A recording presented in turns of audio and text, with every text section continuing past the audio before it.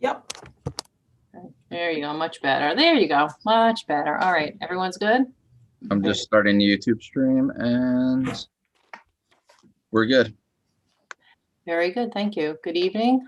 I'd like to call this meeting to order, the Village Council Special Public Budget Meeting, February 22nd, 2021. The time is 5:04 p.m. Adequate notice of this meeting has been provided by a posting on the bulletin board of Village Hall, by mail to the Ridgewood News, the Record, and by submission to all persons entitled to same as provided by law, with schedule including the date and time of this meeting. Due to the fact that we continue to meet through a remote meeting format, there are some required announcements to be made. Deputy Mayor? All participants are muted during this meeting. Anyone wishing to make comments may do so during comments from the public and during the public hearings or any ordinance by dialing *9 on your phones to raise your hand, and then once you are recognized, dialing *6 on your phones to unmute, or by raising your hand icon if you are on your computers. You must state your name and address for the record. Members of the public may also submit written comments for us for any future remote meetings by either email to Donna Jackson, Deputy Village Clerk, at djackson@ridgewoodnj.net with the subject line "Comments for Village Council Meeting," or written letter to Donna Jackson, Deputy Village Clerk. Written comments must be received by 4 p.m. on the day before the remote meeting in order to be read into the record during the meeting. All written comments must adhere to the time limits already set by ordinance. Members of the public commenting during a remote meeting shall not act in any manner to disrupt the meeting. If anyone becomes disruptive during the meeting, they will be muted. If time permits, the disruptive individual shall be allowed to speak after all other members of the public are provided an opportunity to comment. Any continued disruption may result in the member being prevented from speaking during the remainder of this meeting. Disruptive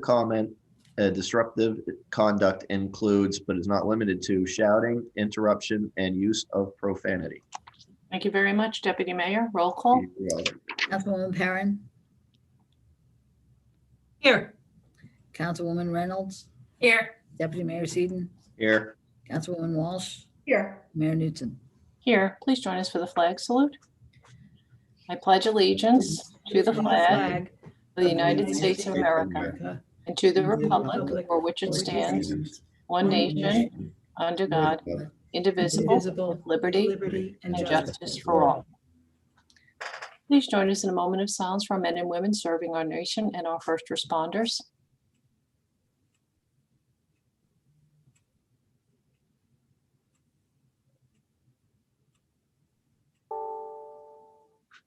Okay, thank you. With that, we'll go to public comment, not to exceed 3 minutes per person. Please remember to unmute, state your name and address for the record. Okay, first person is Cynthia Hallaby. Good evening, Mrs. Hallaby. Please unmute and name and address for the record. Good evening. I can't hear.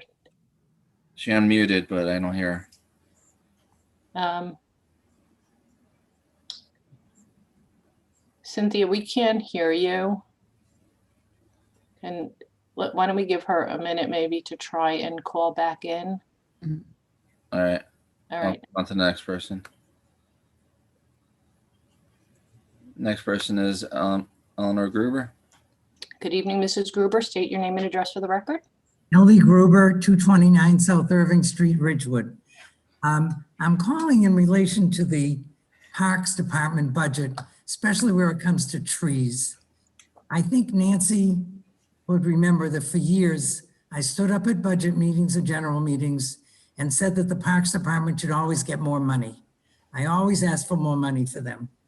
But I'm very disappointed that in their tree budget, they have cut the tree amount by $10,000, which is a very foolish economy, because we're finally, after 3 years, starting to get things on track. We had a good year last year. I think the Shade Tree Commission has done an extremely good job. I think we need more money for trees, not less money. I don't understand why this is cut, and I urge the council to put that money back. And if you can scrape up any more along the way, I'd love you to put it in, because we need our trees. We've neglected our trees. We're just starting to fix our trees. And I think you really have to put the money back or increase the budget requirement. Thank you. Very good. Thank you. Have a good evening. Did we get Mrs. Hallaby back in? Yeah, I'm gonna try her again. Okay, good. Hi, Miss, please, okay. Can you hear us, Cynthia? I can hear you, but you. All right, we can hear you now. All right, we can hear you. All right, so Cynthia Hallaby, 374 Evergreen Place. I'm talking to you as president of the Conservancy for Ridgewood Public Lands. And first off, I have to echo Ellie Gruber's words. She is so absolutely right. Trees are so essential. As we all know, 2020 was a very difficult year, but the Conservancy was able to weather the storm and able to complete a large project in town, the renewal of Memorial Park at Van Ness Square. We simply could not have been able to accomplish this without the partnership, hard work, and cooperation of Nancy Begos's Parks and Rec Department. The timing of this project could not have been better, with the number of residents and visitors who were able to enjoy the newly opened up park. This in turn attracted a myriad of musical performances, foot traffic for our CBD, and a spot to enjoy some quiet time in the park. Fortunately, Ridgewood was designed with many green spaces. These parks and gardens require constant care and attention, and we are most fortunate to have our Parks and Rec team working hard to accomplish this. Led by Nancy, they have an ambitious program to continue to improve the wonderful assets that we have. As someone who has worked closely over many years with Parks and Rec, I do hope that the Village Council will do all that they can to fund them appropriately. There are many areas in need that need to be worked on and that make our village so beautiful and livable. And again, I repeat Ellie's words, attention needs and money needs to go towards the trees. Thank you very much. Thank you, Mrs. Hallaby, and thank you to the Conservancy for all you do for our community. Thank you. All right, next person is Siobhan Winograd. Good evening, Mrs. Winograd. Please state your name and address for the record. Hi, my name is Siobhan Cran Winograd, and I live at 274 Ivy Place. I'm calling with a couple points. As you guys know, I'm an avid budget watcher because each year I attend with two concerns that two things are driving our older people out of town, stairs and taxes. And I'm really worried about the budget this year. And one of the main reasons I'm worried is because this process is very difficult to follow. In years past, the binders that you guys were holding up before the meetings were available to the public. Before the previous budget meeting, I had reached out and requested the detail that was available last year regarding the election costs, and I haven't received it. Just before, Ellie spoke to a line item on the trees, which I totally agree, but as I can't see that detail. So this year, from a public perspective, and I would be so psyched if I missed something, my requests for the line item detail have been ignored, and it's made it very hard to actually follow the budget discussion along. So last week I sat in, being very candid, I was mostly interested in the election costs because this year we ran a whole different type of election. And then I was interested for what the future budget was because, we've been tracking that. The Board of Ed gave me their parts, and without the binders available to the public, I don't really know what's going on. Second to that, the discussion that occurred from the engineering department last week was a little bit alarming. And, here we are, we're budgeting, and that department requested several things. My two big takeaways from that discussion were the public really has been left in the dark as to when the 7 acres became historic. And two, why is there a plan that's different from the ad hoc? And, 2017, an ad hoc plan was submitted and approved, and now something has changed. So again, from the public's perspective related to budgeting, how on earth are we thinking about assigning money to something that nobody's seen? I did want to take a little moment to also say, I agree with Ellie, trees should be supported and we should have them. I'm curious as to how we know the tree detail, but none of the other details available. And look, it's tough. COVID makes these meetings tough. And I know you guys have the electronic burden, But if you wanted to, you could set up on this webinar a page and show the public the pages, just an idea. So as you're having the discussion, you could zoom in on the detail. I think a lot of work is done to present the budget, and it's just impossible to navigate without having those binders that people need. And if you're not going to provide the detail before the meeting, this is going to be really complicated for the public to follow. Thanks.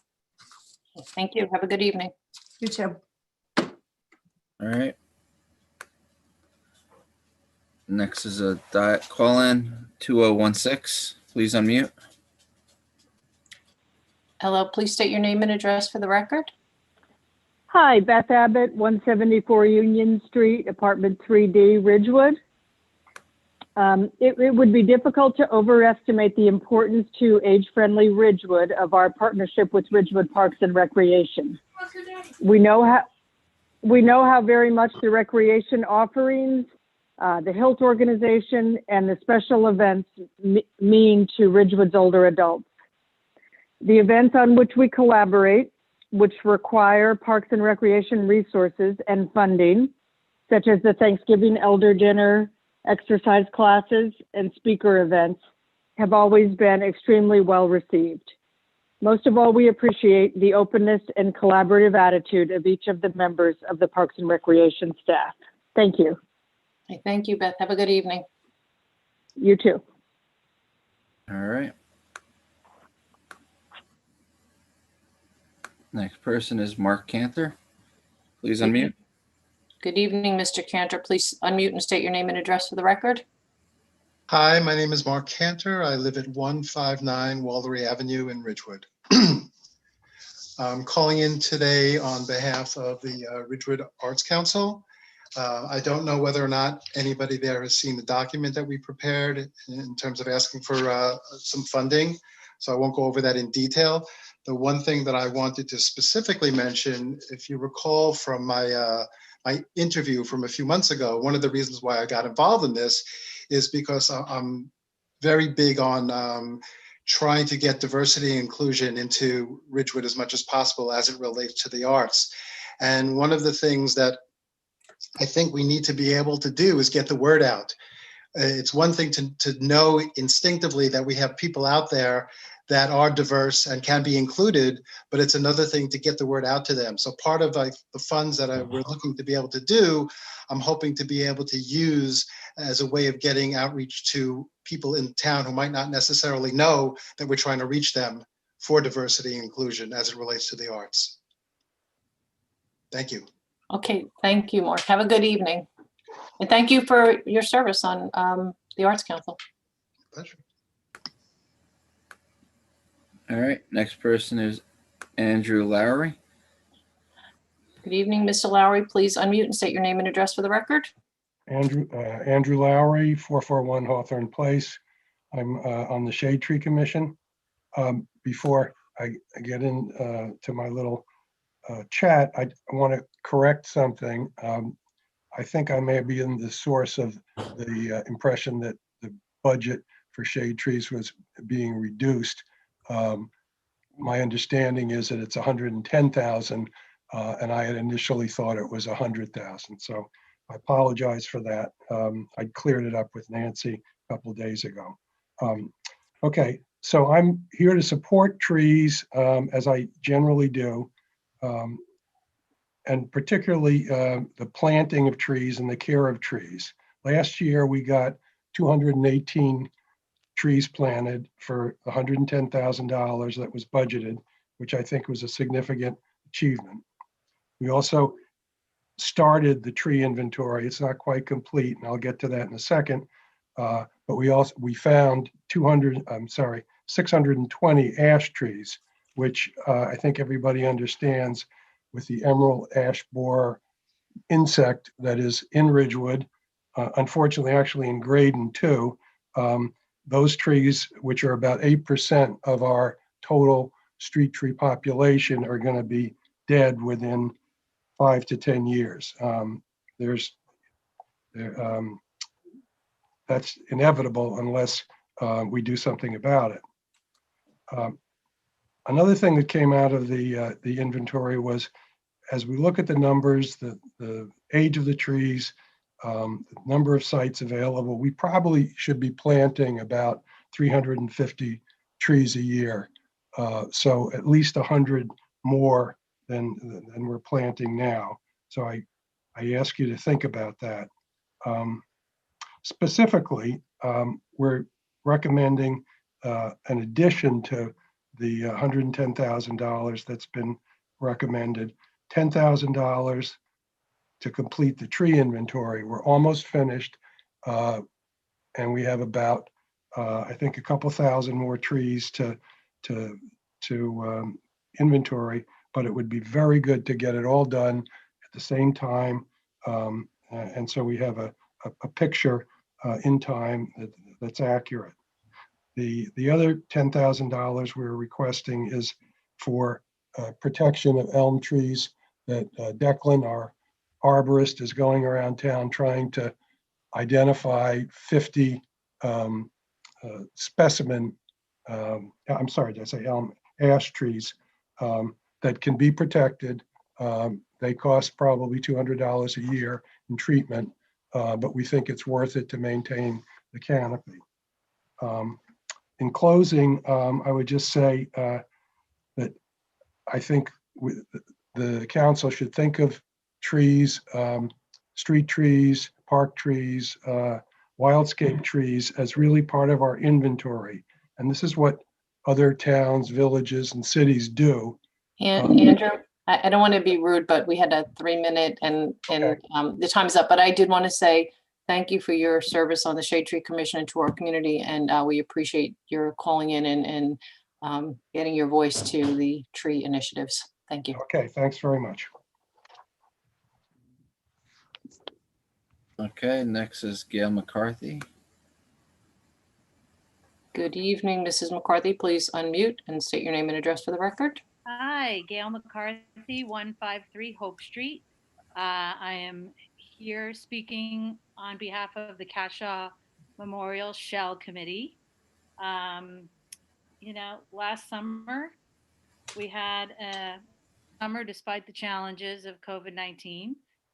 Many people were complimentary of the village for providing the Shell for performances and a chance for our physically distant audiences to enjoy the music and being outdoors together. And it was really quite successful. We couldn't have done it without the help of our sponsors. Unfortunately, many of them in planning 2021 are not able to help us this year because of COVID-19. Many are restaurants that have taken a hit. So with that in mind, we appreciate greatly the contribution of the village to providing money for bringing these bands to the Shell. In planning this year, I want you to know that we are trying to find some groups to come back that normally would rent the Shell, but this year what we're doing is we're having them become part of the concert series, and they will be making a donation to the Shell rather than us paying them. So that's different choral groups that used to perform at the Shell, symphonies, different organizations like that, and also opening it up to some cultural events, including our Ridgewood Indian community will be performing one evening, which I think will be very exciting. It's reducing our costs by about $5,000, I think. Still need to get some sponsors to come on board for about $10,000. So thank you to the village for providing some monies for our budget. And it's been a pleasure working with Nancy and Mary and everybody over at Parks and Rec. And we're looking forward to a beautiful sunny summer at the Shell. So Thank you, Gail, and thank you for your service on the Cashaw Shell Committee. Thank you. You betcha. Thank you. All right.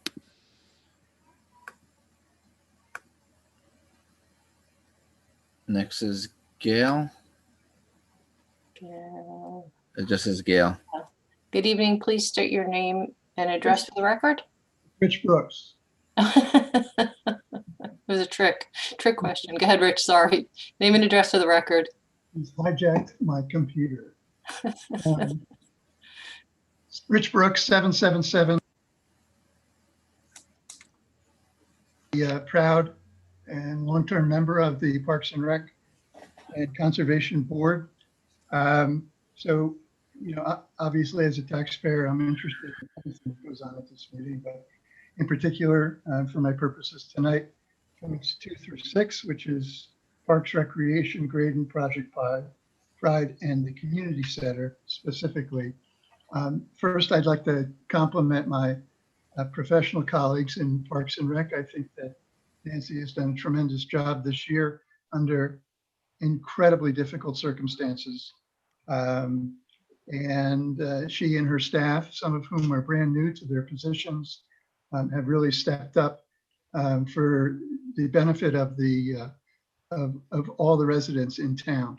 Now, I mean, the Parks and Rec Department is, with quite possibly the exception only of the schools, has more interaction on a daily basis with Ridgewood residents than any other community function in town, professional or volunteer. This is a huge undertaking. They serve all ages, from the very youngest to the most senior of our residents, all kinds of people, differently abled people, all with the same intent, which is to provide them with not only an excellent recreation experience, but an opportunity to get the most out of our beautiful parks that we have here in town. I think that, you know, one thing that I've learned through all my reading about what Nancy actually does, you know, on a national basis, the major trade publications, all of them seem to be in alignment that COVID will change us forever. And the ways that people are living their lives will change forever. In Ridgewood, what I think that this generally means is that people will use our parks more and more and more. And as you know, we have less and less and less of open space to allow them to enjoy. As populations shift, as new people come in, the demands on our park space will continue to increase. We need to anticipate this. And as a business person, I am certainly aware that flexibility in a budget is probably something that no one wants to talk about. But when we have a situation where I think that you're going to see many more picnics in the parks, we're going to have, because people are now used to eating outside of restaurants, and restaurants are now used to feeding people who are going to take their meals away from their actual structures. So what this means is that we're probably going to see blankets and takeout food in Van Ness Square, for instance. Rich, I don't mean to cut you off, but we had 3 minutes per person and you've exceeded the 3 minutes. Can you just wrap it up real quick? Yeah. Thank you. Obviously, our lives have changed. I urge you to support Nancy and her folks. I understand budget is a tough one. Good luck with the process, and I'm always in your corner. Thank you. Thank you. And thank you for your service on the Parks and Rec Commission for like forever. Thank you. Anyone else, Dylan? We have Hallaby's raising her hand again, but it could be a second person in the household. Okay, it's fine. Let's see what's up there. All right. Hi, good evening. Hi. Okay. This is Rorik Hallaby, the other Hallaby, the lesser Hallaby, 374 Evergreen Place, Ridgewood, New Jersey. I'll be very, very brief. I suggest very, very strongly that you budget $15,000 to $20,000 addition to Dylan Hansen's budget so that he can hire a professional firm that could bring our website up to speed. What we have right now is an embarrassment, a really, really bad embarrassment. It's horrible. And there's no reason why it should be that way. The website is Ridgewood's face to the public, and both people who live in Ridgewood and people who live outside of Ridgewood. And that is one heck of a way to sell Ridgewood to anyone. I have my own theories as to why this hasn't happened in the last 3 years. I've been calling for it, but I won't get into that. Okay. But I beg you to do what is right for Ridgewood, which is to have a website that you can be proud of. Thank you. Okay, thank you. Have a good evening.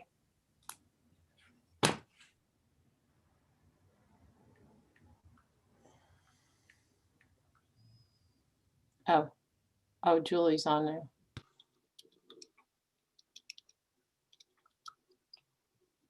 Good evening. Please state your name and address for the record. Julian Shadlashvili, 146 North Van Dien. I'm calling on behalf of Ridgewood Arts Council and would like to urge the consideration to fund the council trust account. During the times of broken connections, increased mental health challenges, and ongoing trauma, artistic experiences provide therapeutic support for the community as a whole. I would like to echo what Mark Cantor said previously, that over the years, Ridgewood has become increasingly diverse, which after 20 years being here pleases me remarkably. When I moved here 20 years ago, I was only one of the 5 Russian-speaking families, and now we celebrate international nights across elementary schools and the rest of the education. Artistic activities in town will be able to showcase the mosaic of our town and also will bring a sense of belonging. Thank you. Okay, thank you. Have a good evening. Great. I have no others. Okay, I have 4 written comments. I have 5 actually, but one is too long to read now, so I'll have to read it at the end. So the first is from Susan Nichelle. To Ridgewood Village Council, I'm writing to urge each of you to give your utmost consideration to keeping the entire allocation of money for shade trees in the village budget. Our CBD looks sad and shabby. Compared to neighboring towns, which are smaller in both population and budgets, Ridgewood looks distressed. Empty shops are one cause to be sure, but within a very few months, stores can be rented and rejuvenated. That is not the case with trees, which take years of careful professional care and attention before they mature. Trees may not produce immediate income, but they are a legacy for generations to come and well worth our investment today. Thank you. The next one is from Linda McNamara, 575 Knickerbocker Road. The following comments are being submitted to be heard at the budget hearing. I understand this evening you will be discussing the Parks and Recreation request to keep the line item for $100,000 for tree maintenance and replacement at its present level. I believe that every dollar spent on our trees is a dollar well spent. I know that the new plantings require watering and attention in the first few months, especially, and many knowledgeable people feel that money should be provided for this important service. My wish would be for a line item increase, but in lieu of that, no reductions. We saw a reduction in staff several years ago in the shade tree department from 9 employees to 3. This reduction devastated the program, and our current issues stem from the lack of attention to our shade trees dating back 20 years. Village committees are working hard to obtain grants and enter into other programs to provide funding, but nothing is as important as a well-funded department devoted to our village trees. Thank you for allowing the public to make comments at this time. The next one is from Ann Burton Walsh, 112 South Irving Street. We live at 112 South Irving Street and are writing to express our support for the proposed expenditure, $110,000 or thereabouts, we believe, for tree planting and maintenance in the village. We think trees are well worth these tax dollars and more because they will add to the beauty of Ridgewood, as well as provide oxygen and help eliminate greenhouse gases for generations to come. Thank you. And the last one for now is Dorothy Barthold, 323 Stevens Avenue. Dear members of the Ridgewood Village Council, I'm Dorothy Barthold of 323 Stevens Avenue. I'm also the president of the League of Women Voters of Ridgewood. The League of Women Voters of Ridgewood strongly supports the request of $110,000 for trees in the upcoming Parks and Recreation budget. Trees are not a luxury. They are vital to lessening the effects of climate change. As our town's trees age or are struck down by storms, it is essential that they be replaced. In addition, trees should be planted where needed. In this way, the village can do its part to cut air pollution, reduce temperatures in summer, and reduce water pollutants, all leading to a healthier environment for us all. That's all I have for written comments. That's it. Okay. I just wanted to, quick question, Heather. Mhm. So well, first of all, we're going to close public comment, and thank you for everyone, to those who called in, especially those who called in who are serving on various boards and committees. We appreciate your input, and we especially appreciate your service to our village community. Very quickly, Heather, in the past, when we instituted the sunshine transparency binders, that's where we had the budget sheets. Is that correct? That's my understanding, yes. Right. So those are in Village Hall because that's where our meeting, Correct. that's where our meetings are held. So putting them out into the public is on draft documents is very different now. So I don't think that I thought that you did respond to the request that appropriately. So I'm not sure the confusion over something being stated that it was ignored. I don't think that was the case, but in any event, I just want to point out that our budget process is very different from the Board of Ed budget process. And we take a completely different approach. We're having all the departments present budgets in front of us. That's not how the Board of Ed works. So just to be clear on that. In any event, so let's move on to our discussion items. Okay, so our first budget item is municipal court shared services. So Kim McWilliams is our municipal court administrator. Is she there, Dylan? What was that? I'm sorry. Kim McWilliams, there? No, she's not here yet. Okay. So I guess then we'll move on, and then when she arrives, we'll go back. So we'll start with Parks and Recreation, and they have a whole bunch of things under them, obviously. So we'll start with Parks.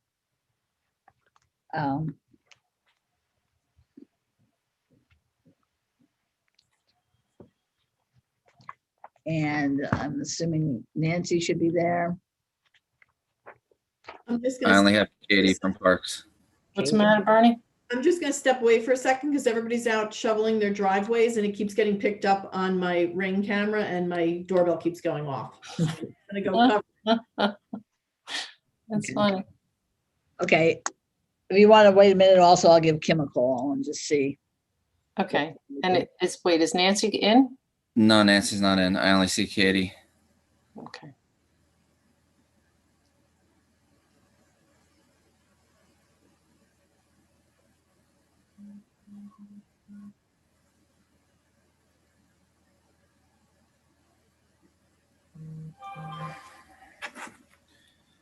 My doorbell is a turkey gobble, so everybody would have heard gobble, gobble, gobble, gobble, gobble, gobble. Oh, they're all under Katie. What happened, Dylan? I'm sorry. Nancy and everybody's under under Katie's name. Oh, they were all in the same room together? Yeah. Oh, okay. All right. So Kim thought it was 6, so she was going to get on now. I don't know how you want to handle it. Do you want to wait? Do you want to just move forward? Well, what is Kim logging on now? She is. She's starting to log on, so Okay. it may take a few minutes. Yeah, hers is going to be quick. I Yeah. think we should. Yeah, I think we should do Sure. that first. As long as Nancy and everyone's, they weren't expecting to Right. jump right in, so I think we should wait. and- Okay. Okay. Great.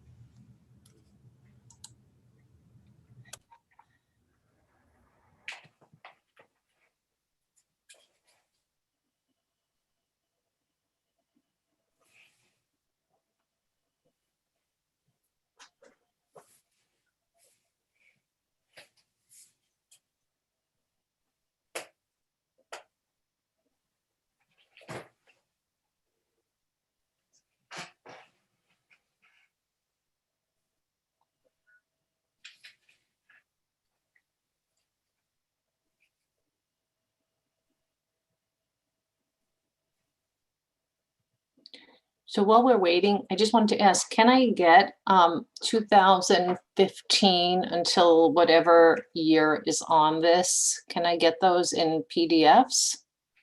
Is that doable?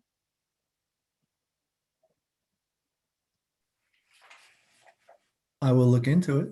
Thank you. I'd appreciate it. It's kind of nice just to have that You said you have hard copy in the office? Yeah, I have them in the caucus room in the cabinet. Because I can PDF them from there and put it on a stick. Oh, we just don't have them already in PDF? We wouldn't have done that? I have to look. Okay. All Might right. be, if it's available, I don't want anyone to go through any trouble. Yeah, no, not a problem. Okay. And by the way, how many of those flash drives you got now? Oh, wait. I have quite the collection. Yes, you do. Purple. I have silver. I have a Calais. I have a whole bunch. I'm going to send them back. I don't want these. Okay, because that way I can keep sending them to you then. Yeah. Unless you want me to send you my little rhinestone, No, that's okay. You can have little it. trinket necklace. All I know is the police scramble as to who's going to deliver your package. Is that good or bad? That's good because they don't want to deliver the other ones. They're so heavy. Yes. Just for the world that's watching right now, Mike, you want to hold up? Can you hold up your binder? Mike's going to hold up his budget for 2021. Both of them. And as everybody's talking about trees, we'll remind everyone that here's the binder. So my 4 council colleagues for years have these binders, and my past 4 years of budgets are on this tiny little necklace charm, which is a tiny little flash drive right here, pops out. And that's my budget. So I can just look at a screen and I don't have that heavy binder. I just thought they liked me better. As much as I like trees, I'm very low tech and it would be difficult for me to follow along electronically. So I may be Right. lost. I'm bringing Kim in. Okay.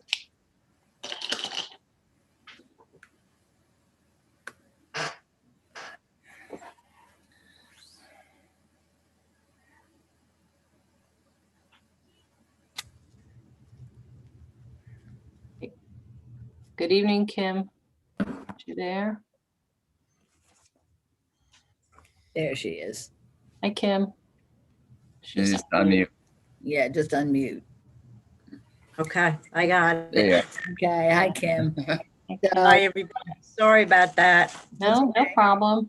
Thank you Have for to coming. wait. We're just gonna go over what your accomplishments were in 2020, some goals you might have for 2021, and then we'll go through your budget and the council will ask questions. As a reminder, Ridgewood does have a shared services agreement with Glen Rock and Wyckoff for shared municipal court administrator and deputy court administrators.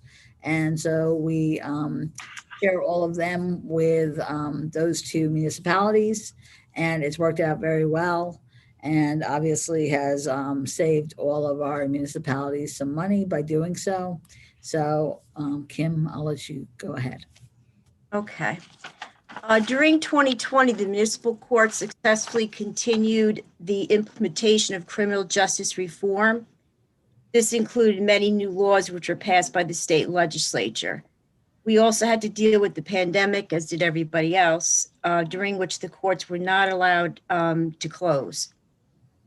Because of that, new computer programs were implemented by the Administrative Office of the Courts, which we had to learn on our own because they wanted everything to be processed online, which pretty much everything is now.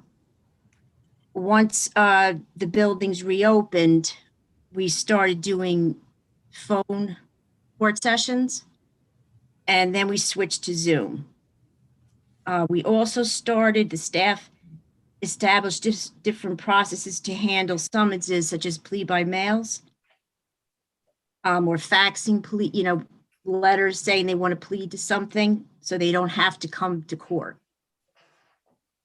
And all these procedures did allow us to keep our Ridgewood backlog lower than other municipal courts, including Wyckoff and Glen Rock.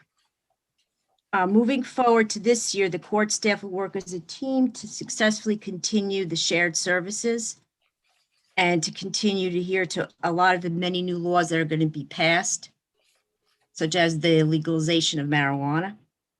We're also putting our efforts together to perfect the change from in-person court virtual court sessions. It's challenging, but we can do it, and we really have to because we don't know when we're going to go back to in-court sessions. There's no guidance whatsoever. And as for my budget, we didn't have any significant increases, so it remains flat to last year.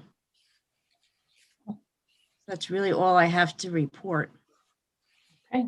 Any questions, anyone?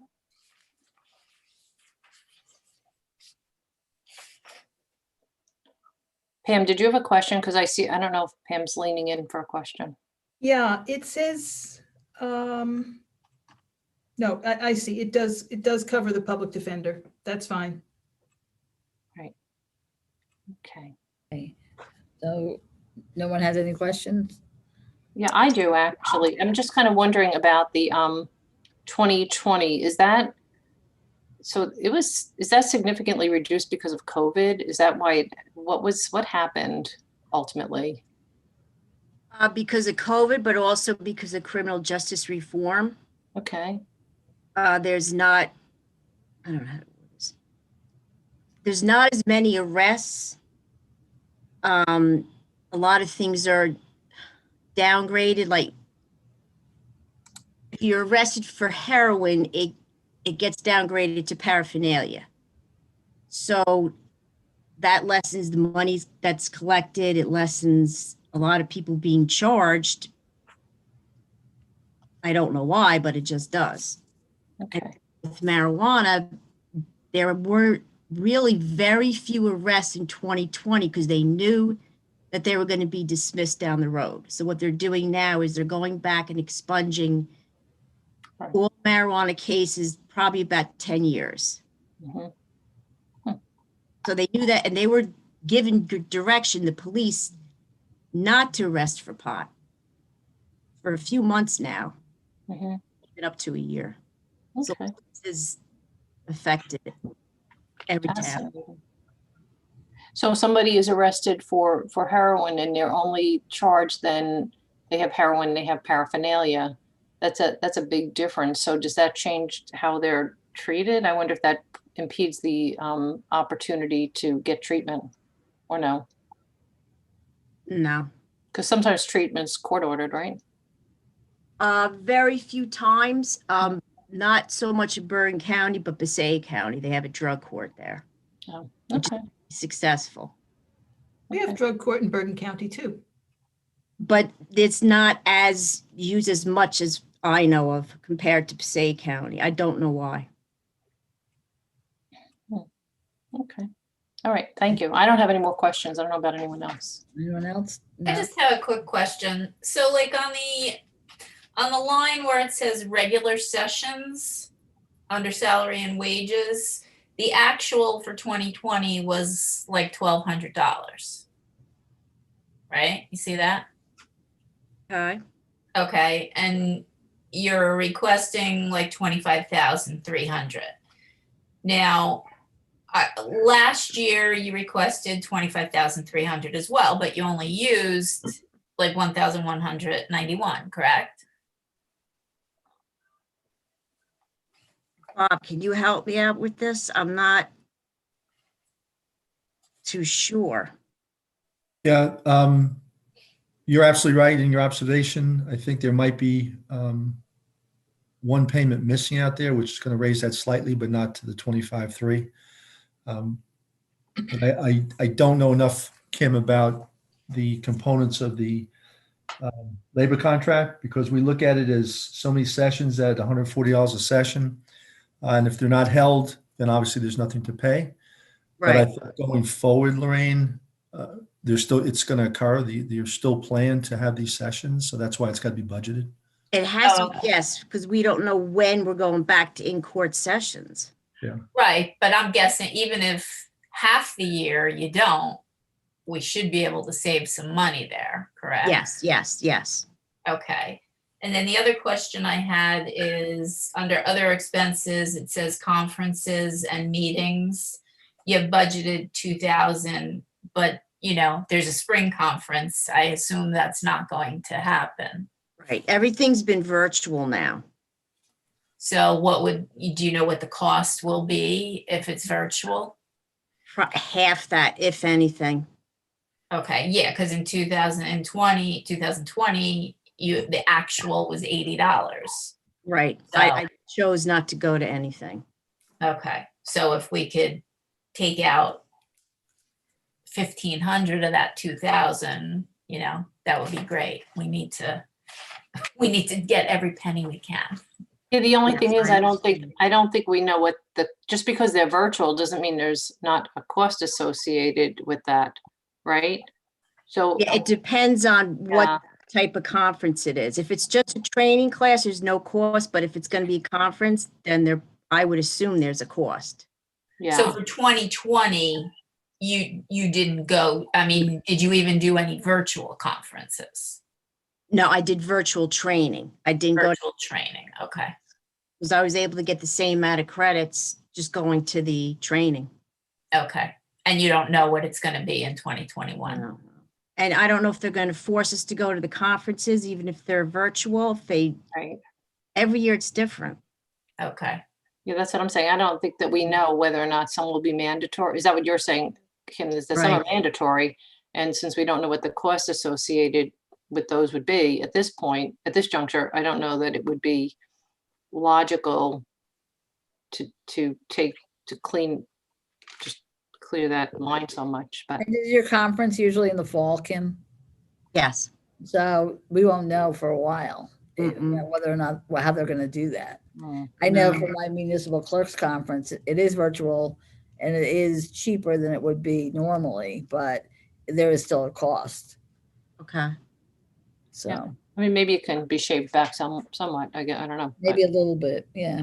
Okay. And then I guess the last question is materials and supplies. Same thing, last year's budget request and this year's is about the same, but the actual for last year was only $508. So it's a lot less than. And their bills were not submitted on time because I know it was higher than that. Okay. So the deputy that processed them must not have sent them in. I forget when I did those numbers, maybe November, December. But can we just look to get the updated numbers? I'm sorry, Bob. Can we get the updated number so that we have an accurate? Sure. Okay. It's possible they weren't submitted till January, in which case they wouldn't be on this sheet, but I can certainly look in and see if there was anything that we received after the year end. All right, thank you. That's Yeah, because I know even the paper, silly things, but the paper, printing cartridges, that all went up because we're doing everything by mail or email or. Right. No, so I was surprised that the actual was so low on 2020. Yeah. I can get you that tomorrow. Okay. Okay. All right. So I just want to thank Kim and thank her for, making really this a seamless transition between our former municipal court administrator and what's been going on now. I know the judge is very pleased with the transition as well. And so I just want to thank you for all your work during this very uncertain time last year. Thank you. And I think we all agree. I think it has been seamless and it's been a difficult year and you've just stepped into it and really have been flawless throughout. So thank you. Thank you.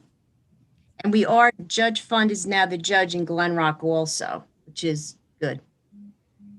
That makes it good because then it's, in both courts and it makes it a little easier to handle, right? Definitely. Good. Okay, good. Thank you. Okay, thank you. Thanks, Kim. Have a good night. You too. All right. So you're going to bring in who's ever on Katie's, I guess. Yep. Bringing them in right now.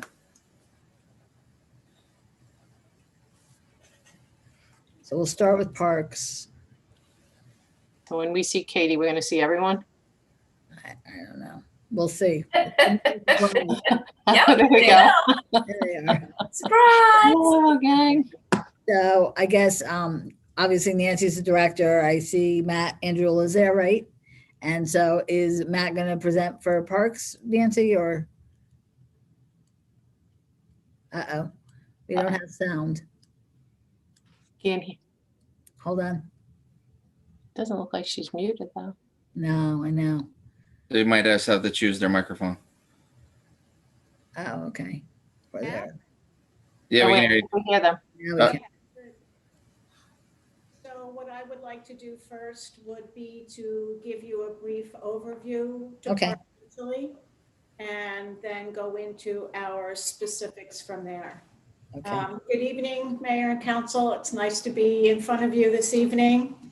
I can share with you that adapting and coping to the new life of a COVID pandemic has been the greatest challenge for all of us within the village administration this year. Now more than ever, our parks and recreational facilities within our village community have provided a refuge for its residents each and every day. Whether it's de-stressing on a walk around one of our walking paths, a yoga session outdoors, meeting friends for a game of pickleball, spending the day in the sun at Graydon, participating in one or more of our virtual programs, or listening to a concert at the Cashel Shell, adults and children of all ages within our community have been given the benefits of parks and recreation. As you've noticed in your financial packets, the 2020 departmental accomplishments are noteworthy. I'd like to just mention a few of them to you. One of our goals was to work within our Community Pass system and to update the software package and usability in regards to our database and the mechanics that we use. I can tell you through Katie and her expertise, we have definitely accomplished this.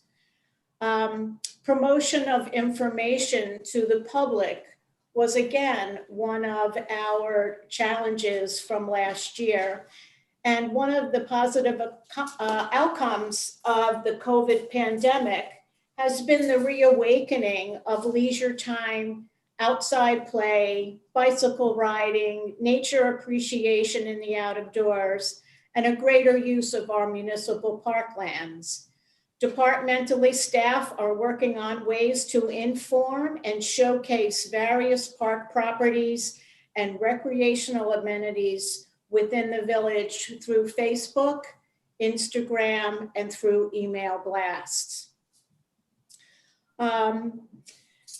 The restroom renovation at Graydon Pool was an astounding success. We had many compliments all summer long.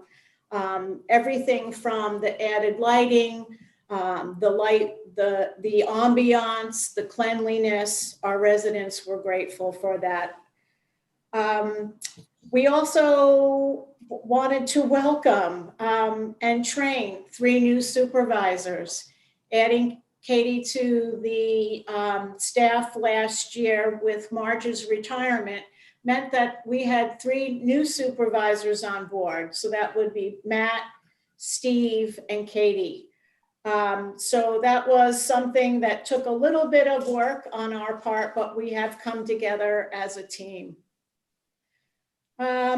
I want to talk to you a little bit about the ability for us to follow up on the 2019 age-friendly survey.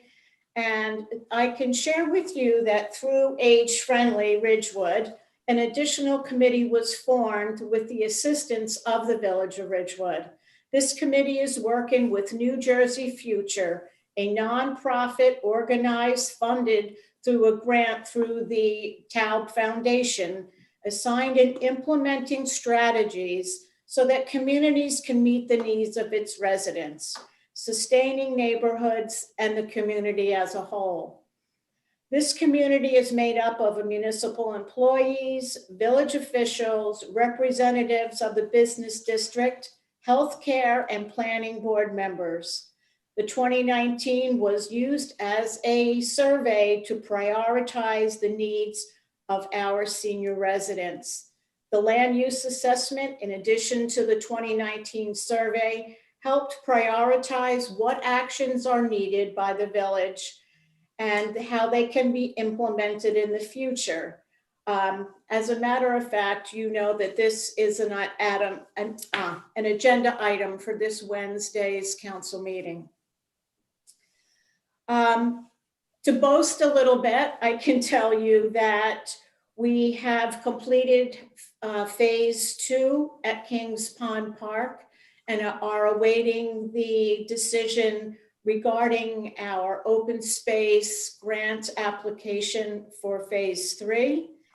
I have received the good news this morning from Kevin Solstice, our village electrician, that PSE&G will be out tomorrow morning to cut in the service to Maple Park and finalize the installation of the permanent lighting. We have also completed the resurfacing of both the Somerville and the Ridgewood High School tennis courts, and worked very closely with the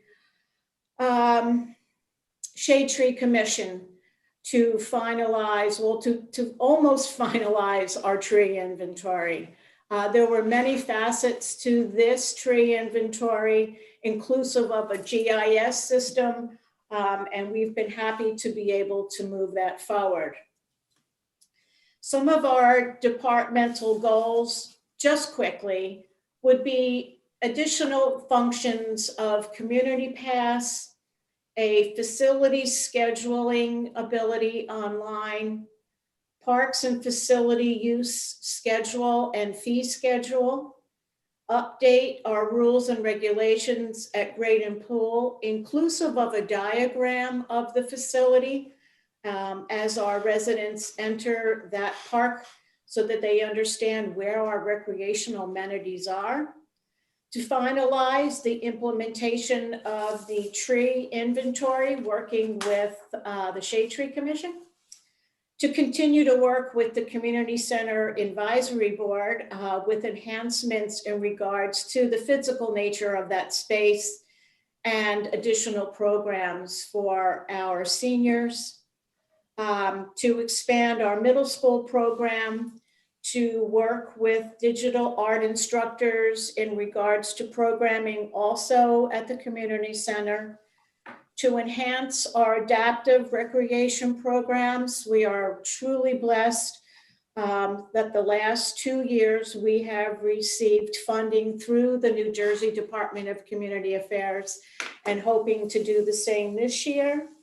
And finally, department compatibility of our computers. That is something that Dylan has said that he has before you as a proposal. And this is something that is really important to us, that we be able to share our databases and be able to be on the same software. Under separate cover, I have shared, at least with Bob and Heather, the need to hire an additional entry-level employee in the Shade Tree division. With our aging Shade Tree canopy and the amount of assessments, prunings, removals, sidewalk root grindings that we do, it's imperative that we add to that staff so that I would be able to have the ability to take the crew, split them in half, and hopefully be able to be more efficient in our removals and maintenance. I also bring before you this evening the request to change titles for 2 of our seasoned employees. I would look for a promotion for a forestry aide to a tree maintenance worker 2, and also from a maintenance worker 1 to a promotion of a maintenance worker 2. These have both been submitted to the administration for consideration. And the only thing else I really needed to note in regards to salary and staff that I have to remind you again about the increase in the New Jersey state minimum wage. That will take effect this June, and that's minimum wage will be $12 to start. So that affects all of our seasonal employees, whether at Graydon, summer day camp, park maintenance, etc. I will share with you that our operating budget is flat. I am certain that some of the challenges, some of the dips or the other expenses that you might have noticed in going through these budgets was all COVID related. For example, summer day camp was not offered last year, so there was considerable money left in salaries and wages and materials and supplies. The staff and I have talked about that, and we would like to be able to maintain those figures in hopes this year of offering a summer program of some sort. You know, we're still waiting for the governor's office to share with us where we'll be moving forward. So all of those monies have been requested again for this year. I think if it's good with you, unless you have any questions regarding the operating budget. Yeah, let's go to questions first. So let's just put that out there. Go ahead. Well, are we gonna go individually, like on the agenda, and go to parks first and go budget by budget? Because they're all separate, really. Okay, so do you want to do that? You want Why to don't we start with parks? Parks, okay. I don't have any questions regarding the operating budget. I just would advocate for the additional forestry aid because I've been on the Shade Tree Commission now for almost 7 years. And all I've heard for 7 years is the only thing that they're really doing is taking down trees. They don't have enough help to do maintenance. And now that we're planting hundreds of trees a year, it's really an investment. And you want to go back and do some simple pruning early on so you could curtail any kind of issues that might develop later on. So I think an additional tree person is absolutely necessary. So I would just advocate for that in this budget. Okay. And for the most part, as Nancy indicated, parks is fairly flat. They do have capital requests for parks. So can you just, Nancy, I'm sorry, could you just go over, I made a note, you had the forestry aid and maintenance 2, right? Which you were going to change those titles and promote? Is that what I heard? Okay, just because I think that maybe was a little confusion with that. Can you just restate that?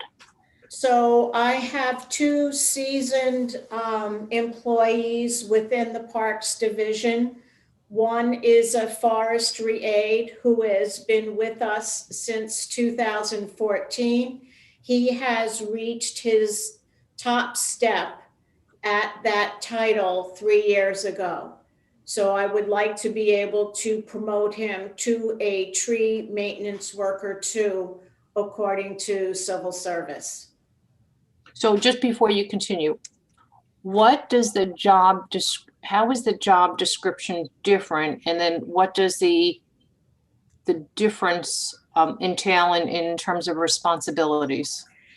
As a forestry aide, he basically does the on-the-ground maintenance. He might do some roping, he might set up equipment, but it is the tree maintenance worker that goes up in the bucket truck, that physically climbs, that uses the saws and the equipment for pruning hazardous limbs or tree removals. So in other words, as a forestry aide moving to the tree maintenance worker, not only can he continue to do the work of the forestry aide component, but then he has the added ability to do the other work that's defined by civil service and tree maintenance? Correct. Okay, good. All right. And then, I'm sorry, could you just go through the other one? Sure. So the other would be a maintenance worker one, who has been with the village since 2001. He has been in that title up until 2011. So he reached the step at 2011. I'd like to be able to give him a new title as maintenance worker 2. Is that a promotion? Yes, it is. Okay, and then again,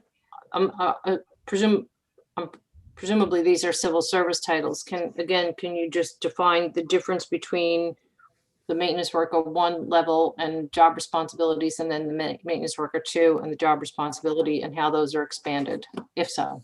So basically, of course they are. So basically, as our staff acquire a greater broad of experience, time on the job, knowledge of departmental policy and procedure, they take on added responsibilities in regards to being able to work alone, possibly using the larger equipment. They're not at the entry level, but definitely have been with the village long enough to take on added responsibilities that require more expertise and a longer time period with the village. Okay, thank you. And I knew there was other expanded job responsibilities. It was kind of like but I appreciate that. I misspoke. Go ahead. Bernadette, did you have a question? Yeah, so thanks, obviously, Nancy, to your team for keeping our parks alive and well during this pandemic. I know that almost everyone I talk to is itching to get outside, and they're so thankful that our parks are available to them. I myself like to walk up at Havernickle, so I'm glad that we're able to get out and do that. So thank you, and thank you to your team for keeping all those parks available to us. The question I have, the minimum wage question, are we required as a municipality to pay the $12? Because I thought seasonal on the wage grid was still at like $11. Is there a requirement because we're a municipality to increase all the wages? There's seasonal, and then there's another one with seasonal. And part of the problem with some of them is dependent on when the kids actually start. We could probably get away with not being in that seasonal, but we would be under what we've been paying them. The scale we've been following puts us at 12 for this year, and that went into effect January 1st of 2021. I forget what the other title is with seasonal, but I do know which one you're talking about, where it's about like 11, yeah, it's like 25 or so. On agricultural or something, yeah. I'm just curious because across the board, that could Well, be. farm labor is one category, small employers and seasonal what it is. workers would be the other. Okay. There's also a category through the state that says training wage, which is very similar to the farm labor wage. Yeah. So I can share with you that if we don't abide by the minimum wage, our seasonal employees will find work elsewhere. Okay. Yeah, I was just curious if there was scaled based on, like with our camp counselors, if there was like grading with them in terms of if they're first year, second year, third year. There always is. Yes. Bernie, absolutely. And with that, so the seasonal worker one for this year is $11.10. And Okay. that's seasonal worker and small employers. Last year, our minimum wage started at 11. So anybody coming on would only make that 10 cents extra. And last year it was 10.30 for that, and we were at 11. So we're following that regular minimum wage scale and just staying on that track until we get to 2026, and it's that 15 across the board. Okay. And when do those, when are you going to start putting out for those roles? Are you going to start like in March? We've already had people apply, but we do start March 1st. Yeah, okay. Is generally the beginning of our hiring season. We're Okay. still hearing back from our returners. We've gotten at least 3 new applications so far, and all of the information can be found on the website right now. Okay, good. Okay. So we already have former staff reaching out to secure their positions. Correct. Yes.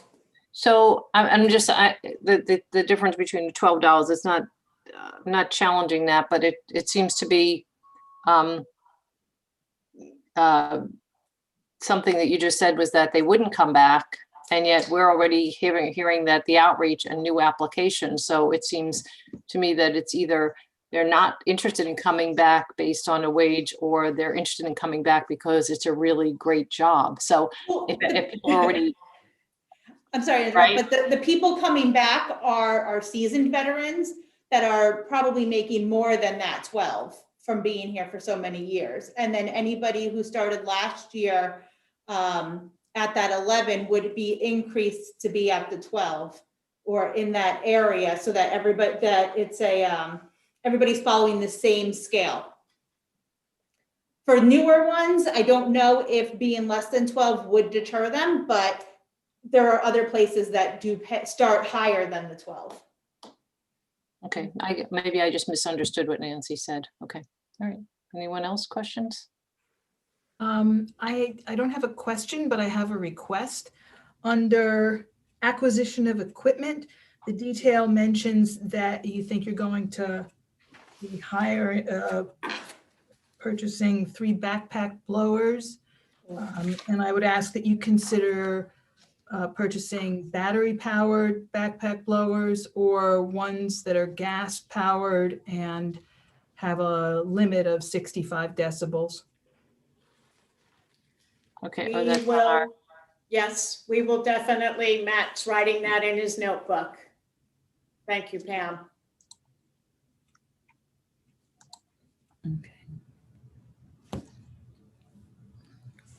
So, do you want to go to the capital for parks?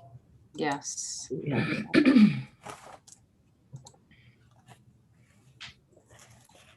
I guess maybe. Okay, so in front of you this evening, the items that we have listed that pertain to the Parks Division would be item number 5, the Grounds Master all-wheel drive lawnmower. Number 6 is the Toro Sand Pro, which is a ball diamond machine.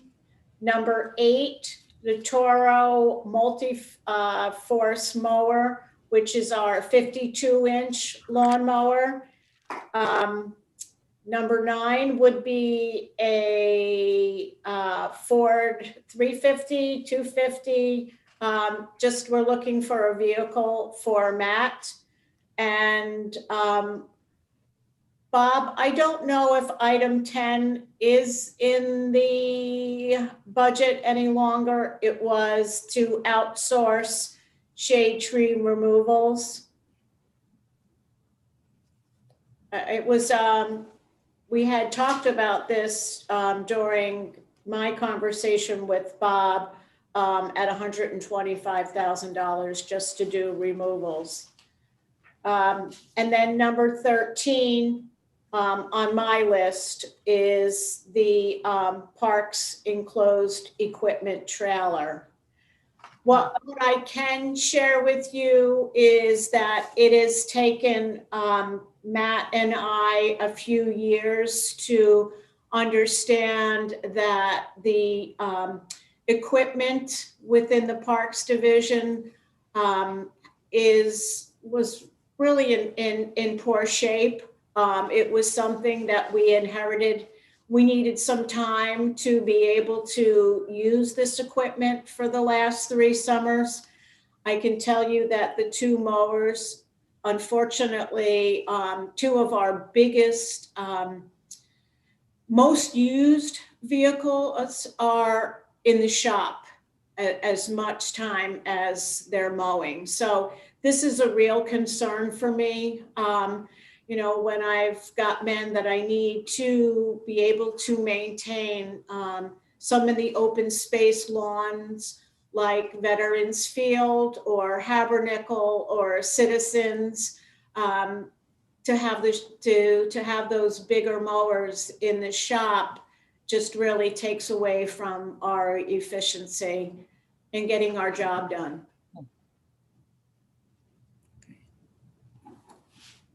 Anyone have questions?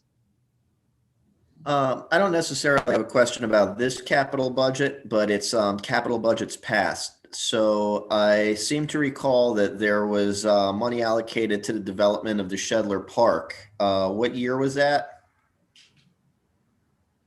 20, Capital budget. I think it was 2018, but I'm not sure where we left off with that. So I don't have that one in front of me. I could open it, but. And so why is it now 3 years? Because I remember the council approved the plan in 2017 in December. And here we are 3 years later, and there's a plan and there's money and there's no park. So where's the park? Is that directed towards me, Michael? Yes, Nancy, please. Okay. I will tell you the very beginnings of all park development starts within the engineering department. They are responsible for the infrastructure. So whether it's permits through the DEP, whether it's allocations, whether whatever those plans are, they are initiated and drawn out and carried through engineering. So although they're parks, any of our major projects involve engineering, obviously.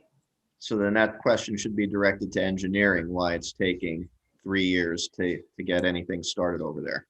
Correct. Okay, thank you. What's the difference between the two lawnmowers that you have listed here? So just so that you know, Pam, the topography of our parks varies. So the bigger 72-inch is the Groundsmaster. I don't know if you're familiar at all, but it's the one that has the two wings that come out, and it can mow 72 inches at a time. Thinking, you know, with a good rainy spring and summer into early fall, we are utilizing this equipment a minimum of once a week, sometimes twice a week, all day long from site to site. Go ahead, Matt. Pam, also the 72-inch mower, it is four-wheel drive as opposed to the 52-inch mower. Smaller mower, two-wheel drive. 72-inch mower is a diesel motor, where the 52-inch mower is a gas motor. The 52, it's a smaller machine, it's a faster machine. But the 72 really does a lot of our hills, like Nancy had mentioned, in town. And the 52 is for the smaller areas in town, Van Ness, the various triangles and circles. And the 72 is just kind of the medium-sized mower. So when you look at the sizes of our open space, we would utilize the 56-inch for the front of Village Hall, or the side yard, or the front here at the stable, or the meadow, where we would use the 72-inch for those flat, big fields and open space areas. What's the biggest one you could get like that? Our 580 is a 16-foot cut. So that's it. That's big. It is big and powerful and gets the job powerful. done. Do we cut and leave it? Yes, we recycle our grass. Good. So I have a question. Nancy, it doesn't have a number, but it's under number 20. It says pickleball courts, 143,000. Correct. What? So That was something that came from one of the council meetings that we most recently had. Someone had asked me to put together a price if we were to install 4 new pickleball courts somewhere in the village from the bottom up. So that is the price inclusive of fencing, macadam, nets, gates, resurfacing, lining. That would be start to finish. Okay. And just remind me, the resurfacing of the Glen courts into the pickleball courts, was that like 27,000? Correct. That's the exact figure. Okay.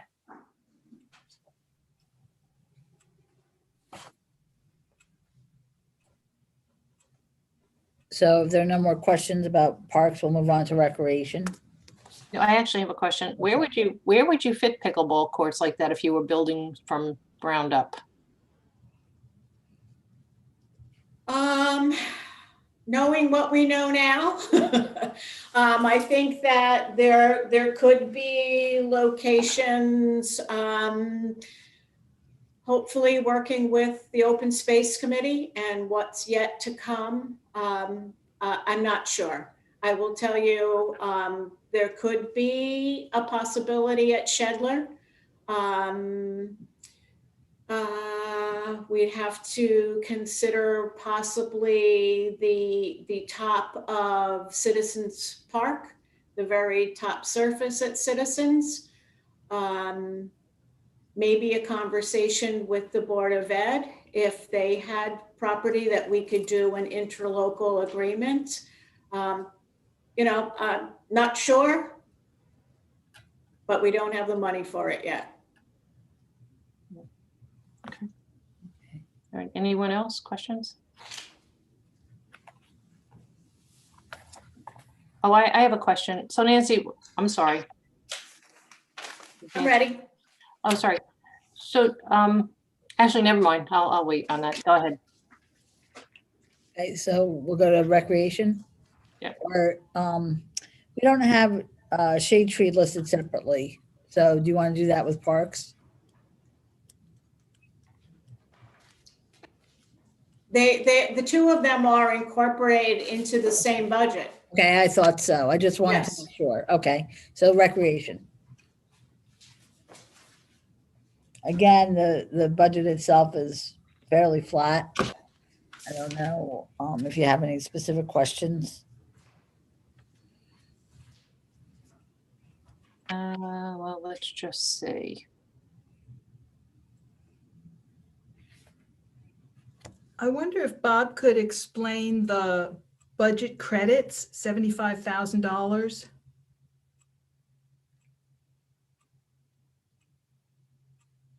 You're on mute, Bob? No more. Nancy, the $75,000 that we take out of recreation that we apply to other programs, I'm trying to remember. Steve told me this morning and it just went right through me. So that credit is what comes into the recreation division in regards to program fees collected. No. That goes into our recreation trust account.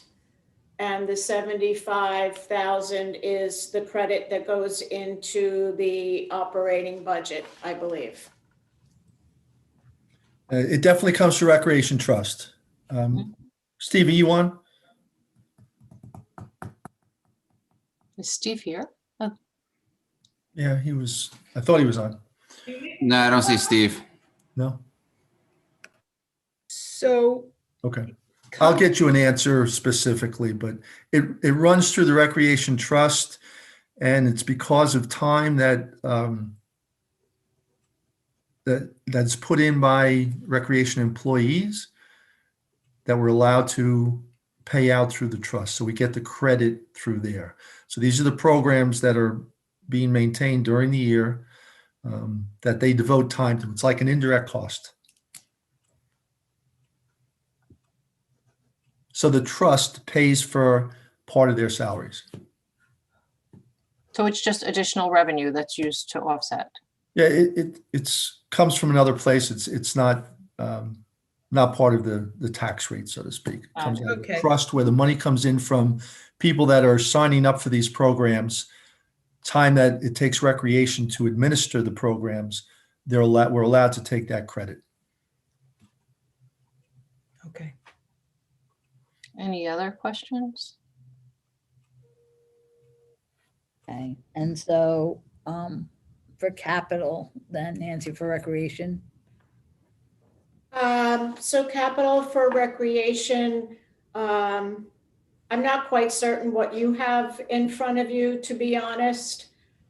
We are requesting money for the match with the Bergen County Open Space for $220,000.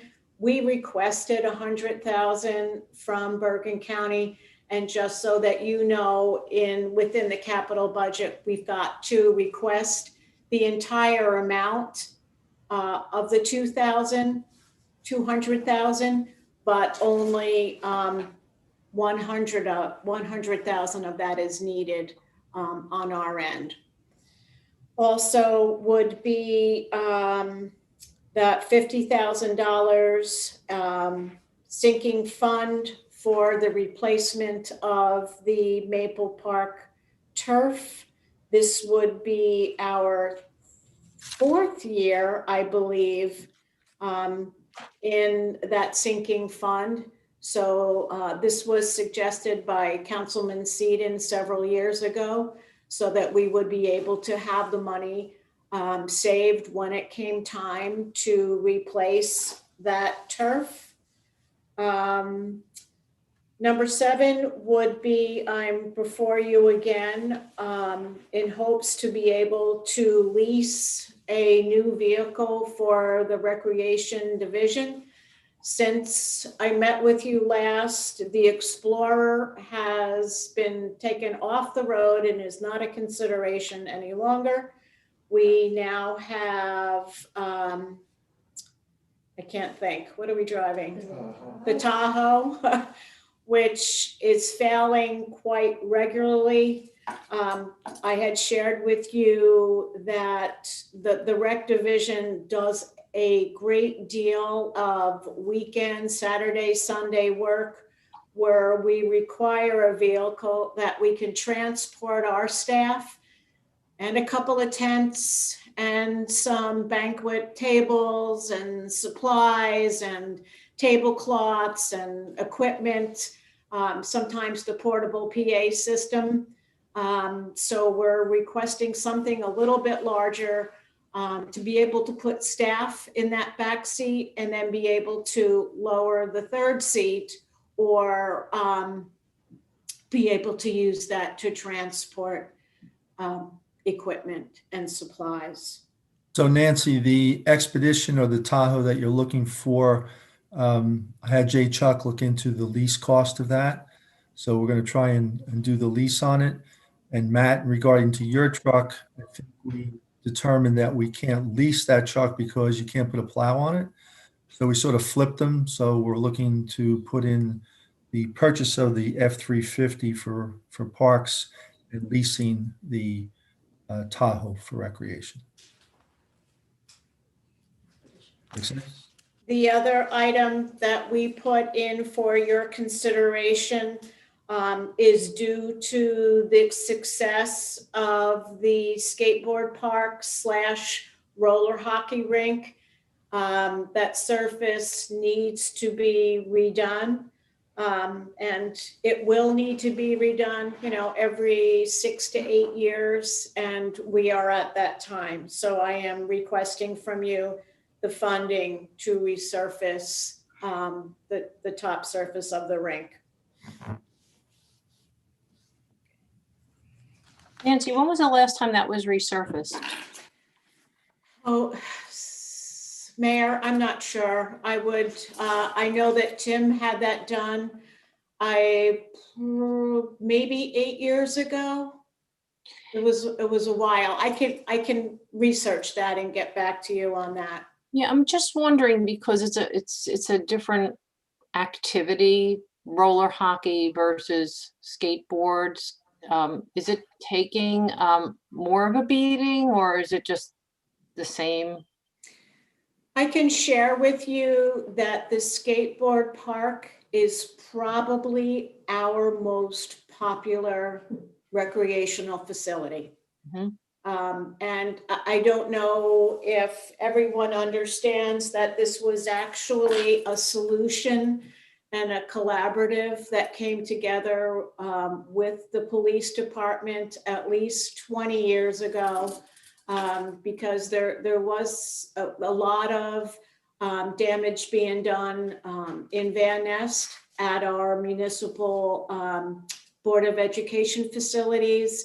You know, anywhere where the kids could skate, they were skating. So as a community, we came together and collectively decided that we would provide a facility for them to skate and be able to call home. So, you know, it's been very, very popular, very successful, but it is used quite a bit. So I'll take it the answer is yes. Yes, the answer Okay, is got yes. it. Okay, it's the long way. And then my other question goes to that sinking fund. I remember those conversations vividly regarding the sinking fund for the turf replacement.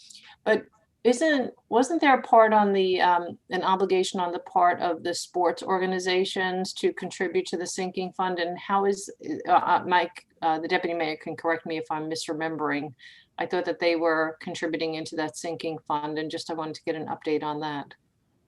Mike, if Yeah, I mean, I think that was supposed to be the case, but I can't remember exactly from, you know, however many years ago. I know it was. I thought they were annually supposed to deposit into that sinking fund so that we were building up enough money so that we didn't wind up in the same situation we wound up the last go around. So can anyone update us on the sports organization's contributions to the sinking fund?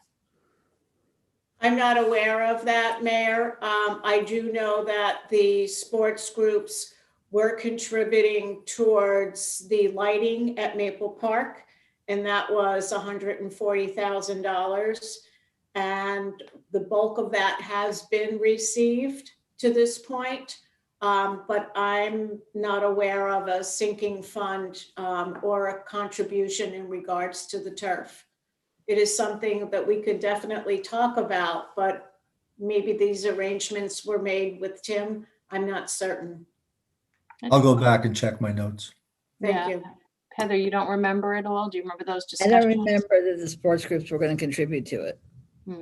Yeah, I just recall the 50,000, but I'll check my notes to see if there's. I mean, I can look back too, but I don't remember. And all I recall, Susan, was the lighting, because Right. the lighting started when Ramon was the liaison, and that is over 5 years ago now, right? It's like 5 years ago. So I think that's when the conversation happened. So Yeah, and I can't remember back all the way, all the details of it, but I do remember it at least came up as part of the discussion that we were going to approach the sports groups, or we're going to try and talk to them to get some sort of contribution, and we were going to contribute to it also, and because they weren't going to pay the whole thing, but I thought there was going to be some, I don't know, some discussion, but I don't really remember what the resolution to that was, if they decided to or not to, or what happened. So I guess. So actually, my recollection is that when the turf first went in, they were supposed to be contributing to a sinking fund. This is my recollection of that conversation. And then when we got to the time when we needed the new turf field, there was no funding. And so that's when I think we borrowed the money out of the Open Space Trust Fund. Is that what we did? We did. We used it out of there. I don't know. And then we replenished that. I mean, it's a long time ago, so if I'm trying to remember the whole thing. So I believe that we took funding from the Open Space Trust Fund, and when we got all our funding back, we made that trust fund whole. But my recollection was that prior to ever getting to that point, it was supposed to be a sinking fund for that Maple turf field, and then that never happened. And then, so we had decided at the time when we utilized the funding from the open space trust fund that we were going to go back to the sports groups and request some contribution to the sinking fund. So it might be something we have to just revisit. We can look back, yeah, and see what it was said at the time. Okay, sorry. Okay, anything else for recreation? Any questions? Then the next one is Graydon Pool.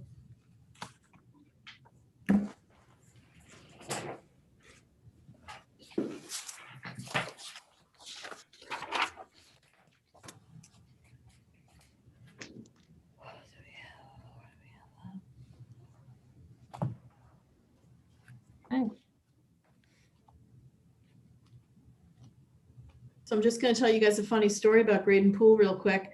My aunt passed away a few years back. She lived in North Arlington for most of her married life. And I was recently going through all of her pictures, and she must have had friends here in Ridgewood.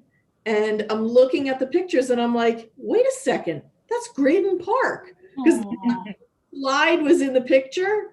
And I'm like, oh my God, these are pictures from like I want to say it was either 40s or 50s from Graydon Park, when it must have first been like with the slide and the whole 9 yards. So it's kind of funny that they were share those with us. Yes. That'd be nice. Yeah, long time ago. All right. So does Nancy want to give us a rundown on this? It's absolutely flat. If you can look across, the figures for salaries are the same. I'm actually asking less in other expense. Trying to see without my glasses. These glasses, yeah. 4,000, yeah, I'm asking $4,000 less than last year. On the operating budget? If we're looking at the same one, so my total is 371,950. Last year I requested 375,450. I don't have that number. You have to go with what was appropriated last year, not what you requested. Yeah. So last year where you appropriated 334,750, there were probably some things that got cut. Okay, But that's what council's looking at right now. okay, thank you. Sorry, Nancy, I was just confused for a second. I thought I. had the Okay, wrong sheet. okay, different set of Big- figures. Big difference in the numbers, that's all. Okay. So where is that increase? Can It's we in see purchase of other equipment. If you look at 050, I think what you're looking to purchase this year for boards, let me get there. Purchase replacement. Rescue tubes, diving board, storage shed, rescue boards. The diving board, okay. So it's the storage shed and the rescue boards that are here this year that were not here last year. Yeah. Thank you, Bob. You got there quicker than I did. That's right. What are Bob, rescue can you just go tubes? through the? Oh, I'm I'm sorry, sorry. Pam just asked, what are the rescue tubes? Those are those long red tubes that you'll see them carrying around with them. Oh, okay. Yeah. So each of the 8 stations has a rescue tube assigned to it. And then with COVID, we needed to be able to purchase additional. Some of the staff had a problem sharing rescue tubes last year. So although we were definitely sanitizing and doing our cleanliness, that was a concern. And then you had about a $30,000 increase roughly in salaries and wages. I'm gonna guess most of that is from minimum wage increase. Correct. Yes. Yeah, that's what I think that's what I was looking at, and because it's really not so flat when you look at it that way, right? That's So correct. So So it's really not flat when you look at those numbers. So can we just go through that and have an explanation of that difference? It's 220, right, it's about 35,000. So most of that is just sorry, the minimum wage increase? Correct. Yeah. Well, let's take a look. It adds up to a lot of hours if you can think primarily for Graydon Pool, which is open 7 days a week for 13 weeks. It's a lot of hours, so it opens, the staff report at 9 a.m. and they leave after 8 p.m. So it's almost 11 hours a day times 7 days a week times 13 weeks plus a week of training before. Yeah, there's a lot. If council needs head count and a calculation as to how we got there, I can certainly provide that. Yeah, I mean, I'm okay. I hear what you're saying. I mean, I think it's always helpful to have head counts and to show us how you got there, but I get it. And I think so many were so appreciative that we got to where we needed to be and opened Graydon this past season, last summer. So we really appreciate that and the work of everyone at Parks and Rec to do that. So. Any other questions, anyone? Is there any capital for Graydon specifically? No, Okay, not this year.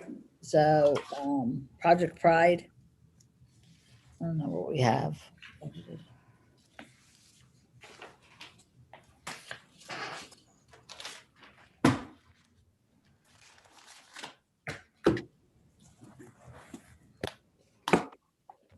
They're asking for $5,000 more. Project Pride, I believe, is under your tab for Recreation CC. Okay.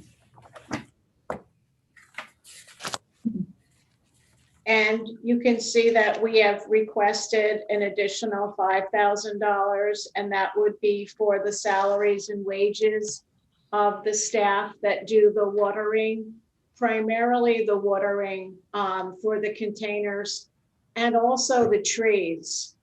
With us planting the trees the last 3 years, some of the concerns through the Shade Tree crew and the Shade Tree Commission is that we indeed are doing these fall plantings, but come summer, those root balls, could dry out. So we have been using Project Pride staff to also water those new saplings that were installed.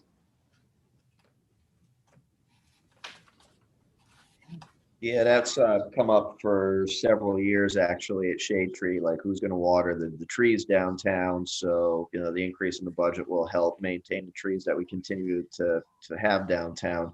And, hopefully once we get some sort of project there to have that will, we'll be able to utilize Project Pride to water those trees during the summer months.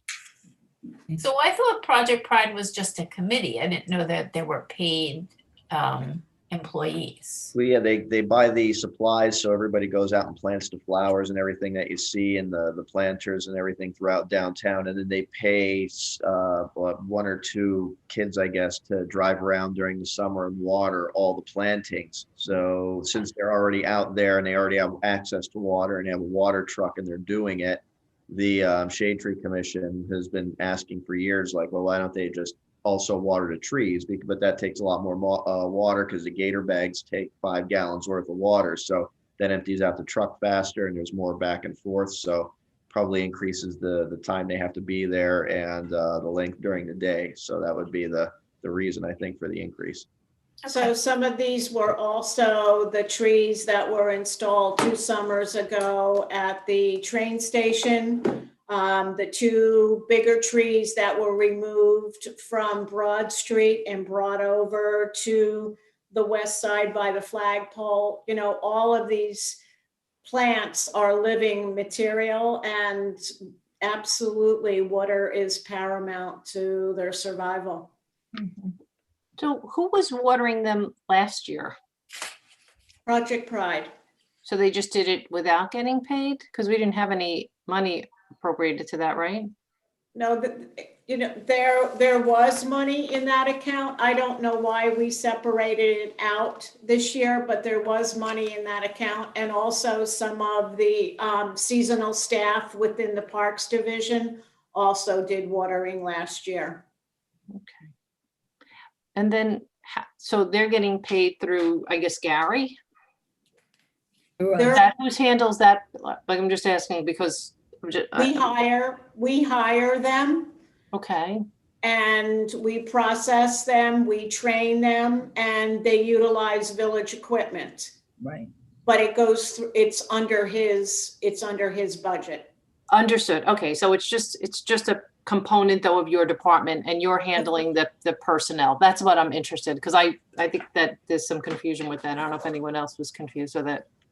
Well, so that budget, also the Cashel Shell budget comes under Parks and Recreation, although it's a trust, it comes under Parks and Recreation, who does, the lion's share of the administration for these two. So if they need purchase orders, if they need materials, equipment, delivery, it's all us. Okay. Understood. Sorry about that. I don't know what I'm good. thinking. And then community center.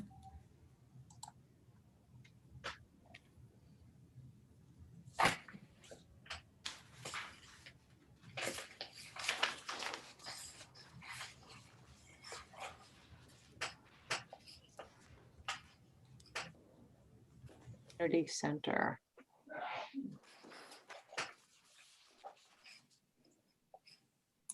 It's right after Project Pride. So that one is flat. It's pretty flat. It's pretty flat. That is flat. Wait, let's wait for Nancy. Does Nancy, do you want to say anything about the community? Who is the council liaison to the community center, Mike? Mike. Okay. All right, Nancy, just, I don't know if just for the public that's watching, if you want to just talk a little bit about that. So the community center has definitely met the needs of both our active adults and our middle school population within the last couple of years. We've gone 100% virtual just this fall in trying to meet the needs. Our residents still need to be able to exercise and to be stimulated recreationally, to dance, to knit, to crochet, to paint, to participate in some sort of recreational activity. Deanna has been able to educate all of the community center executive board in regards to being virtual, and our programs are really successful.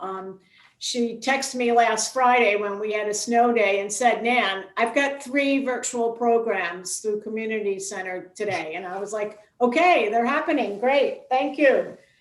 So it's a very, very important part of what we do within the community. And it's been able to give our residents an added plus to aging in place. Anyone? Yeah, it's an amazing program, but questions, anyone? Is the Elder Dinner one of those programs? No, the Elder Dinner, it could be, but the Elder Dinner was really sponsored by the Recreation Division with Community Center, right, Deanna, and community. That was truly a community project with administration from Recreation. Deanna is quite an asset. She's a pleasure to deal with, and she's so energetic. It was just so quick that she took up highlighting the open spaces, and I'm just so pleased with her work. Thank you. She's sitting right here so she can hear you. Thank you. She's saying thank you. Is she hiding? Yeah, Deanna? she's here. Oh, hi, Deanna. Okay, good. Not All enough right. space.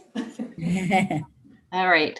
So any other questions on the community center? Because if not, I think we're good with the Parks and Rec. Is that it? Or do we have anything else on that? Yeah. Nothing capital or anything, right? No, I think you got everything. Okay, good. All right. Okay. Thank you. Thank you. Thank you, Thank you. everyone. Thank you. Have a good night. You too. And next will be Ridgewood Water. Help us leave. Yes. Yeah. Dylan will probably kick me out.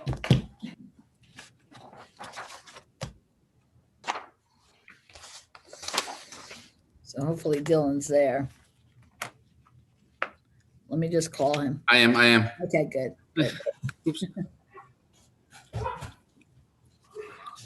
All right. What's that noise in the back? My son. But it was Bernie's doorbell. Is it your son Winston? That's the other son. All right. What's the next department? Water. All right. I'm bringing in Rich. Dan. Jill. Oh, not Linda. You have Linda McNamara. It skipped over. Hold on one second. I'm sure Linda has much to say about water, but how much she loves Ridgewood Water. Okay. Bill All right, is that- Lucas. No, I have one more. And Jill Fasano. Jill. Oh, Dan, it's been a while since you've had a haircut, huh? Yes, it has. All right. So Rich, welcome, and everyone from the water department. We're just gonna have you go over some accomplishments in 2020 briefly, and then goals for 2021. And then we'll go through your budget and start with operating and then go to capital. And the council will ask questions along the way. Is Jill Actually, here? Heather, if I could, I have that That's presentation. right. I'm sorry. He does have a PowerPoint. I forgot. Thank you. He's gonna do a PowerPoint Is presentation. Jill coming in? Because she's not, I don't see her. Dylan, where's Jill? I invited her in. She should be And bringing her video on mute. Bill Beerwash should be there as well. Yeah, I got him. You got him? Okay. If you could just make me a presenter, Dylan, so I could share the screen, that'd be great. Let's have a quick presentation. You're good to go, Rich. Okay.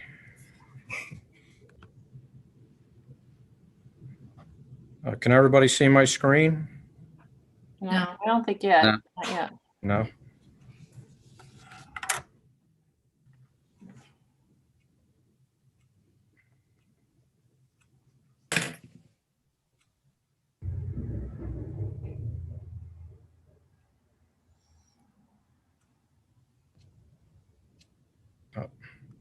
How about now? Nope. You're hitting share screen and then a window pops up and you should have to Okay. choose the screen that you want to share. All right, hold on. Where's that? I don't know why I don't see that button, Dylan. On the bottom of the screen, there should be where the microphone and video is. There should be one that says share screen. Let me enlarge this. Oh, there we go. It was hidden. Got it. Thank you. All right. Okay, now you can see it. There we go. Thank you. All right. Okay. All right, well, good evening, everybody. We're glad to be here tonight, and the important part about Ridgewood Water this year is it's our 100th anniversary. I'd like to thank the council for the proclamation celebrating the anniversary. It was 100 years ago that the Village of Ridgewood had the foresight to purchase the water private water company that was known as Bergen Aqueduct and develop it through the decades to become Ridgewood Water today. June of this year will actually be the anniversary of when the village took ownership of the assets. So we'll be looking to celebrate that in some fashion, hopefully, if the COVID epidemic allows us. So I'm going to run through a quick slideshow typical to what I've done in the past to kind of just summarize the budget and some of the new things that are part of the budget this year, and then definitely can run through any other questions or details you want to look for at that time. So just kind of summary, and this wouldn't be new to any of you, but for those that are from the other towns or watching at home, we had a change in the governing body in July of this year. So our board of directors for the water department, we now have Mayor Knutson, Deputy Mayor Seaton, Councilwoman Perrin, Councilwoman Reynolds, and Councilwoman Walsh. And thank you all for being here tonight. Outside of that executive board, our day-to-day operations are run by the village manager, Heather Maylander, myself as the director of operations, our management division from Dan Timoney down to our assistant supervisors in the distribution division, and then 31 skilled laborers, operators, repairers, technicians, inspectors, and administrative representatives. All in total, 41 employees. If you add Heather to that head count, it's 42 for this year. In addition to that, we rely on the village for support staff, everything from legal services, village clerk handling the business of ordinances and resolutions and awards, engineering department assisting us with projects, all the way down through to police, fire, and emergency management assisting us with operations of emergency situations. Accomplishments for 2020. We had one of our vendors at the Glen tank left one of our microwave co-location antennas, and we put the project out to bid, netting a significant increase in rent from a new user or tenant. So that was good news for the year. We completed our per and polyfluoroalkyl substances, or otherwise known as PFAS master plan, that laid out our path towards efficient treatment and compliance with the New Jersey DEP rules. And I want to thank the council for support of that master plan and the resolution. We secured agreement with Passaic Valley Water Commission to purchase water. And I'm happy to report that the plans for the construction of that pipeline and interconnection are complete and will actually be advertised for construction in tomorrow's paper. We successfully completed our 5th consecutive round of lead and copper monitoring. The results yielded non-detect for lead in our system. There is 0 lead in all 60 samples that were tested. And we closed on the Elks Club purchase. Exciting, and we've begun design. We look forward to bidding that project out in probably the next month or so, and construction and moving into that renovated building sometime early next year. Goals for this year. We're looking to manage completion of the Elks Club project and move in there for utility operations. We're going to continue the engineering designs that we started for the 12 new PFAS treatment plants. Continue to manage successful completion of all our utility projects with emphasis on asset management and priorities and projects that restore system capacity and prepare for the future. And just sub notes to that, we're going to look heavily on distribution this year. We're going to have a goal of installing 1 mile of new water main in 2021, and that will help us with our water quality accountability requirements. We're going to continue with the well repair and replacement program by rehabilitating several other wells and making improvements at our transfer station so that we can move water better throughout our different zones. And we're going to continue with our fostering of communication to our consumers, including 2 Zoom open houses that are scheduled for April 6th and 20th. You could see more information about that soon on our website, and promoting use of our new Water Smart portal and a new Ridgewood Water website. So just high level overview of this year's budget. The budget, as last year was reviewed by the village rate consultant, Howard Woods. There will be a letter report on the Ridgewood Water website with the budget proposal. With his full review, he verified our revenue requirement for this year, our expense calculations, and the rep projections. This year's a little bit different. than prior budgets. We have segregated out the costs attributed to the PFAS treatment, the installation, the operations and maintenance. And that's important to do this year and continue through the subsequent years as we want to try to recover those costs, either in grants or from legal recourse. The budget itself this year, and the increases that are there are the result of, we're asking for 2 new positions to bolster the staff up to 43 employees. We're looking to hire 2 new laborers to support our in-house distribution efforts and the treatment efforts that are required for PFAS. We have an increase in annual well repairs and replacement contract, increases to do the in-house distribution improvements, such things as soil disposal, more police traffic control, and parts associated with distribution improvements. And then we have costs associated with putting new PFAS billing rates on the bills and public notices that will be associated with our compliance for PFAS. And additionally, we have increased our tree removal service line for the year, as there's many trees we have to remove on our sites from prior storms. Slight decrease in the budget this year in lab services as we procured a new 2-year bid, and the costs were significantly less from prior years. Just a little bit on those 2 new laborers and why we want to bolster the crew for this year. In 2020, we found great success in doing in-house main replacement for small projects. The distribution crew, led by Bill Bierwas, replaced over 2,000 feet of water main in-house using our own equipment and personnel. By example, we put a new main in Hudson Street associated with the work with the parking garage to take advantage of that road being open before it was final paved. Our in-house costs were $89,500 versus the lowest quote we received from the job of $147,500. So savings about $58,000, probably even more if you add on the fact that, with the contract, there'll be other associated costs and possible change orders from changes in the field that we're able to handle in-house ourselves. Additionally, with these 2 new laborers, we have the ongoing compliance that's required as part of the Water Quality Accountability Act, such things as valve turning, maintaining hydrants, and keeping up with our asset management. There's a new rule coming down that's going to require us to replace all lead service lines in our system. So that's going to require additional labor, and we have to provide the state an updated inventory in 6 months. And then, of course, a PFAS treatment plant operation and maintenance. And then part of the master plan, it did recommend 2 additional employees.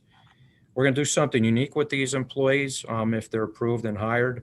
Rather than put them in a specific division, we're going to share them amongst both the treatment and distribution division and try to do more of that with both divisions moving forward, so we could work people into both divisions and understand the different tasks, and that'll help us bolster our needs in every part of the season. So the budget itself that you have in front of you is $17.4 million. That's about a 1.7% increase over last year's budget. And primarily in the areas I mentioned, salary and wages for the 2 new positions and for contractual increases, other expenses associated with our pumping, treatment, distribution, statutory PAYGO capital, which is capital that we spend within the operating budget. It's not bonded, it's paid for in cash out of operating expense. And then our debt service and current fund transfer, all in total for $17.4 million. And you could see on the far right where we segregated out PFAS this year as part of that $17.4 million. So of the $17.4 million budget, the PFAS cost is about $1.8 million this year that we've segregated out based on current operations and debt. That's a big one at $1.1 million because there are a lot of projects that have been completed on the PFAS front, particularly the car treatment plant. This is just a snapshot of that budget in a pie form. You could see where the large percentages are, operations, of course, salary and wage, and then third would be debt. The good story about debt this year is that it's down significantly from what we projected last year. Bob in finance and the village itself was able to secure a very good bond sale this summer, and we are no longer carrying any notes at this time. We're paying just loans. So that's a good thing, and it's low interest. This is a year over year. On the left, you could see that what the 21 budget breakdown is, the 17.4 million. Everything to right is the 5 years of actual, what has actually been spent. You know, on average, we've been spending about $15 to $15.5 million. There are contingencies in our budget, and that's why you see much lower numbers, particularly with purchased water. We have to carry a very large purchased water balance in the budget in the case wells go out. Fortunately, we've been able to limit our use of that in the past couple of years, where in the past we've purchased in excess of 300 million gallons. We've been purchasing on average about 200 and relying more on our wells as we're bringing more wells online and rehabilitating others. So it's a good story to tell there. Moving on to capital. This year, our capital budget request is 8.9 million. Of that, 60% of it is PFAS, the 5.3 million.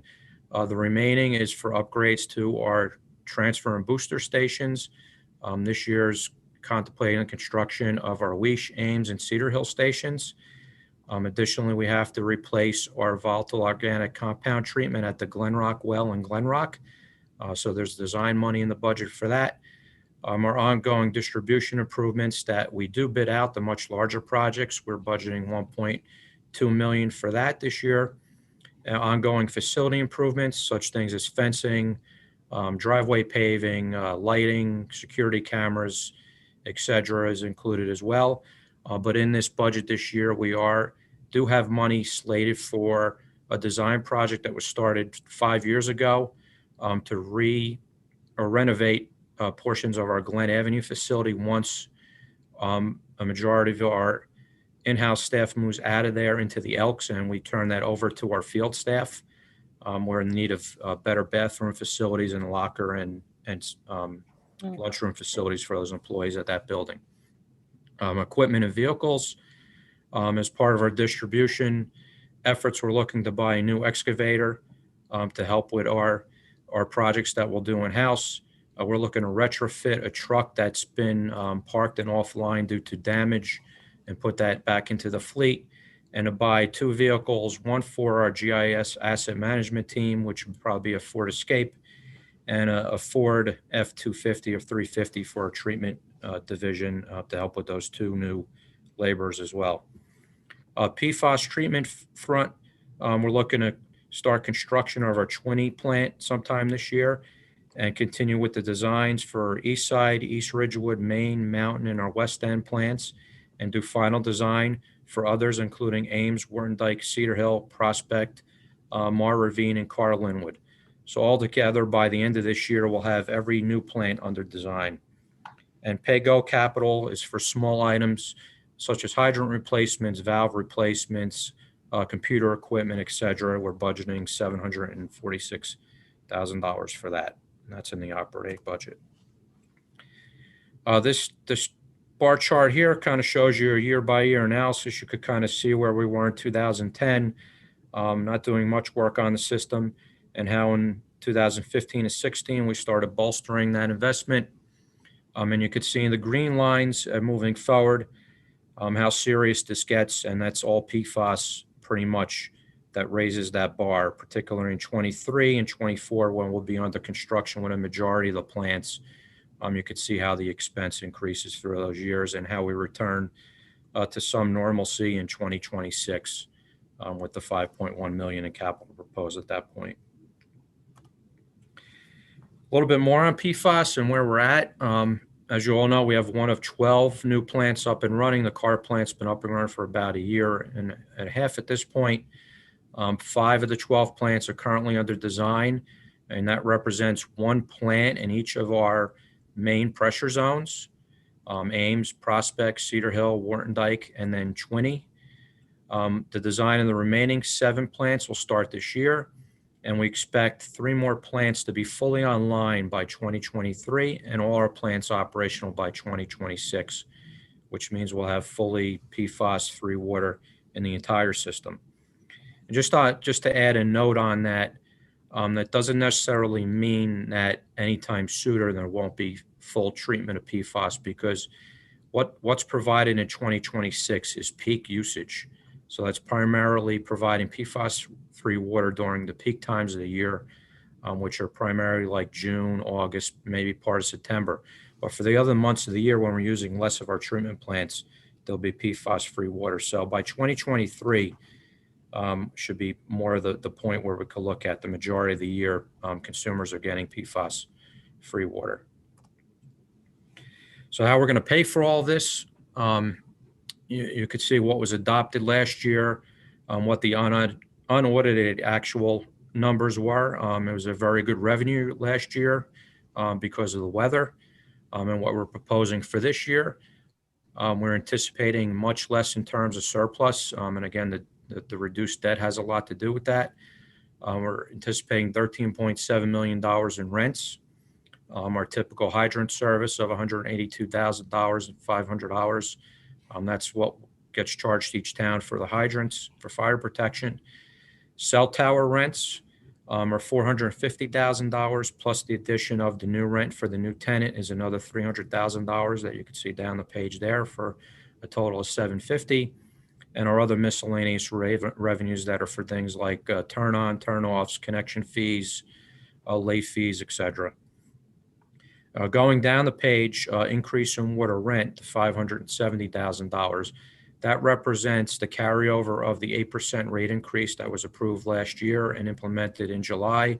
There's 2 quarters of that increase that will be collected this year. And then on top of that, we're proposing a 3% rate increase for 21 that will take effect in July of this year. And then we're implementing a new PFAS charge to help start paying for the PFAS expense. And we're looking at a revenue projection of $158,000 for that in this year's budget for the total revenue requirement of $17.4 million. Here's a pie chart version of that. Again, pointing out how reliant we are on rents for this budget. Weather dependent, it plays an important role in everything we do.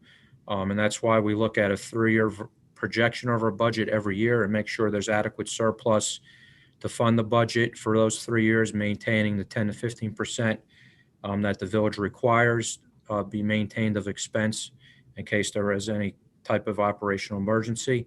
So we're doing that this year. The other important thing for me to add here, we are finding year over year that water use is declining. Our water restrictions are doing a great job. Although we reaped a lot of rent this year, usage was down comparatively to a 5-year trend. We're trending downward and we expect that to continue. So kudos to all the efforts there and for our consumers for complying with that. And that's helping greatly with our needs in terms of production and treatment. So the charges this year will consist of 2 things, and I'll just jump down the page first. A volume charge is typical to every year. This year, the budget is developed and evaluated against anticipated revenues, including that evaluation is the consideration of the funding structure over the next 3 years, as I mentioned, including anticipated changes in expenditures, debt service, and maintenance of the minimum surplus balance that's required per Village Resolution 16-114.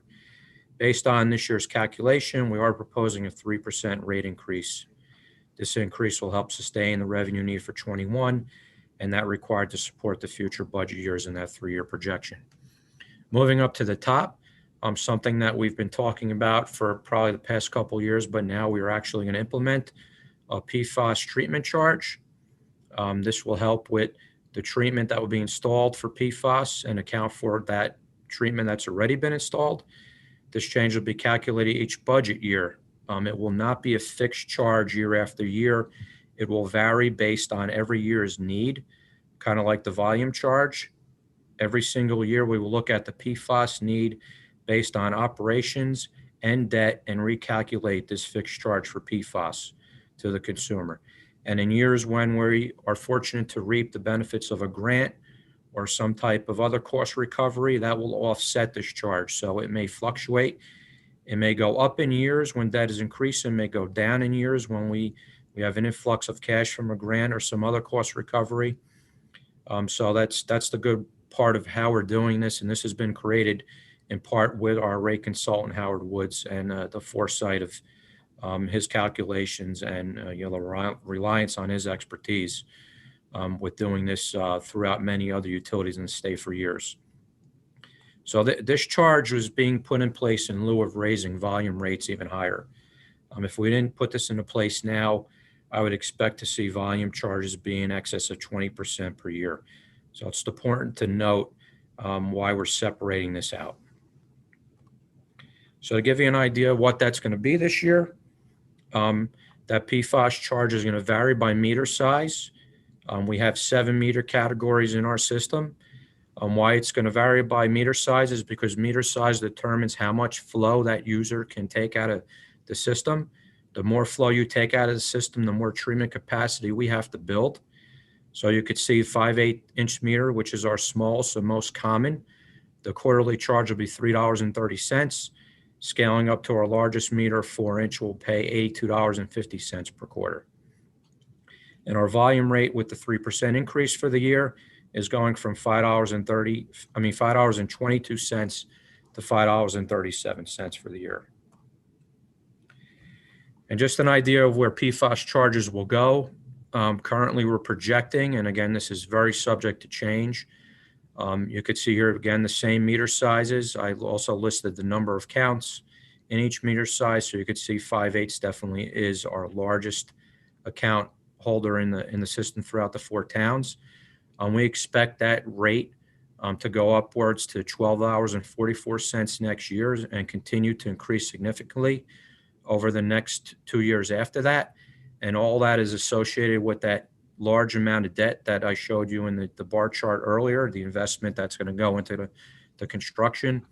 And you can see how that kind of steps down for each size of meter throughout each year. But again, these are all subject to change based on rate recovery, actual expense, and actually what debt we spend. Because we're holding estimates on what we're going to spend now. They have contingencies in them. But once we go out to bid, there can be savings. It can cost more. But we're hopeful that we've been very conservative with our numbers at this point. So upwards, the majority of our consumers will see a quarterly charge in the range of $50 or $55 a quarter moving forward as we get into the real deep part of the PFAS construction. But the hopes are that maybe we'll have some cost recovery by that point to really offset that. This slide here shows you a year-by-year analysis of what the average user will see in their bill. Today, that average user pays $474.32 a year. They're going to see an increase to $600.23. And a good 50% of that increase is associated with the PFAS charge. With that, I will end, and I will take this off the screen so I could see all of you and answer any questions you have on any of the budget. Thank you. Okay. Rich, are any grants opening up for PFAS remediation yet? And will you be using in-house personnel to apply for grants, or are you going to hire a grant writer? Currently, there are no grants available. The only thing available for the state are low interest loans. But because of our very competitive rates, it probably doesn't make sense to go down that route because you have to pay bond fees and their counsel fees. We are working very closely with our policy consultant, Mike Drulis, to hopefully get funding through the federal government. Actually just got an email as you were doing the parks budget that Congressman Gottheimer's office is looking to set up a meeting with us to go over our request. And the hopes is that we could possibly get into a committee or two in Washington and testify and get some money in an infrastructure bill that will help utilities like us. As far as writing for those grants, we haven't flushed that out at this point. Whether it's a federal grant or state grant, I guess it will come down to the details and how much is needed, whether or not we could do it in-house or have to rely on a grant writer. Anyone else? So Oh, go ahead, Mike, sorry. Okay, no, go ahead.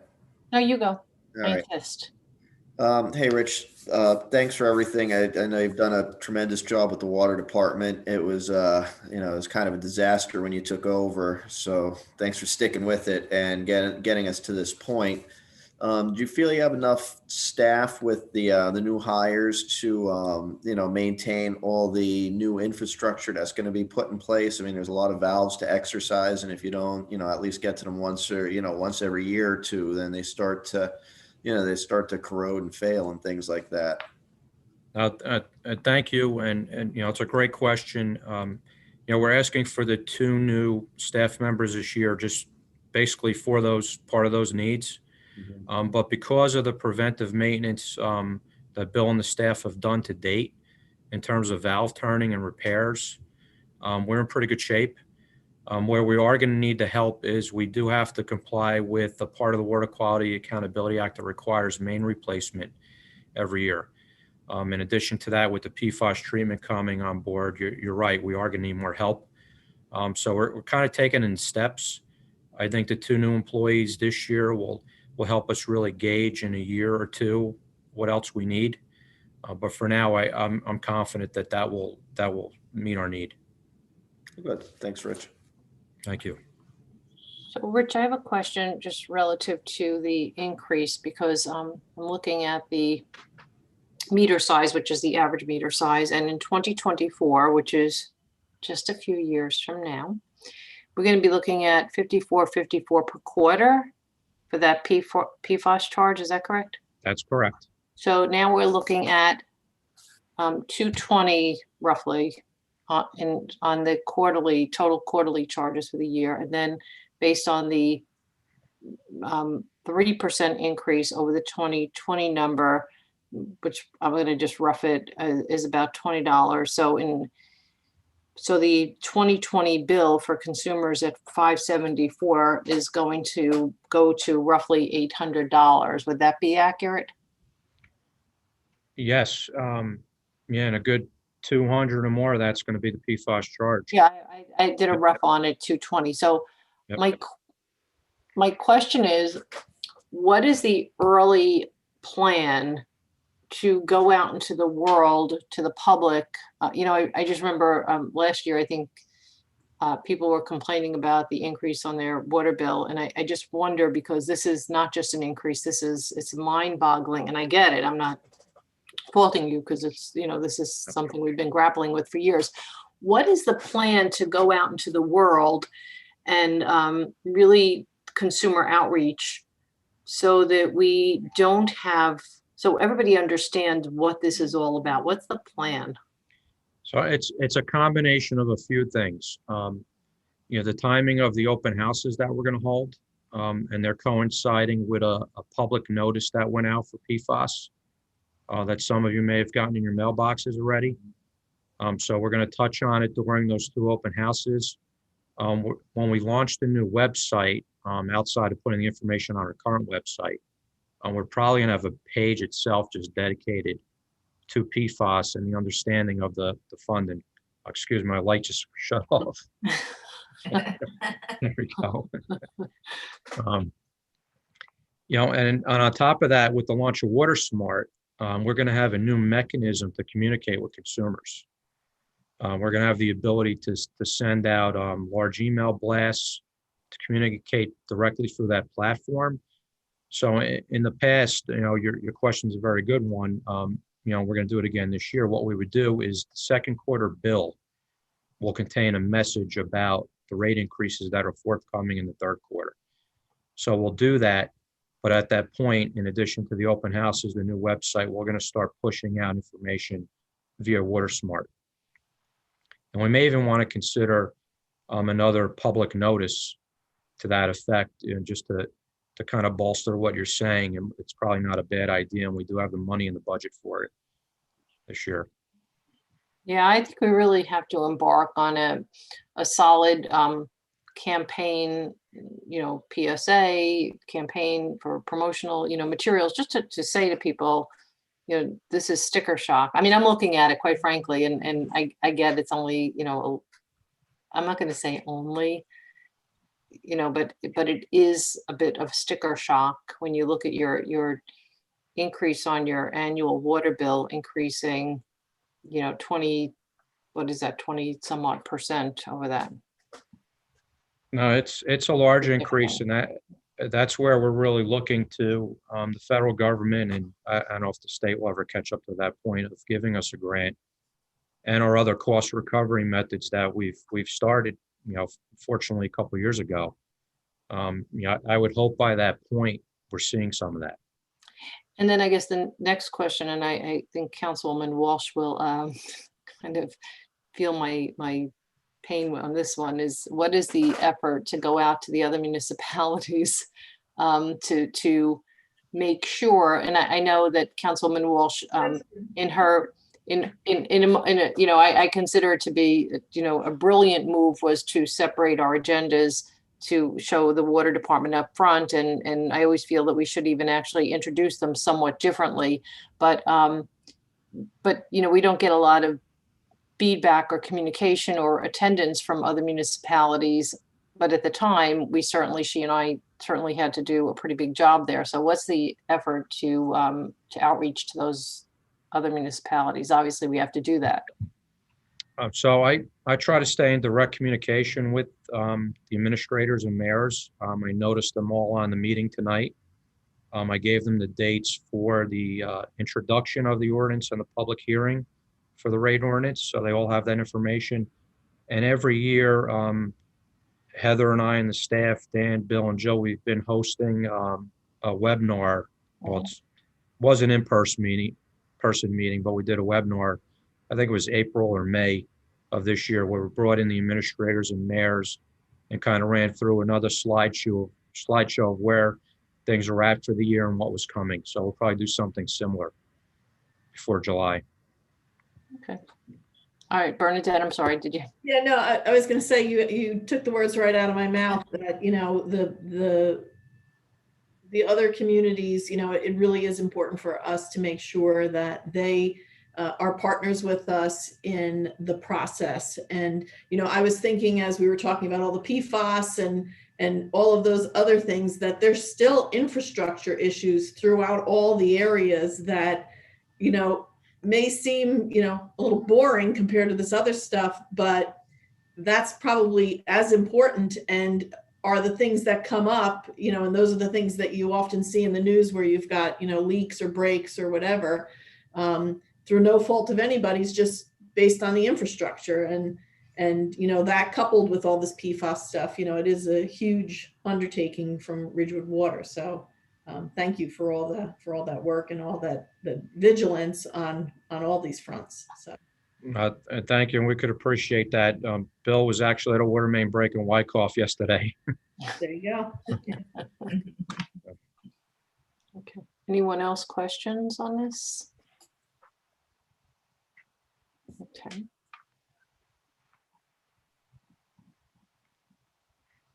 No other questions, right? For water? Okay.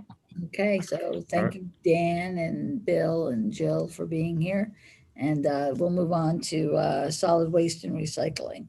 Okay, thank you, everyone. Thank you. Very much. Let me just ask a quick question, Heather. Does anybody want to take just a quick 5-minute break? Yes, please. Okay. So why don't we all tell the world, outside world, we'll be back in 5, take a break, and we'll see you in a few.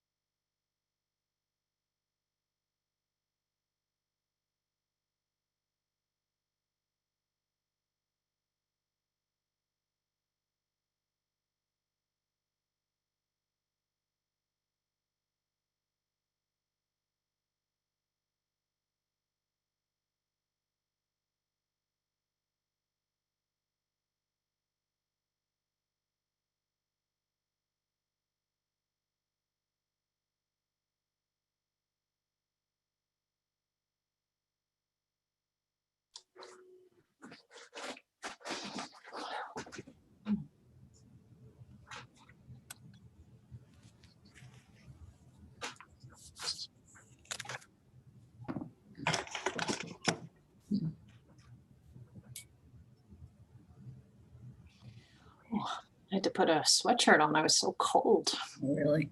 Put a sweater on too. I was freezing. It's like really crazy. Rain, what kind of soup we have tonight?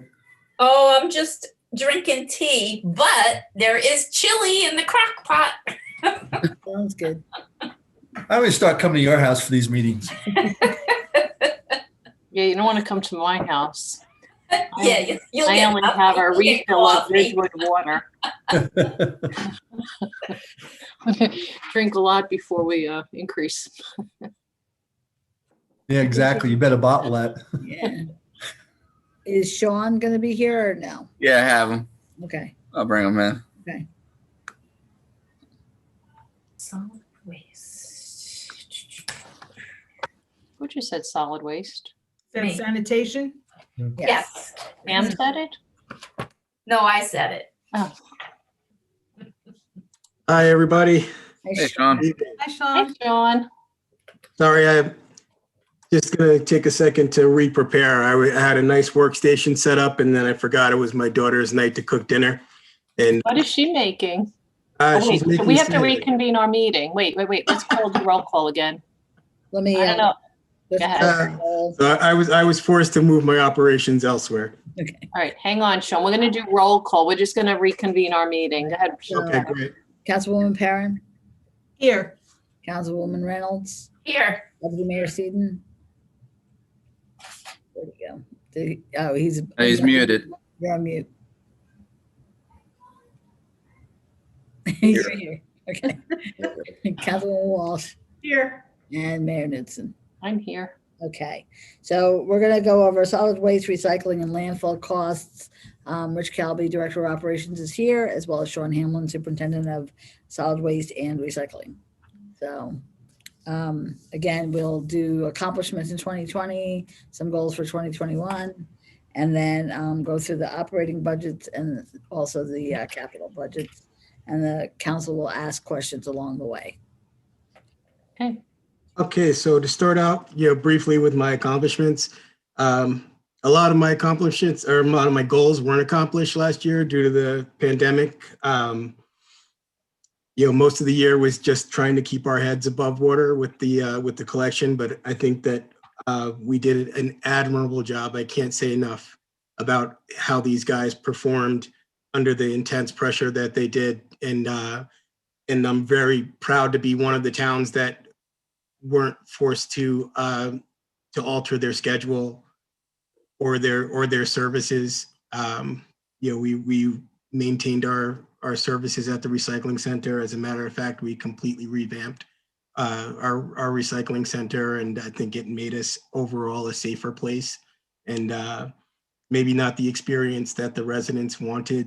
I know a lot of them are used to coming there and being able to meet their friends and chat and get out of the car and walk around. But with the volume of customers that we have coming in there now, it's just not safe for people to be out of their vehicles. But we're still in the process of making it even safer with signage. And when the spring comes around and the ground is a little cooler, we're going to have Signal come and paint some new lines down to reflect our changes. One of my other goals last year was to get the food scrap program running, and that got put on hold because of the pandemic as well. But I'm happy to say that we are about ready to launch it. Within the next 2 weeks, we should be handing out the pails that go home with people and start accepting the food scraps. And I think that's a major step for us in maintaining our goals towards sustainability, and hopefully in the future to start saving the town some money by pulling food waste out of the food stream. We also, one of the things I think we accomplished is taking care of the trucks. That's a big problem with us, especially because of the situation with the crane carrier trucks that we have. currently we have 7 crane carriers left, and 4 of them are broken, some of them for almost 2 months now, because we can't get the parts for them anymore. And if I can't express how badly we need new trucks. You know, we have, the faster we get these crane carriers out of our fleet, the better off we're going to be. But maintaining our trucks has become imperative, and the guys have been doing a great job keeping up on their records and getting with the mechanics to fix the things that need to be fixed. And the washing of it, the maintaining of it. We bought an undercarriage washer because that was a big problem for the mechanics. I think a lot of the parts break underneath. We never had one of those before. It's a power washer that runs underneath the body of the truck and cleans all the parts underneath from the mud and the salt, the stuff that it picks up when it goes to the dump. That was huge for us, and I think that it shows. And again, some of the goals for this year, I think we'll get into it with the operating budget for recycling. But some of the goals this year is just we have had a lot of turnover as far as employees go. We've had a lot of retirements, and a lot of the older guys, more experienced guys are leaving. And it's a good thing and a bad thing. I've got a clean slate with some of the new kids that are coming in, and I'm getting to train them the way that I want them to. And it's reflected. I get a lot of good emails, a lot of positive emails from the residents about the pleasant experiences that they have with these guys. And I'm really proud of them for that. They're so polite out there. And I think that reflects, hopefully off of me and what we do in the training. We do more training than we have in the past. And our job in sanitation, especially, is the very definition of civil service. These people, we interact with people, we're in behind their houses, and we meet their kids, their dogs, and overall, I'm happy where we are. One of my other goals is I'm still, I know that we took the styrofoam densifier out of the budget, but it's still one of my goals to get to that point where we're collecting styrofoam. I think that in the challenge to meet our goals of sustainability for recycling, we really have to get that program in, if not this year, next year. I haven't given up on, meeting with Bob Upton from the Green Team and trying to find some other sources of funding to get the unit that we need, but I don't know if that funding is going to be there. I know that he and the Green Team want it there, so hopefully that's still a possibility. One of my other goals is to start laying down the groundwork, I think, to start thinking about making our fleet electric. This is, they're expensive right now, but when we start replacing the trucks, sustainability is part of what we do. And if we can get even 1 or 2 trucks, one for sanitation, one for recycling, and then start to talk about maybe getting, powering these things through solar, so we're not spending so much energy. If we can get solar panels somewhere down at the recycling center and power them through solar energy, that's going to improve our operations tremendously and help us reach our goals. And that's really it that I have for my goals. Any questions? Okay, so let's go through. Any questions so far for Sean?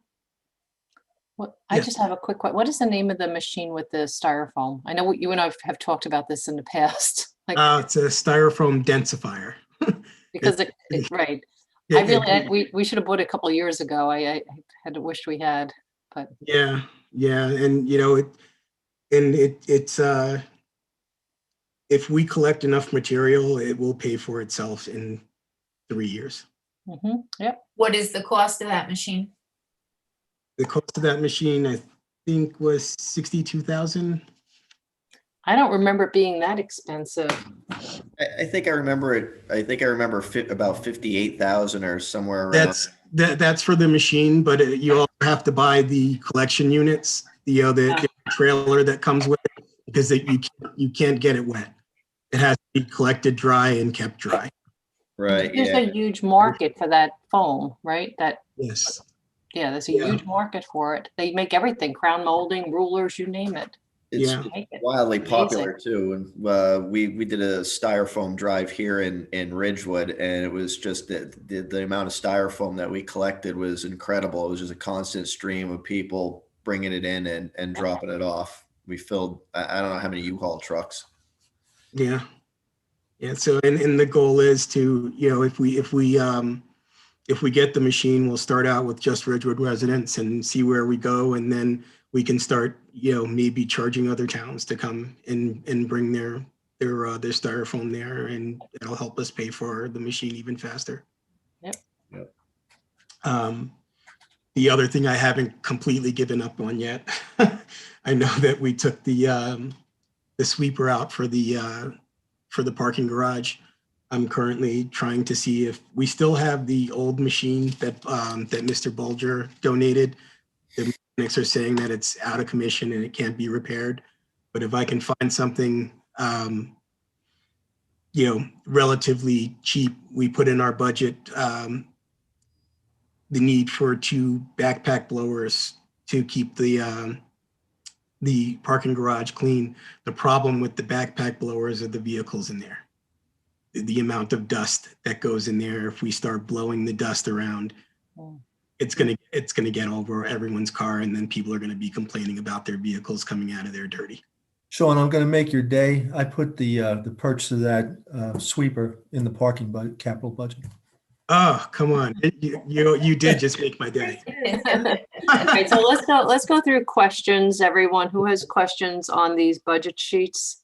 So I mean, I have a couple of comments, not so much questions, but I have to say the efficiency has been spectacular, especially down at Recycle. I know that, a lot of people wanted to get out of their house during COVID, and they were, driving their I know exactly where they were. They were at a recycling center. I swear to God, they all went to Recycle, and everybody's cleaning their houses out because everybody's got nothing to do. So the amount of recycle that's gone out of my house has been tremendous. It hasn't stopped. I spoke with Rich earlier. I worked there on Saturday because the guys were complaining about the need for a third employee.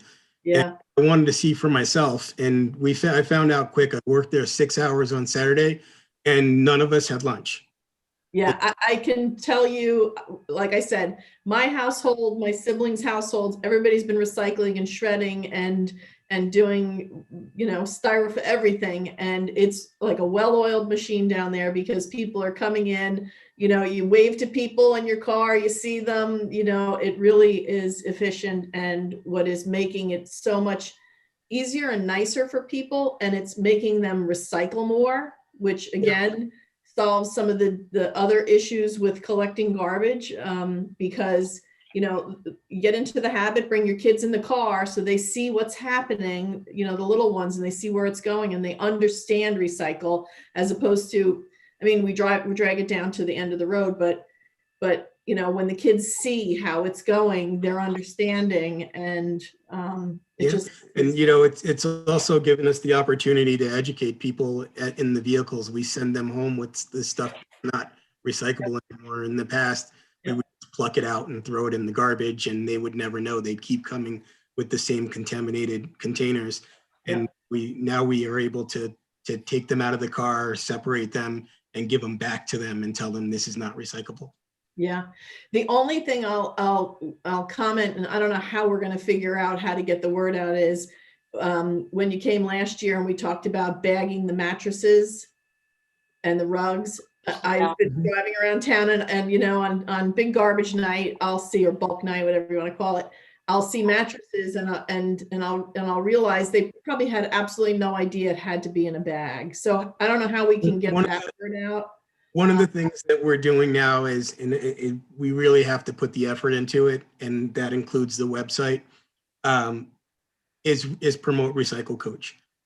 Yeah. We're Yeah. getting more and more every day, more people sign up, but the more people that sign up, that information is out there. It goes out, we can adjust it so it goes out the night for every bulk night to remind them that, they have to wrap the mattresses. We did buy tags for them. So we make a run in the morning and we tag them all.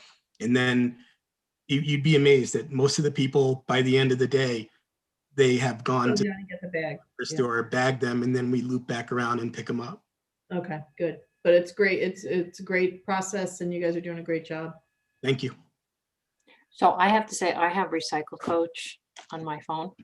We should add that on the budget newsletter, just a little flag, a little tag that says download the Recycle Coach, because that's so good. It's so helpful. So just a question on the budget, on the uncompensated time.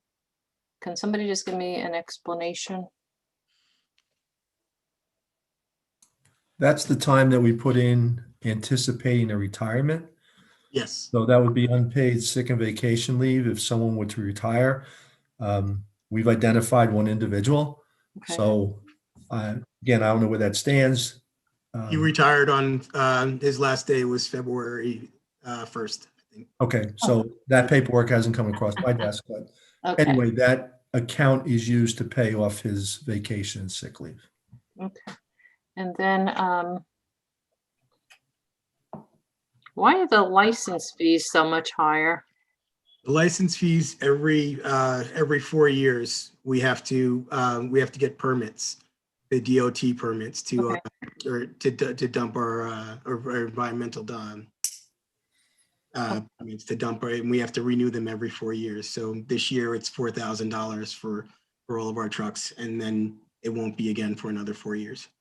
Okay. And then just for everybody who's watching, could you just explain crane carrier? Because I remember the first time I saw that, I thought it was an actual crane carrier. Do you just want to explain what that is? Crane carrier is a brand of truck that my predecessors spent heavily on, and they are a defunct company now. They're just the parts are so hard to get now. No one's buying them anymore, so they're starting to go under. And it probably, if not before the end of this year, they're going to go out of business. Okay. And then, we're just stuck. That's why, they're pulling parts. We're getting parts from all across the country of people that have these trucks that are in junkyards, and we're scavenging the planet for these parts for these trucks. We literally have 2 trucks now that have been down waiting for parts for 39 days now. And the trucks that are the 3 that are still in service, we're just keeping our fingers crossed that they don't go down. And because if they do, then we're going to have to come up with a contingency plan for that. And when those trucks do come back, the other 3 go right out to get repaired. Right. And so it's not going to get any better when we get those trucks back, because the other trucks have to get off the road as fast as possible. Okay. So is there a different company that that's probably more solid that makes these trucks out in, obviously not crane carrier, but With that, the last one we got, and the one that we put in for recycling is the Mack truck. And okay, good. those are highly reliable. It's a company that's been around for years. Crane Carrier was a fly-by-night company that made these trucks that were low entry, and they have a rear axle that turns. So they're good for out in the West Coast where everything is flat, there's no snow, but there's only a single tire in the back, and they're not built for the snow. They slide all over the place. We just had one get into an accident in one of the snowstorms last week because he was trying to back up, and the rear of the truck slid into a parked car. They're just, they're just not good trucks. Right. So Sean, how many people signed up for the food scrap program? just under 100. And we've gone through all of the emails, all the applications, and we've sent out, some of the people answered no to some of the important questions that like someone answered no to the fact that they couldn't bring the scraps to the recycling center to drop them off. Some answered no, they didn't want to do the data. Some answered they didn't want to do they didn't want to get a scale to weigh it. And these are all important things. You know, this is a pilot program and it's all built around data. So, you know, if they're not willing to do the work, then we had to scrap their application. So how many actually will be participating? We're gonna do I think we're gonna roll out. I think we've got 90 right now we're right there on the cusp of the 100 that we really want to get to. And I think as it goes on and the word gets out a little bit more, you know, we'll fill those spots really fast. And then somewhere and I can't seem to find it, there was a $7,000 line item for that program, if I recall. Yes. And what does that cover? That covers the disposal of the food scraps. We have the original plan was to truck them up to New York ourselves and dump. And it was, I think, a $40 a ton price, which is half of what we pay for regular household garbage. But we found a company that will collect it from the recycling center and bring it to a place in New Jersey called Trenton Renewables. And that's to cover the cost of the disposal of the food scraps. Does that seem high for 90 participants? No. Oh, okay. All right. Yeah, and we're still talking. You know, the trucking is going to cost. I think theirs was $38 a ton, and it'll be a weekly thing, and this is throughout the whole year. Okay. So I think well, you know, if we collect as much as I think we're going to collect, I think we'll hit that number. Wow. Okay. Anyone else? Questions? Yes, Sean, under recycling, I saw that you provide masks and belts for employees, but under sanitation, I didn't see that. We encourage the guys to wear belts. We have them. The reason I didn't include them is because we have them already and they don't want to wear them. Some people swear by the belts. Some people say that they're more of an injury risk than the others. It's not required that they wear it.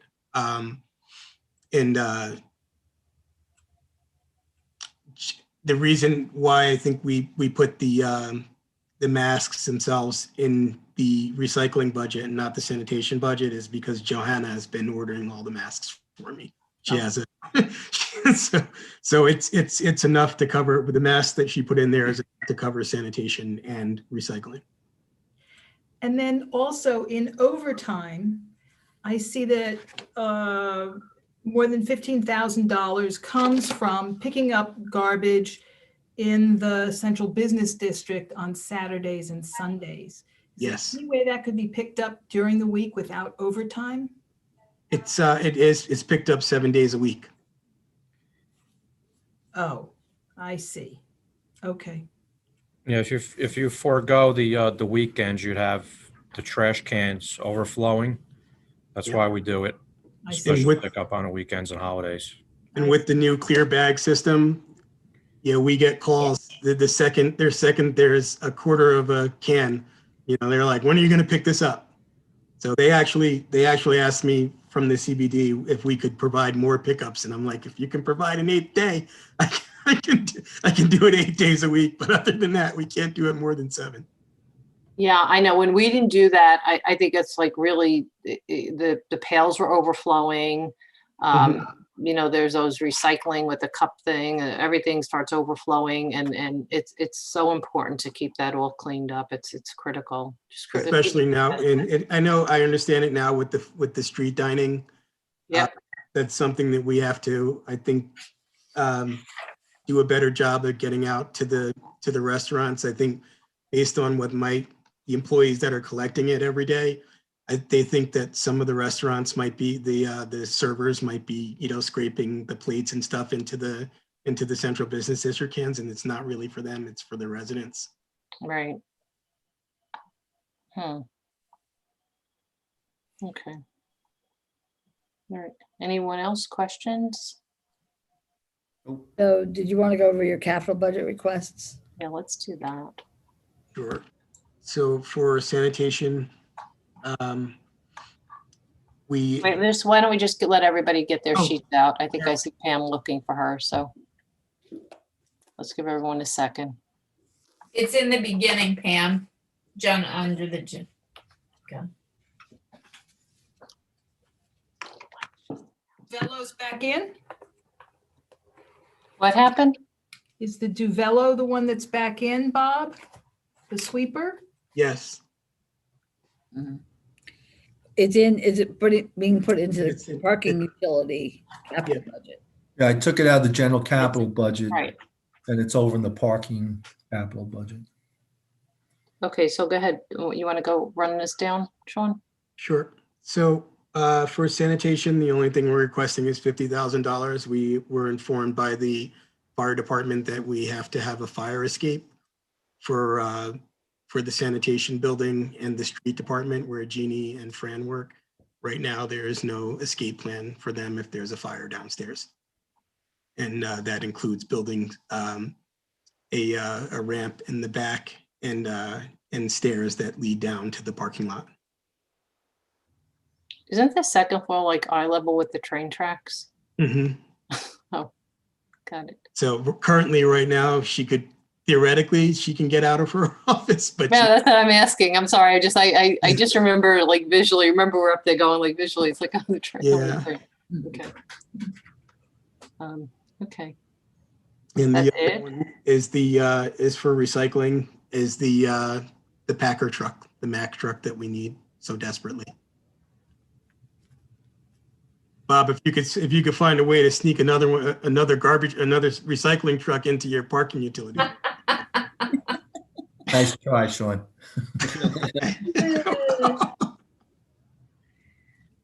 So I just have Putting that in water. Oh, Sorry, I just have one quick question. So under recycling, it did have the foam cycle recycling system. It was in, they took it out, but it Right. only was 21,000. that's when we were talking about, there was a plan to go and pay it in installments in 3 years, Oh, okay, over 3 years. okay. So just out of curiosity, because the foam when it's, what is it that it does to the foam? Densify, Say it again. densify. Densify. I'm gonna write that down. Hang on. Densify. Okay, densify. Do we know what the market is for the densified foam? Do we have a clue? Like if we were to invest the 21 on an installment plan, what is the market? The market. What is it? What is the current market for that? There's so many purchasers for it. They use it for for everything. They use it for window frames. They use it for picture frames. They use it for for crown molding. They do is they buy it back from us. I know. That's what I'm asking. So I'm kind of asking because I know remember we got rulers, we got pieces of Right. crown molding, we got all these sample things. And it was so brilliant because everybody's using it. Yeah, So there's- I guess the question is, if it has the potential to make money and to clear also the styrofoam issue, and people have it based on what the last collection. I mean, to me, and I know this is something I thought we should have had a couple of years ago. I know we spoke about it, Sean and I. But I just wonder, is this something, why was that taken out if it was on an installment 3-year payment plan, if we could make real money? If I recall, part of the issue back then, and it still would be an issue today, is there's going to be a labor cost as well. You have to have an individual who runs the machine. And, I do have to get back to you on the market for the material and how much. I think what happens is you wind up putting it on pallets. And it's, I guess you get a certain amount per pallet. The stuff is not very heavy at the end. It literally comes out of the machine like links. They kind of circle around and you kind of put them in Right. piles on the pallet. But I want to look at that and get you that information. But I just want everybody to know there is a labor The component labor, to it. the labor involved with it would be the part-timer that we put in at recycling. We now have that third person down at the recycling center during the week. So, if he's trained properly on the machine, it's something he can do. So I think to address your point, Susan, we should know the total cost to operate it, what it would cost to buy it, so we can figure out the best way to fund it if that's how we're going to do it. But we also need to understand the benefit of what we get back on it. So there's a little bit of research that has to go with this to get it to where you want it, if you want to include it. Yeah, no, that's what I'm saying. I think we have to understand what is the market demanding for the product? What's the market demand? What's the value? And then if the If machine you'd and like, the labor. the and- guy and- who runs the company that we're going to buy it from offered to come to a council meeting and give you the whole market research, presentation. Yeah, I So, think that I Can spoke this with. also be done like regionally? Can we incorporate other towns' styrofoam and bring it into us? That's what the plan moving forward is. Okay. Because you would be charging a fee to take in that styrofoam, then we would be densifying the styrofoam. And once we densify the styrofoam, then you're selling it to on the other end. So you're making money to take the styrofoam in, and then you're making money when you send it back out. It might just pay for itself over and over. At 21,000, to me, it's almost becomes plus labor, whatever else. But I mean, I know Sean and I have had this conversation in the past because I just think it's a missed opportunity. Plus the fact that you get the styrofoam out of the world. I think there were one or two towns around here that had done it. And it'd be interesting to see what their experience is. Have they really been able to sell the product? Yeah, the town that I know of that's implemented it and is sharing it is Middletown. Yep. I think, Sean. Yep. So we could talk to them and find out what their experience has been to date. I mean, how many municipalities they're working with, and how much they produce and how much they sell for. And what the storage is before they sell it. That's true. Yeah, we need a space That's for it. That's where I have the space for the trailer. I have a plan for that already. Great. Okay. You're ready. It's something I'm very passionate about. I think that it's something that we need to do based just from the years of working on the sanitation routes and seeing how much styrofoam we collect on the bulk days that. I agree. It's a win-win if the pricing is right and the market. It would be a big learning curve though, because a lot of people just throw styrofoam out. So No, but we would promote it. We would tell people, give us your styrofoam. And we would be trailblazers as well. I mean, we'd be the first ones in Bergen County to have one, and maybe that inspires other towns to. Well, we don't want to inspire them too soon because we need we need them to pay us. To take their styrofoam. Okay, any other questions? I just want to thank Sean and his team, both recycling and sanitation, because they worked nonstop throughout the entire pandemic last year and into this year. And, it was a lot. They were picking up much more than they ever had before because everyone was ordering in. They were ordering in from Amazon. They were ordering their groceries. They were ordering everything. And so really their amount that they were picking up doubled or tripled. Unfortunately for local businesses, they still are ordering a lot of stuff out, and you can still see it in how much we collect. Yeah. But I agree. I think that the department's done an amazing job, and I think the residents really do appreciate the effort. I really, I have heard like the most positive comments, so, and I think that that's attributable to the team, so thank you. Thank you. Thank you. Okay.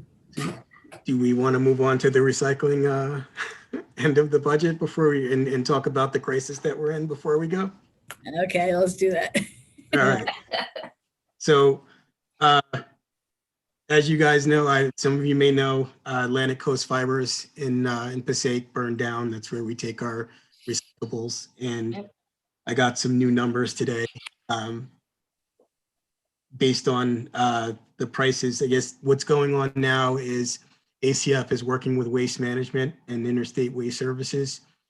They've set up collection spots at these manufacturers where we deliver our recyclables there, but then they have to load it into their trucks and take it to other facilities. They have a South Jersey facility that they use, and they bring it down there. So they're getting hit with extra trucking fees and extra processing fees, and they're looking to pass them on to us. I've done some research over I've called a whole bunch of different places and asked for some numbers, and unfortunately, the numbers that he's giving me are still coming in way below the numbers that I'm getting from other manufacturers. Right now, he's charging us, we have to drive to Newark where it's a little extra drive. It's going to cost us in more fuel and possibly more overtime. But the dumping fee there is $62 a ton for commingled. We'll still be making money on cardboard. His cardboard prices for February we'll be making $78 a ton, which is good. And same thing with newsprint and mixed paper will be $46 a ton. The place we've been going to in Patterson, recently they just, I guess they told the ACF that their trucks can no longer come there. If they do, they're going to be charged the normal rate, which is $115 a ton for commingled. More than garbage. Yeah. And same thing with the other, with IWS. They want to charge us $125 a ton for commingled. So we're in a situation where no matter how we look at it, our recycling fees are going to go up, or our budget's going to go up. What were we paying for the place that went on fire? They fluctuate, and this is just, for the month of February. So if you want to compare it last year for commingled, we were paying at this time $36 a ton. Ow. However, it did go up. In June, we were paying $62 a ton anyway, which is what the February prices are. In May, we were paying $63 a ton. So now the question is that he still hasn't been able to answer is this going to be it? Or are we going to be hit with extra fees? Because he sent Rich a letter saying that we were going to be hit with move around, would you, Rich? Yeah. that they'd be, they were going to figure out, once they get their formula down, they're going to figure out how much extra they're paying for the trucking and the fuel, and then some of those costs would be directed at their clients. We just don't have those numbers yet. There's no way to predict until we have the numbers from him, what we're going to look like.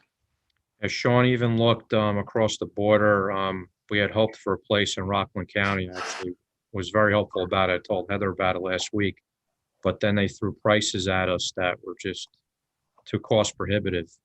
It's a shorter ride, but what was it, 100? It was 130 a ton for mixed paper, and that's there. This is the kicker, is it was only $99 a ton for commingled, which is cheaper than everybody else.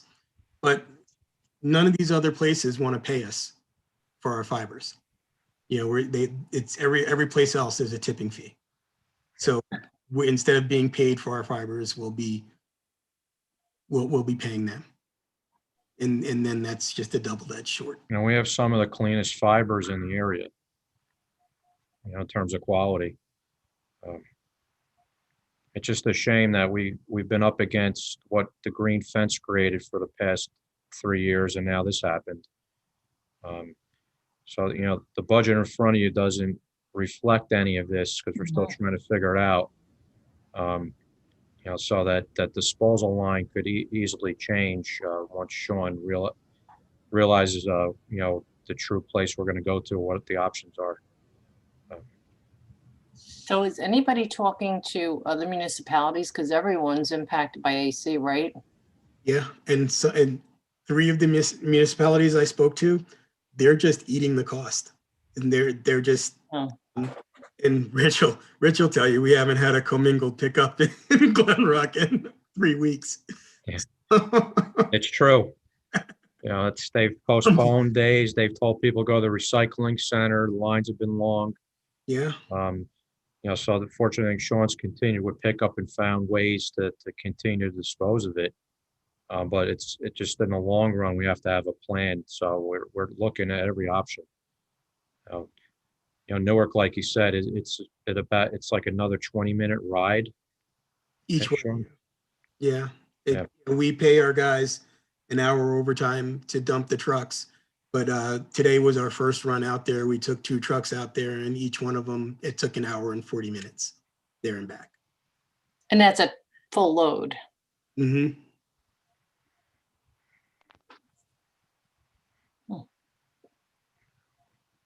So we need to come up with some ballpark estimate. I would take the worst case scenario right now. You know, it seems to be reasonable, but on the high side. So we can try and see what that impact's going to be. Okay. So do they have a plan, AC? What's their plan? Their plan right now is they are looking at some Bergen County facilities that are already, you know, buildings that are empty that they could start to build in. But, you know, the legal tape that they're going to have to, you know, Bergen County is not just going to say, yeah, come build a recycling facility in our backyard. Yeah. Right. And the other option is to rebuild, which will take years easily. And the quicker option would be to start over in a new building that's already existing, but who knows if that's really possible.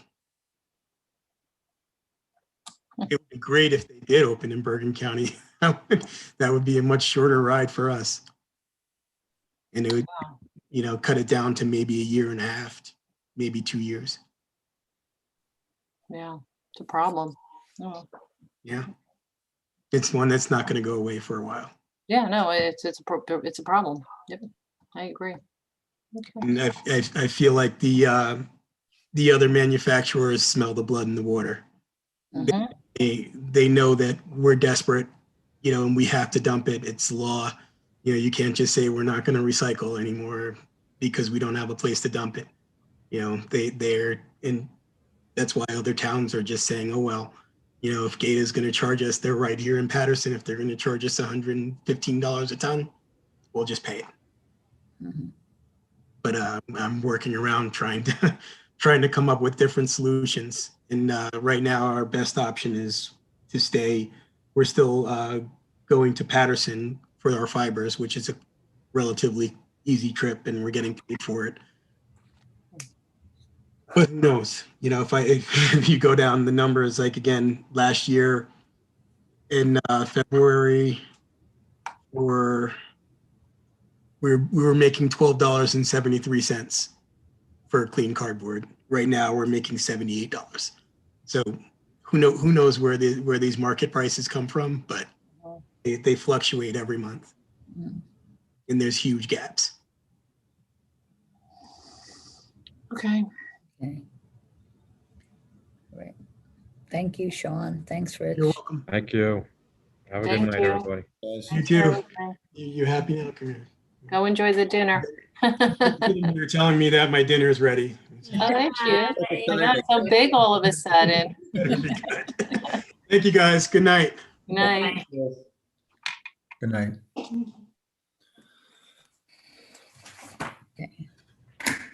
So Bob, I'll let you take it from here and tell us where we're going. Class dismissed. Not yet, not quite yet. Let's start with debt service. Okay.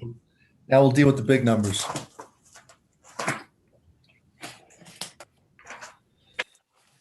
So total debt service this year is up about $900,000 over last year. We saved some money on short-term financing, and we had a bond sale this past year. The benefits of that will play out in the next year or two when principal starts to level off and some of the other issues that we have that are towards their end will be paid off. So this will level out in a couple of years. Capital Improvement Fund, last year, we budgeted $490,000. I'm estimating this year at $500,000. That number will change based upon what council's decision is for their capital budget. I have a requirement of 5% down for any debt that we decide we're going to issue. Contribution to joint meeting for Central Dispatch, E911 is the same as last year. I haven't gotten any word that there's an increase or any adjustment to that. So we budget the same amount and contingent's the same as last year. Any questions on debt? Can you explain contingent? Sure, we're allowed to put a small amount into the budget for unforeseen items that may surface that doesn't have a home. They're usually small items. And we don't, what did we spend last year? We spent $9,000 last year out of 25. But it's a cushion for, small rainy day items. Deferred charges.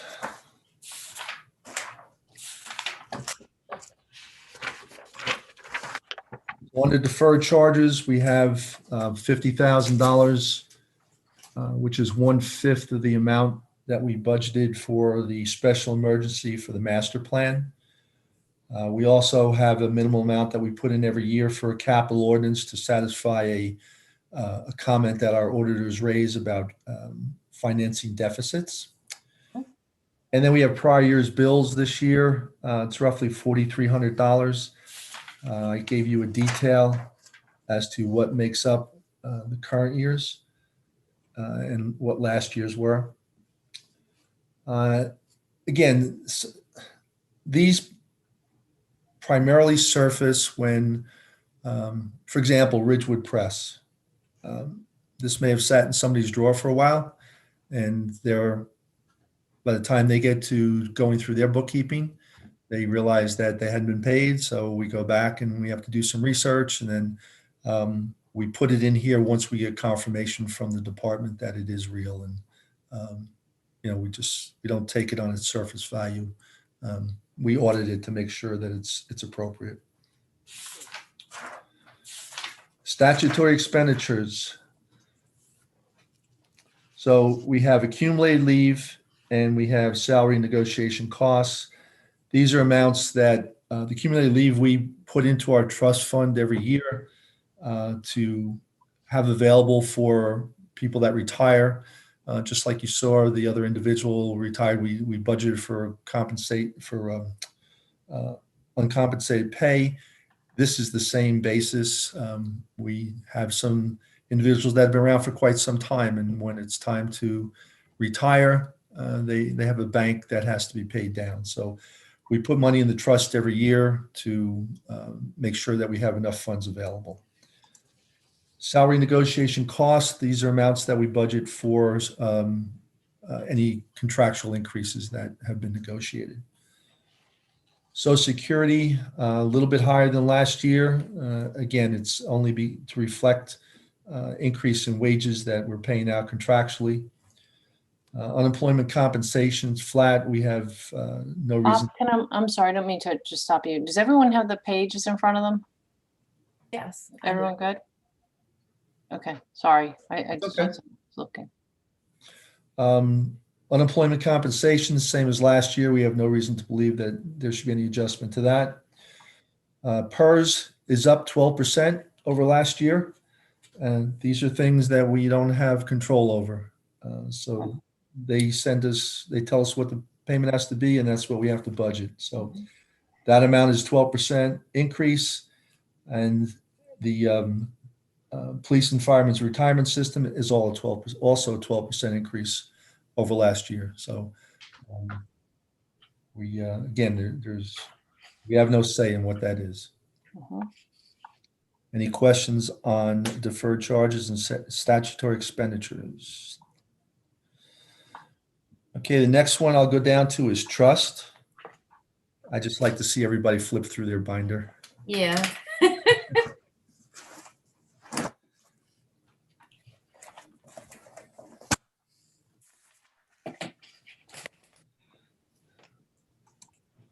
So we have approximately at the end of 2020, $5 million sitting in trust. Much of this cannot be touched. You know, it's escrow deposits and things of that nature, but there is money that we run through here. For example, for Recreation Trust, when there are performances and we charge for those performances, we put the money into the trust and we use it to pay it down. So it accumulates in here if there's any profits that we may realize from it, and it's used to be budgeted for other shows if needed. I highlighted, and did the colors come through on yours? Yep. Okay. Not me. So I highlighted. No, I'm sorry, no, Lorraine? No. No. Okay, so Bob, just wanted you to just tell what's highlighted. All right, so Recreation Trust Reserve, Cashew Shell, Senior Transportation, Reserve for Open Space, Reserve for Snow Removal, Reserve for Community Center, COA fees, Field Improvement, Municipal Alliance, Donation, Tree Memorial, REACT, and Van Nest. So I thought those are the ones that, I'm sorry. I also have Soccer Association, Shade Tree Commission, Federici Donations, Wellness Festival, Ridgewood Arts Council, and Reserve for Learned Services. So those are the ones that I think you were asking about a couple of weeks ago as to what type of monies get put in for various organizations. And those accounts, you'll see what the balances are at the end of the year. The biggest one is the COA fees. The $1 million that you see is down 500 because of the contribution we made towards the United Way in January of 21. But for the most part, you can see the balances. If you got any questions on them or how they can be used or how they originate, I'll do the best I can to walk you through it. Some of them have been here for quite some time. Over the years, people forget about them. So what is the Municipal Alliance? So Municipal Alliance is a grant that we have every year. We raise money in the budget. It's revenue and appropriation. I'm trying to remember. It was in recreation. I think this year it's about $15,000, if I'm not mistaken. And this $1,400 could have been there for several years, but can be used for that program as that we've set up. That's usually like educational, drug, alcohol, and such. Bernadette, I think this probably can speak to that if you want to know what it is, Pam. But go ahead, Bernie. Sorry. So it's anything related to like kind of like a joint education across the village. So I mean, it could really be anything. It could be a joint thing that we do. I think years ago it was used for like, oh my God, I'm like the C program at the high school and Earth Day. Like there's it's just like collaborations is the best way to say it. And I think Deanna is our Deanna. rep on Municipal Alliance. I think the computers actually, not the donation of the computers, but the education. May have come from, possibly, yeah. It did last year. Yes. Yeah. Yeah, so it's just educational programs as an alliance. Okay. Sorry, Bob, go ahead. That's okay. But again, if you have any questions on these and, have a thought as to how they can be used, just let me know, because they're held in trust for a reason, but they do have a purpose that can be utilized. Next one, head count. So under staff,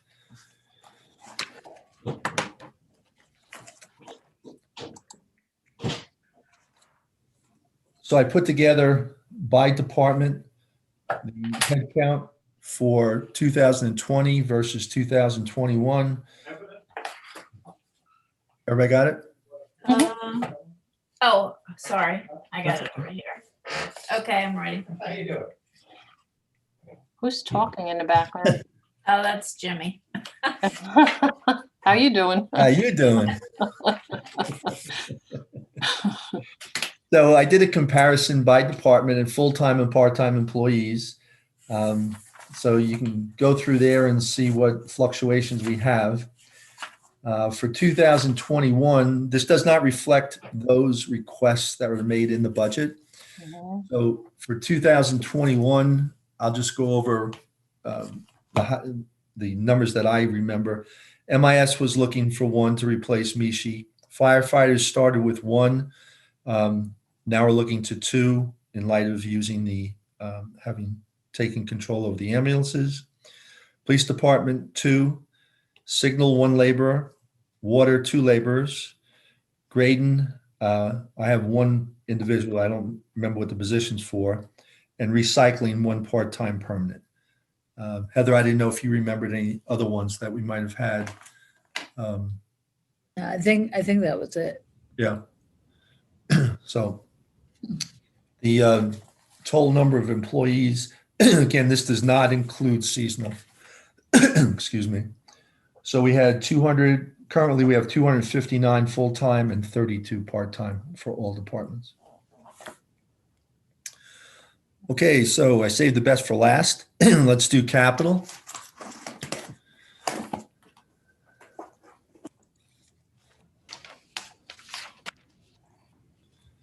So unfortunately, what I sent you, the first few pages, you need a magnifying glass, and I forgot to send that with it. I apologize. Basically, over the last few years, we've been averaging a little over, I'd say we're doing roughly $8 million a year. Okay. Last year, we did 9.8 million. And the reason we got so high was we had some last minute issues that we had to deal with for equipment and other things. What I'd like to see this year, if we can get to a number of roughly $7.5 to $8 million, that would be, I think, in our best interest to sort of maintain a leveling of capital. So with that being said, the details that I had originally sent to you shows total, let me just get to my number.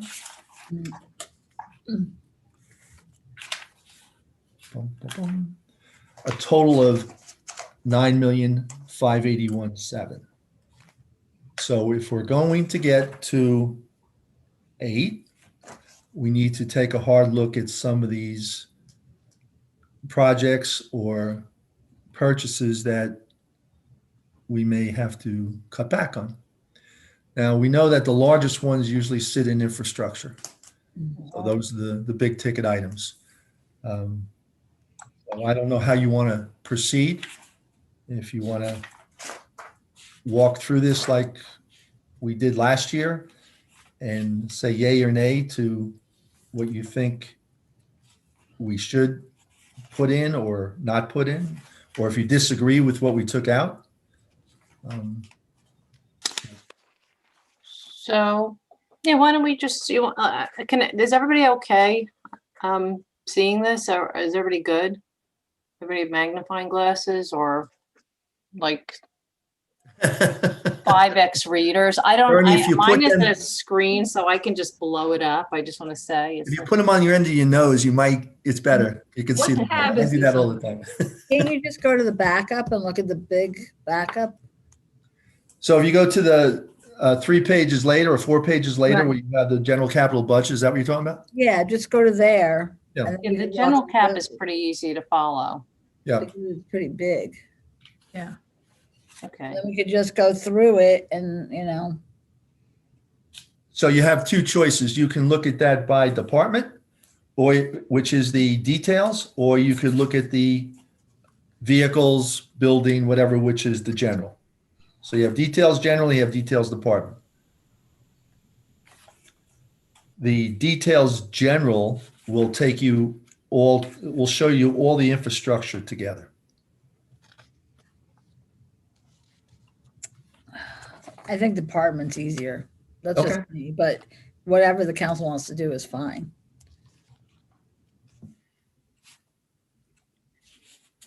So I'll tell you what, why don't we go to, let's go to our detail by department where we have it broken down, Bob, and I'm trying to look at the page numbers on here. Just so I think this is easier, especially for like people that this is their first time doing this. Yep. So we want to go to the general cap where we have broken down by departments, we have it broken down by vehicles, Yep. equipment, and then we go over to, let me just see what's next, building, and then infrastructure. So why don't we just go down? And so the total on all of this was how much? The presented to council is 9,581,784.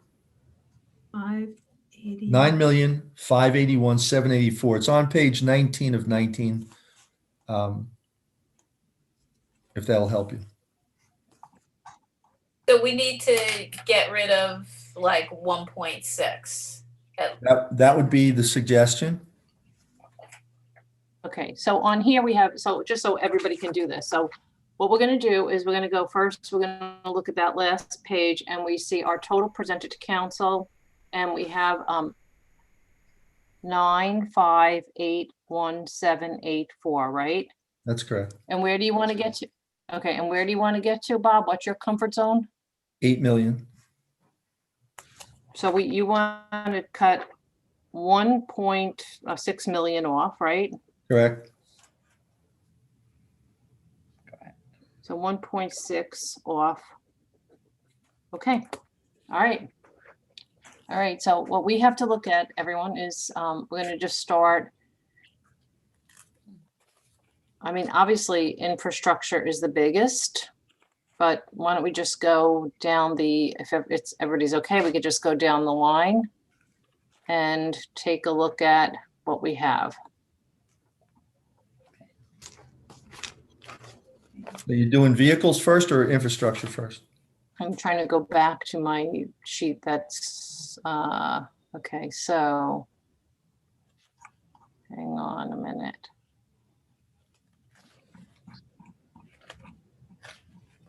I guess we may as well just start from the beginning, right? There we go. Here it is. Sorry, here we go. Vehicles. Let's go to vehicles first. Okay. Okay, so.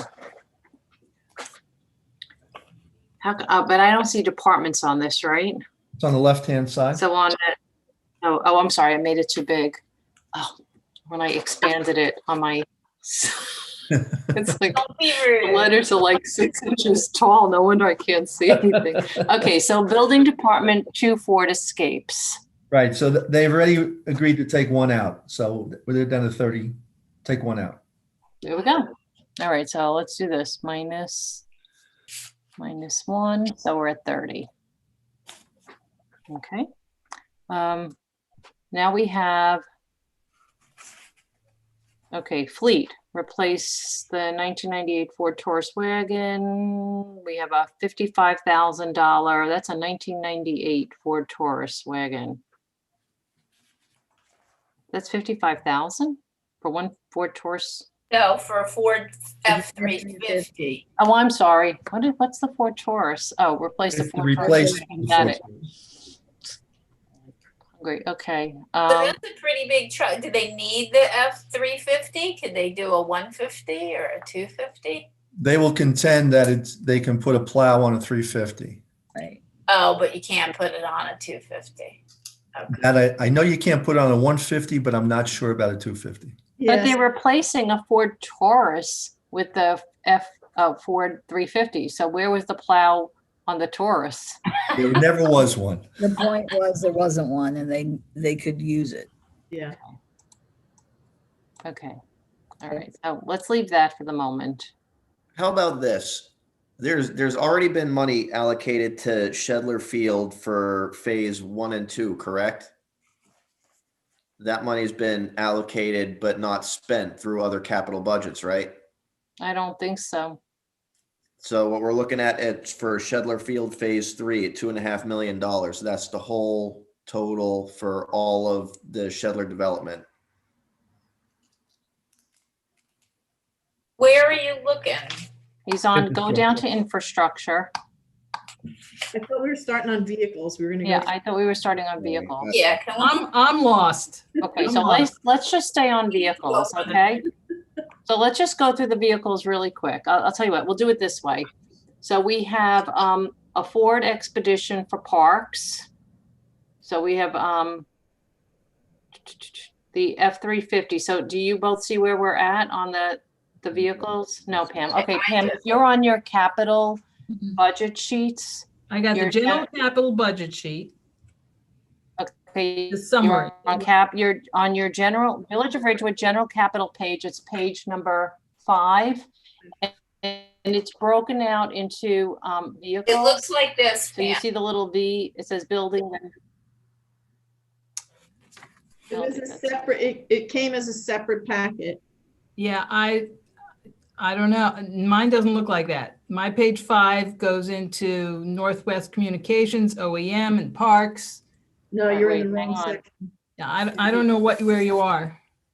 Okay, let me just tell Did you it where come in we the are. packet Okay, that came hang on. this afternoon, this big fat thing? Did it come in that? No, it came last week, 2 weeks ago when we first started. So it should be in the binders, right? Right, we've been kind of referencing, every time we've been referencing this sheet back and forth, I think, for all the meetings, no? So what tab is Because it under? we've gone to- Capital. It looks like this. It just says capital on it. So over the weekend, you got capital, or I'm sorry, electronically, and then today you got capital, which is where I started talking. Yeah. Okay. So if you go to page 4, Pam. I don't know where it is. Okay. So How about this? Here's a suggestion. We have another budget hearing scheduled, right? Because it's getting pretty late. We're butting up against 9 o'clock. For March 1st is our final. When is? We're probably not going to meet tomorrow. Okay, I'll tell you what, why don't we do this? I don't disagree. with- What? She found it. Got it. Okay. You're saying you're on page 5? Yes. So on the left, the first thing is building. Got it. Yep.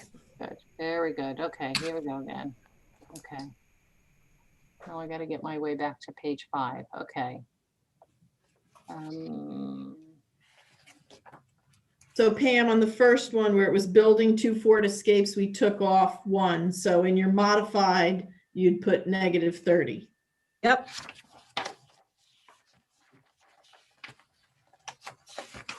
Okay. All right. I think it's going to take us a long time to get to 1.6 million, just saying. That's why I think Michael was going all the way to the end. That's I was trying to go for the biggest ones first. My point with the whole Shedler thing is since we've done nothing there, and if there is money available, we're not going to get to phase 3 this year. So we could budget phase 3 next year and swipe off a huge chunk of the capital out of that if the money for phase 1 and 2 is still available, was my point there. That's why I was kind of jump ahead a little bit. That makes sense. I just don't know. Bob, do you know offhand if we have that budgeted still from phase? I'd have to look. Because I believe I mean, this is phase 3, so we have to have had, budgeted, allocated, but not spent it. We authorized it, but not allocated it, I guess is the way we'd want to say it. Wait, let me just take a look real quick. Let me just pop this little thing in here real quick, Mike. Hang on. Because what I'm saying is that could save us a lot of trouble instead of going down and saying, let's take out a $5,000 leaf blower or whatever, or a $2,000 lawnmower, or a $30,000 vehicle.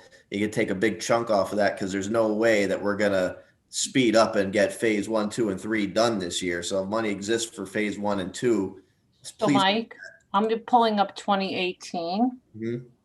And so just real quick, because I think that's when we did that for phase 1. Right.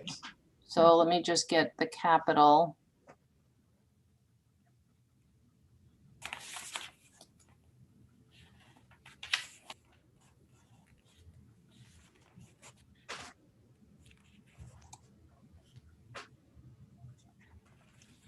Okay.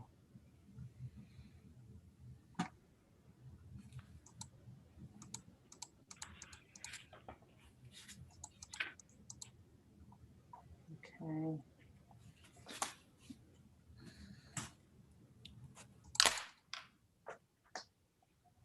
Okay, let's see. All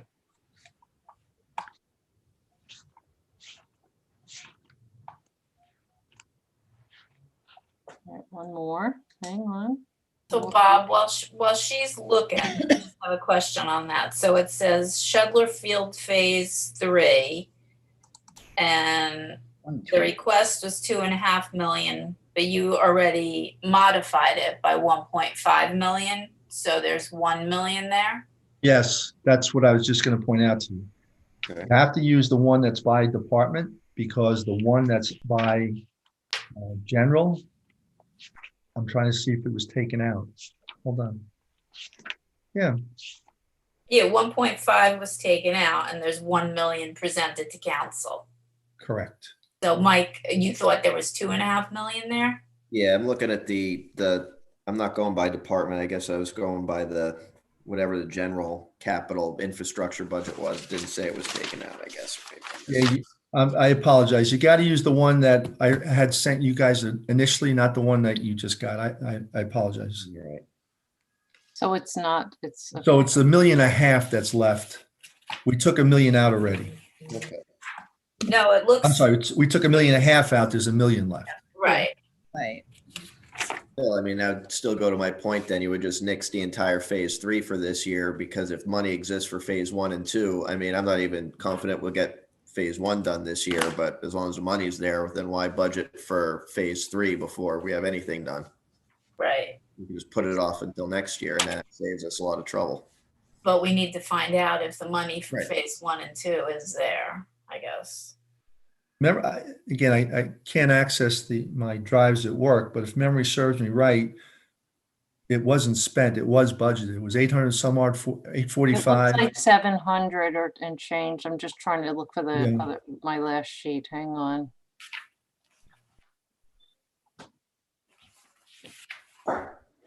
Well, the house exterior was 865,000. That was last year. Right. Yeah, there's what you see under 2020 is what we budgeted last year. Thank you. Okay. Very good, Lori. Okay, I don't see it on 2018. Okay, I don't see it right here. So it's the only one sheet I don't see in here. One more try. If it was 2019.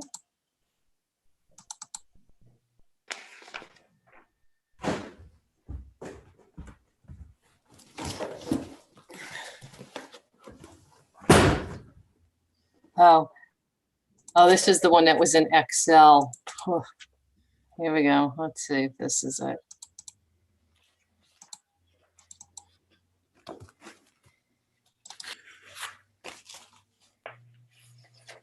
And I don't think if we can, if we are able to cut a couple of extra items out anyway, I don't see any reason why we wouldn't continue to do that. And I mean, I hear what you're saying, Mike, but I think it might be prudent to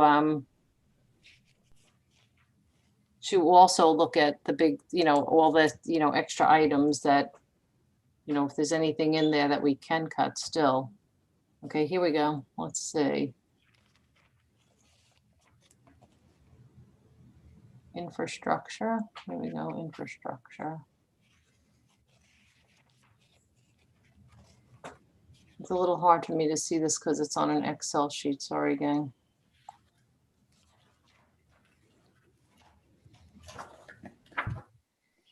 The big, I don't see anything in 2019. But it's hard for me to look at it. It's an Excel sheet. So we're gonna have to confirm that what's there. So right, so we know in 2020, we budgeted $1 million for the field and 865,000 for the house. Okay, so we have $1 million. Right. So is that what you're saying? Yeah. So why don't we do what Councilman Seaton suggested and cut out phase 3? Because like he said, I don't even know if we'll get to phase 1 and part of 2. And next year we can do phase 3, right? Yeah, that makes sense. Very good suggestion. Always trying to be as efficient as possible. So that reduces it by how much, Bob? 1 million. $1.30 $1 million. You took the Ford Escape out, yeah. Well, yeah. Escape, yes. So then I have another question. So let's go all the way to the end where. In the 2020 capital, it says. Oh, it says that Shedler was 1.4 was removed. Hang on. It says it was removed according to this. Hang on. I'm showing it as having been thus far removed. So unless somebody can confirm otherwise, I'm on infrastructure. And I'm looking at on this here, let me go back to that number. It says it was actually removed here. What year are you, Susan? Okay. I'm on 2020 and it has here Shedler Park minus 1.4 million was removed. But I don't see, it's not identifying the phase, Mike. So I have, excuse me. It's okay.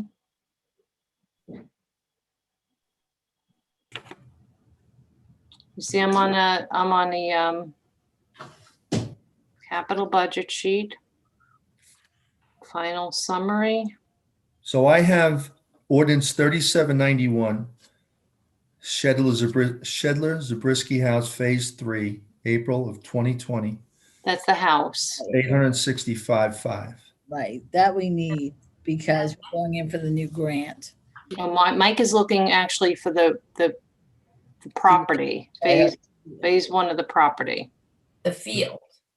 The field or whatever, whether it's the whether it's the parking lot, but because you're doing it in phases, so it's not relevant to discuss to isolate what it is, but it's phase 1 or whatever piece of the actual property work. So I'm guessing it's part of the ordinance 3790, which was $4.3 million.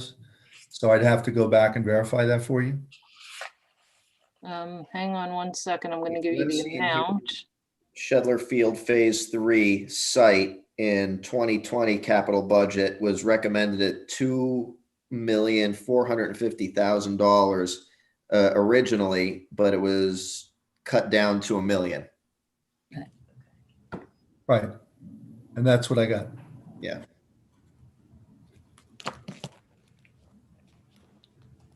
That's 2020. 2019. Okay, I see it here. So now I have Shedler Phase 3. I don't know why it says Shedler Phase 3, Mike, 2020, and it Right. has 2.45, Yep. 1.45 removed, 1 million recommended. But why does that say Phase 3? Well, because we probably did phase 1 in 2018 and phase 2 in 2019. So I found that. Now let me go back to 2019. Yeah, and the house was separate. The house had its own. Right, it had its own line items, right? Hey, do you have your old sheets, Mike? Yeah.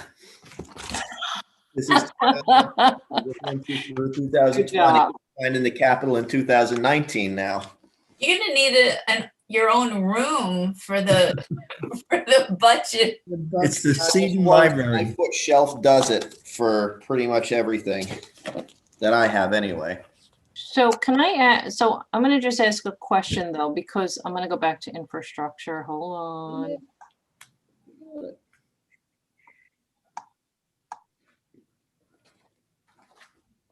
I think we should also, I mean, I don't know about the money for pickleball courts because that's also something I don't see happening. Yeah.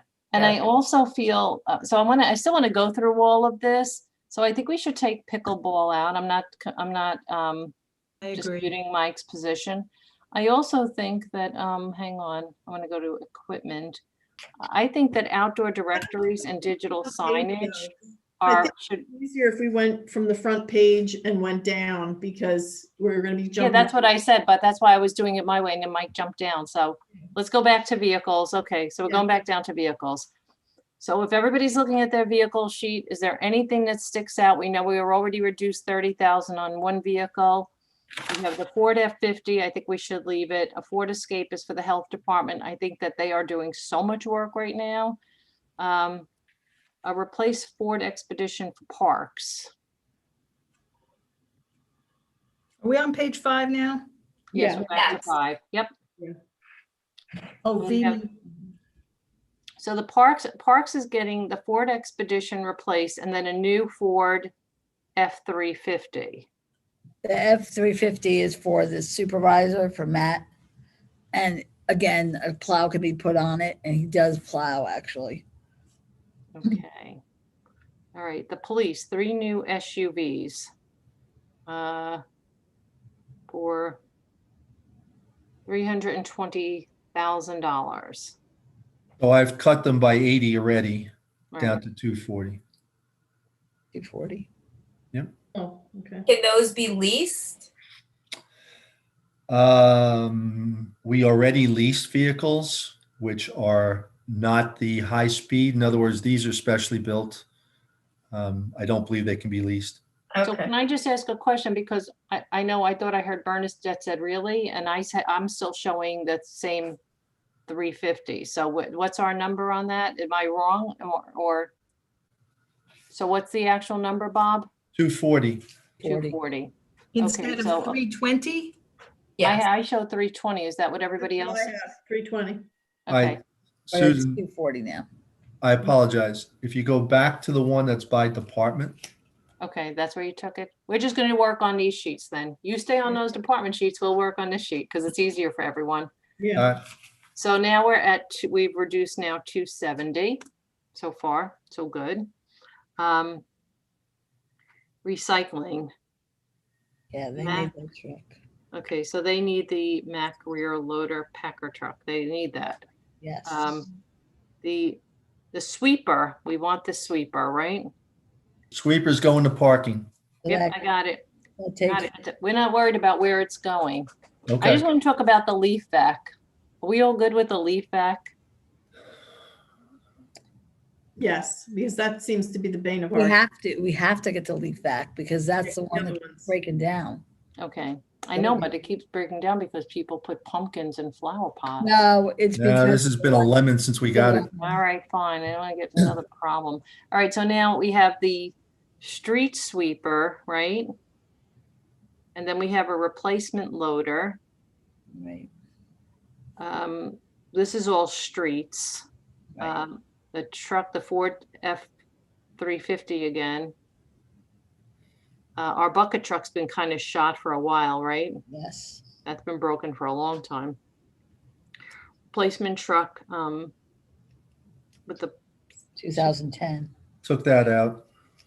okay, that's out. So 80's out. 80's out. Okay, Minus 80.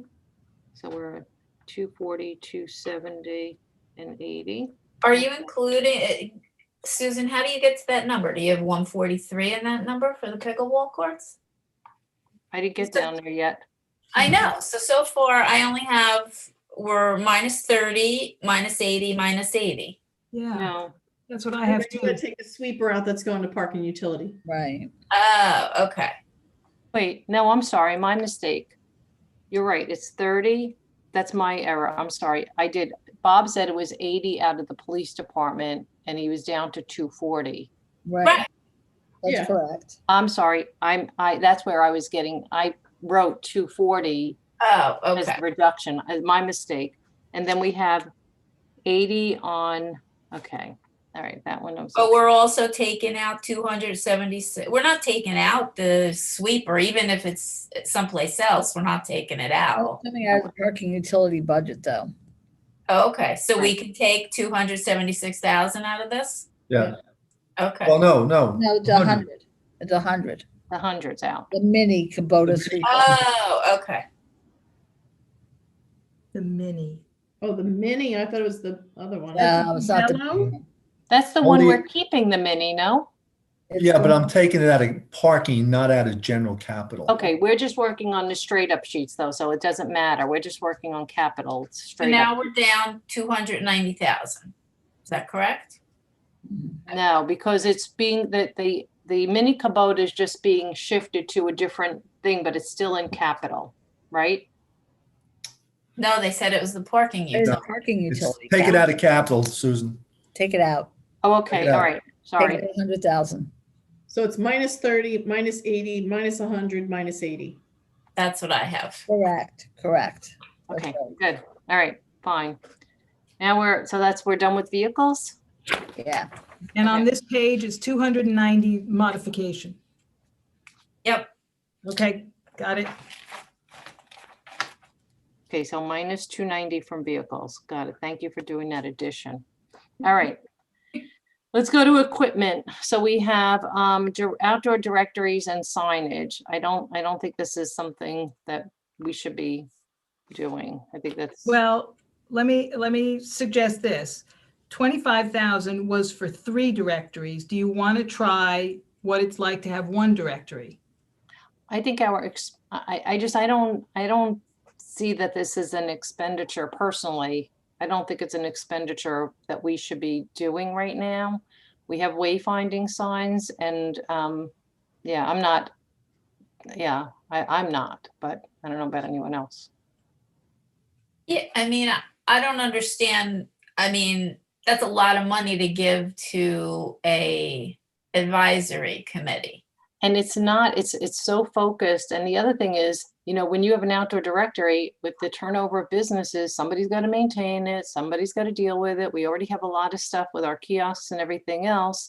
And I don't think it's going to really serve any purpose for the money. I think we have to be really kind of tighten the belts. So my opinion is I think we should take them out. So you're saying 40,000 Yep. down.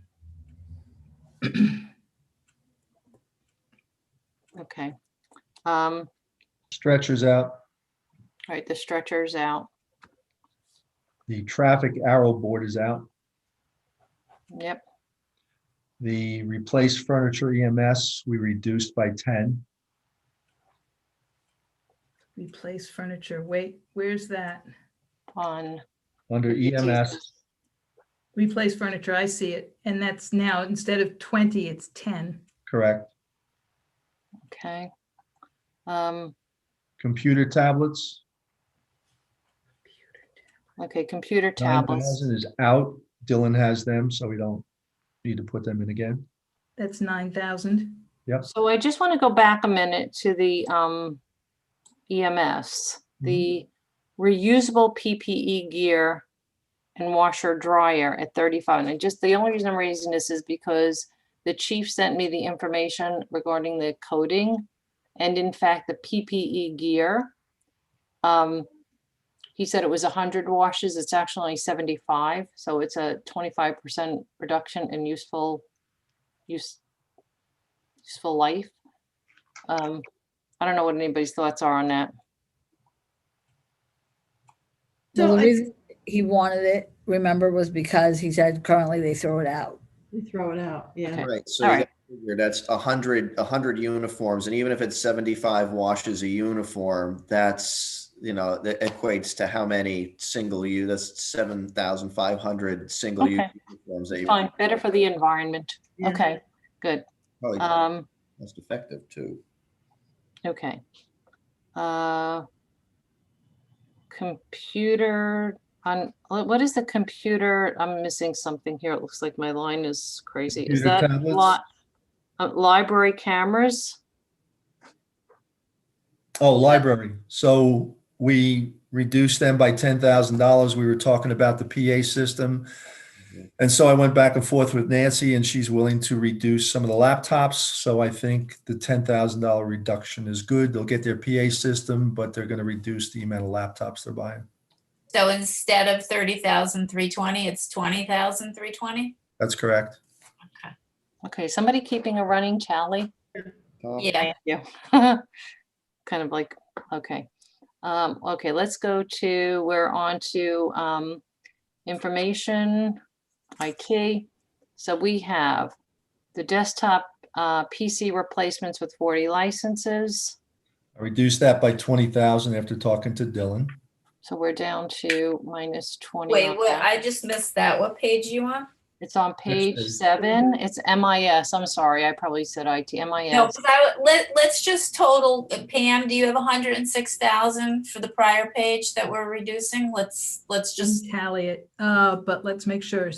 106, that's what I have. okay, all right. So with So we each page, let's make sure we have an agreement on it. Okay, so it's 290 here. Are we on And- page 7 now? Yes. Okay. Okay, good. All right, let's keep going. All right, we have, ready? Desktop PC replacements, 40 licenses. That's for Reduced the, it by 20. oh, I'm sorry, yes, Bob just said he reduced it by 20. Okay. Now it's down to 52,000. Yep. Correct. Ruggedized PC for patrol vehicles. I don't It's on the personally, prior, oh, yeah. I'm sorry, I don't think we should touch those because we're Nope. gonna need server for body cameras and, right? Yep. Okay. All right, so that we probably shouldn't touch. Server upgrades and replacements.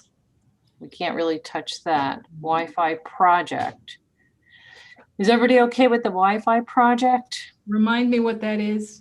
So that's a continuation of the fiber loop down into, is that by Van Ness and by the garage so that there's public Wi-Fi access? Right.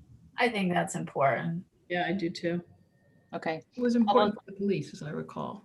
right, you're right. Good memory. Public access channel, that was the back room that we didn't know we called it the public access channel. Oh, right. What was he doing in there? He's putting in shelving, he's putting in a console. It really needs the upgrade. I mean, maybe you could reduce it a little bit, but Why don't we reduce that 10? Are we okay with that, everyone? 40. Yeah. Are you okay with that, Heather? Sure.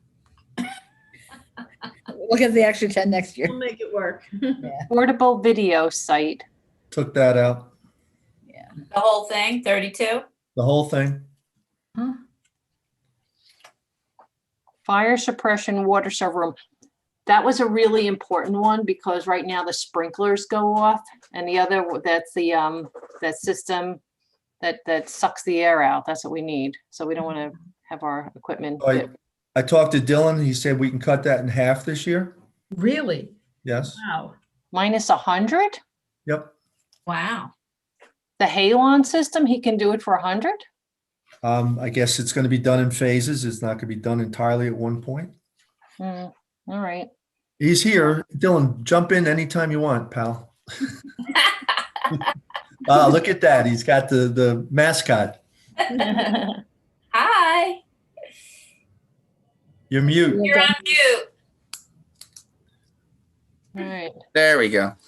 Sorry about that. No, the Halon system, I said I could do one room this year, one room next year, but I would get pricing to see what, if there was a, if we did both rooms at the same time, if there was a break, but. Okay. All right. So you're okay with us yanking out 100, right? Yeah, I'll be able to see what's involved in doing one room and then doing the second. So it'll be good. But if they say it's going to be 125 for the second, you know. We'll cross that bridge when we come. Yeah, then I'll have to cut something else out. Okay. Okay. So OEM, we have the emergency traffic control equipment. We have the dual band radios. And I just don't remember what the surveillance camera trailer was at 38,000. We took it out. We did? Yep. Okay. Okay. Anything else for OEM? Did we take out? No. Okay. So we have the traffic cones, equipment trailer. The equipment trailer was important, right? That was what we said they would put down. Okay, that was important. The disc brush chipper and trailer. Took that Oh, out. that's parks. I'm sorry. What? We took that out. That's out. The chipper Yep. is All out. right. So let's get a total for then page 7. I got 254 That's all? just for this page. That's all? Yeah. Oh, 20, 30, 60, right. 160, 160, 190, 240, 50. What did you say it was? 254. Yep, on the button. Yep. It seemed like we just did so much more. Okay. Now we're on, we're going to continue. We're on parks. So we have the John Deere utility trailer. Took it out. Really? I like the green John Deere stuff. I'll get you a little metal one you could have. The turf aerator. Oh, wait, no, that's not there. I'm sorry. The 72-inch lawnmower. I like the 72-inch lawnmower. Let's keep that. Yep. Groomer tractor. The Toro. Body. Oh, we're on to police. Body armor replacement. That's a. Yeah, that's negotiable. What? That's non-negotiable. They need that. Oh. Yeah. I thought you said that is negotiable. I thought What? Heather said it was negotiable too. Non-negotiable. Okay, weapons replacement, that has to be body cameras. That's what we are doing. If anybody, unless somebody thinks otherwise. EOC project. No, Oh, that's out. Okay, never mind. So after the body cameras, we're down to the 20 Wow. on the drones. Yeah, Jackie's giving that One up. drone. That's No out. drones. I think The we drones should are do out? one. I actually agree with him. I think we should have one sophisticated drone. I don't know. I think we should. Do they have to be licensed now? What's the story? They are, but why is it $10,000? I mean, I don't think they're anywhere near $10,000. I think it depends what you're getting and how long it flies and the equipment on it. I mean, you could get $1,000 drone at Best Buy, but these aren't Yeah, but even- $1,000 drones. I mean, I'll just say my son has a really good drone and he didn't spend anything near like that kind of money. Yeah, there's different types. The one that they're looking at would be able to carry a different type of payload of a camera. So the one that they were looking at would handle a full-size SLR camera and will get about an 8 to 10 minute more flight time. So remember when we went to the parking garage and they took out that big drone Yeah. before they built? Big. That's what they're looking at. It's called an Inspire, and it's made by DJI. So that holds different payloads, so you can put different camera lenses on and everything. But I don't understand why we can't do something with like police and water department, because the water department could use one to inspect the water towers as well as we could do it for our needs. When we need to do engineering, could use it for looking over surveying areas. police could use it, and it could be stored in the police department for when they do any type of searches or anything else. So I think it would be beneficial to at least have one. I think we should have a high quality drone. I do. I think that, and have people that know how to use it, and we can do a lot of good work with that. It's kind of critical. So can we Did you make, notice that Dylan's drooling right now? no, I mean, look, I gotta say, It was Winston. yeah, I think it's, can we reduce that? I mean, if we ask Rich Calby, maybe it's something that it's a shared venture with the drone. Can we do 10? Yeah. Okay. So we're gonna minus 10 on that. Okay, good. Trailer for barricades, I think we all agreed we needed. Jump in, feel free to jump in. Portable out- radios. We took half of it out. Oh, the trailer for the barricades, really? Yep. We're getting half a trailer? Yeah, 2 wheels instead of 4. No, it's, when we talked to Jay Chuck, he agreed that he could probably get one for 5 and not Okay. need the 10. All right, and then the last item on there is that the foam recycling system? Is Yes. that yeah, I took it out.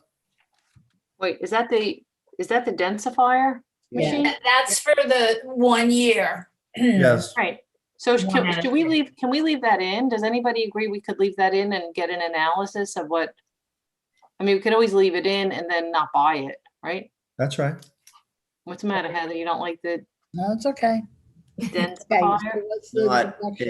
It's not enough for, it's not enough for what we need. So if we leave it in, we don't have enough to get the whole thing. So then we have to go back and add more to it so we could get it, right? Yeah, but we're gonna do We're it on gonna a pay payment it plan. over time, but No, that so this we'll get it, commits us for 3 years to We pay. get it now and pay it over 3 years. Right, right. But Sean did say it would cost extra for other things, for a Staffing and- labor. I Yeah, don't- that's why I needed the all-in cost to this whole thing. So Right. So Okay, what, so- yeah, we can leave it there. You don't have to appropriate it. It's just part of your capital budget. all right, so that page is 108,100. Yeah, that's what I have too. Okay. Wait, So what's our total now? I don't know. Hold on, I'll tell you.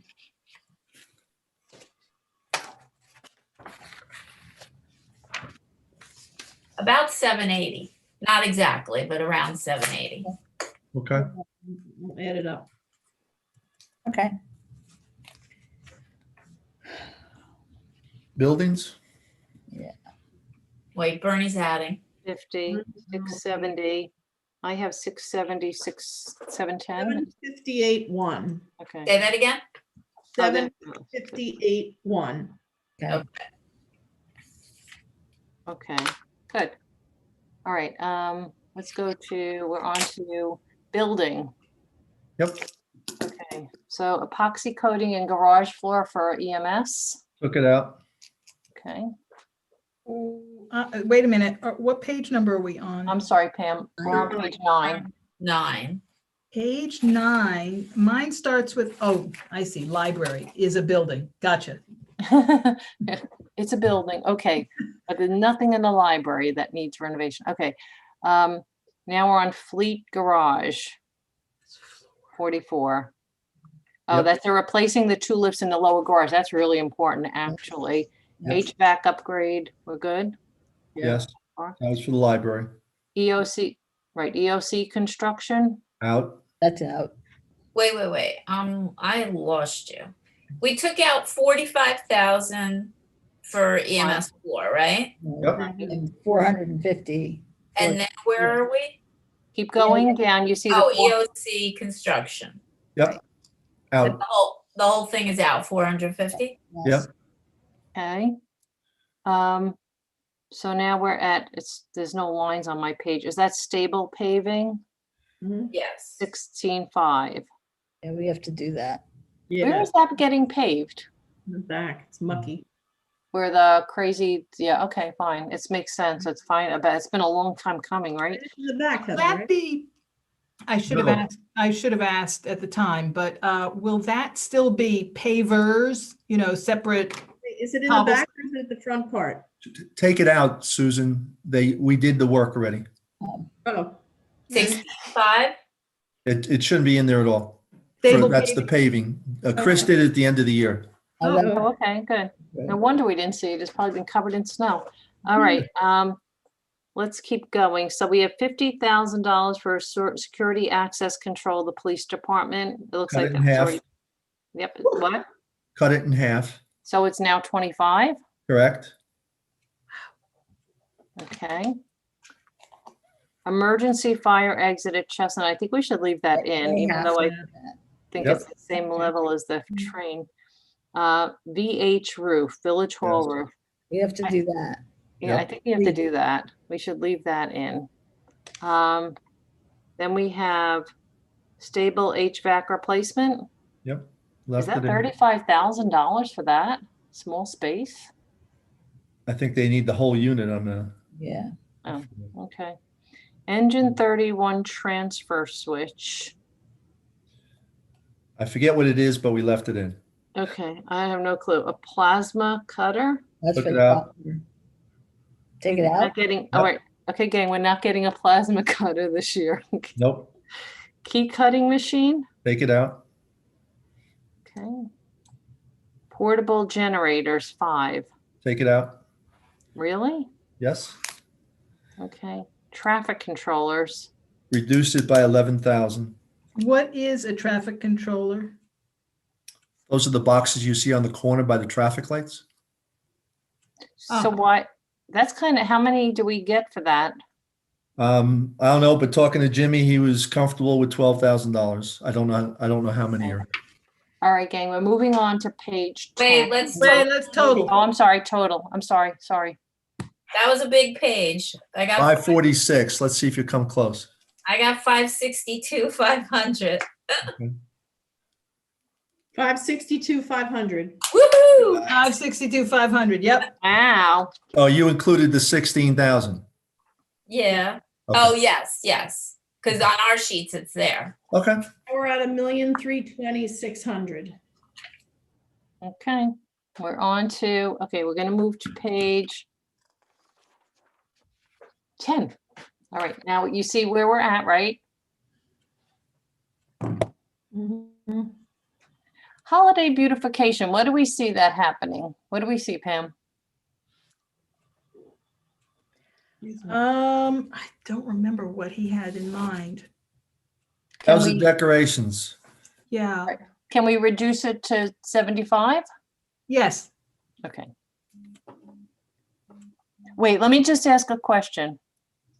Is everybody, because this is giving CBDAC 75, is everybody, I mean, I don't know about anybody else is asking for money for their boards and committees. I know, Mike, we have to figure out Arts Council, right?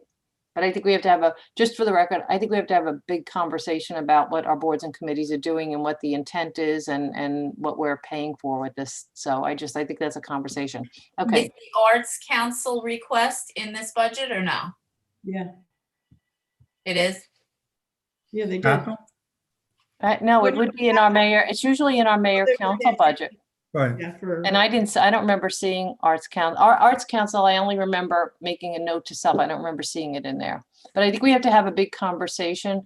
And just for the record, I think that anything that's purchased on holiday beautification, I'd like it to come before council so we know what we're getting, so that we can help. We can help. Want the kissing balls back. Well, yeah, I do too. Me too. We want the balls back. Okay. Road paving program, are we good with that? Yeah, it's done already. We already did it. Okay, Mike, what did you do with the Shedler? So can we take that out then, Bob? What? It is out. Okay. I mean, take it's part that of out. presented to council. I'm sorry, what's out? No, nothing. Sorry. So I'm confused. Yeah, I'm confused. We're on road paving program, right? That's done. That's in the final column now because you You already did introduced it. the ordinance already. We already did the ordinance. Okay, but it's still in, but it's out. Right. Yeah, it's still got it. part of your total. Right, okay. The Shedler house, okay, the Shedler Field Phase 3. So I took 1,500,000 out. Okay, fine. We're good with that. You good with that, Mike?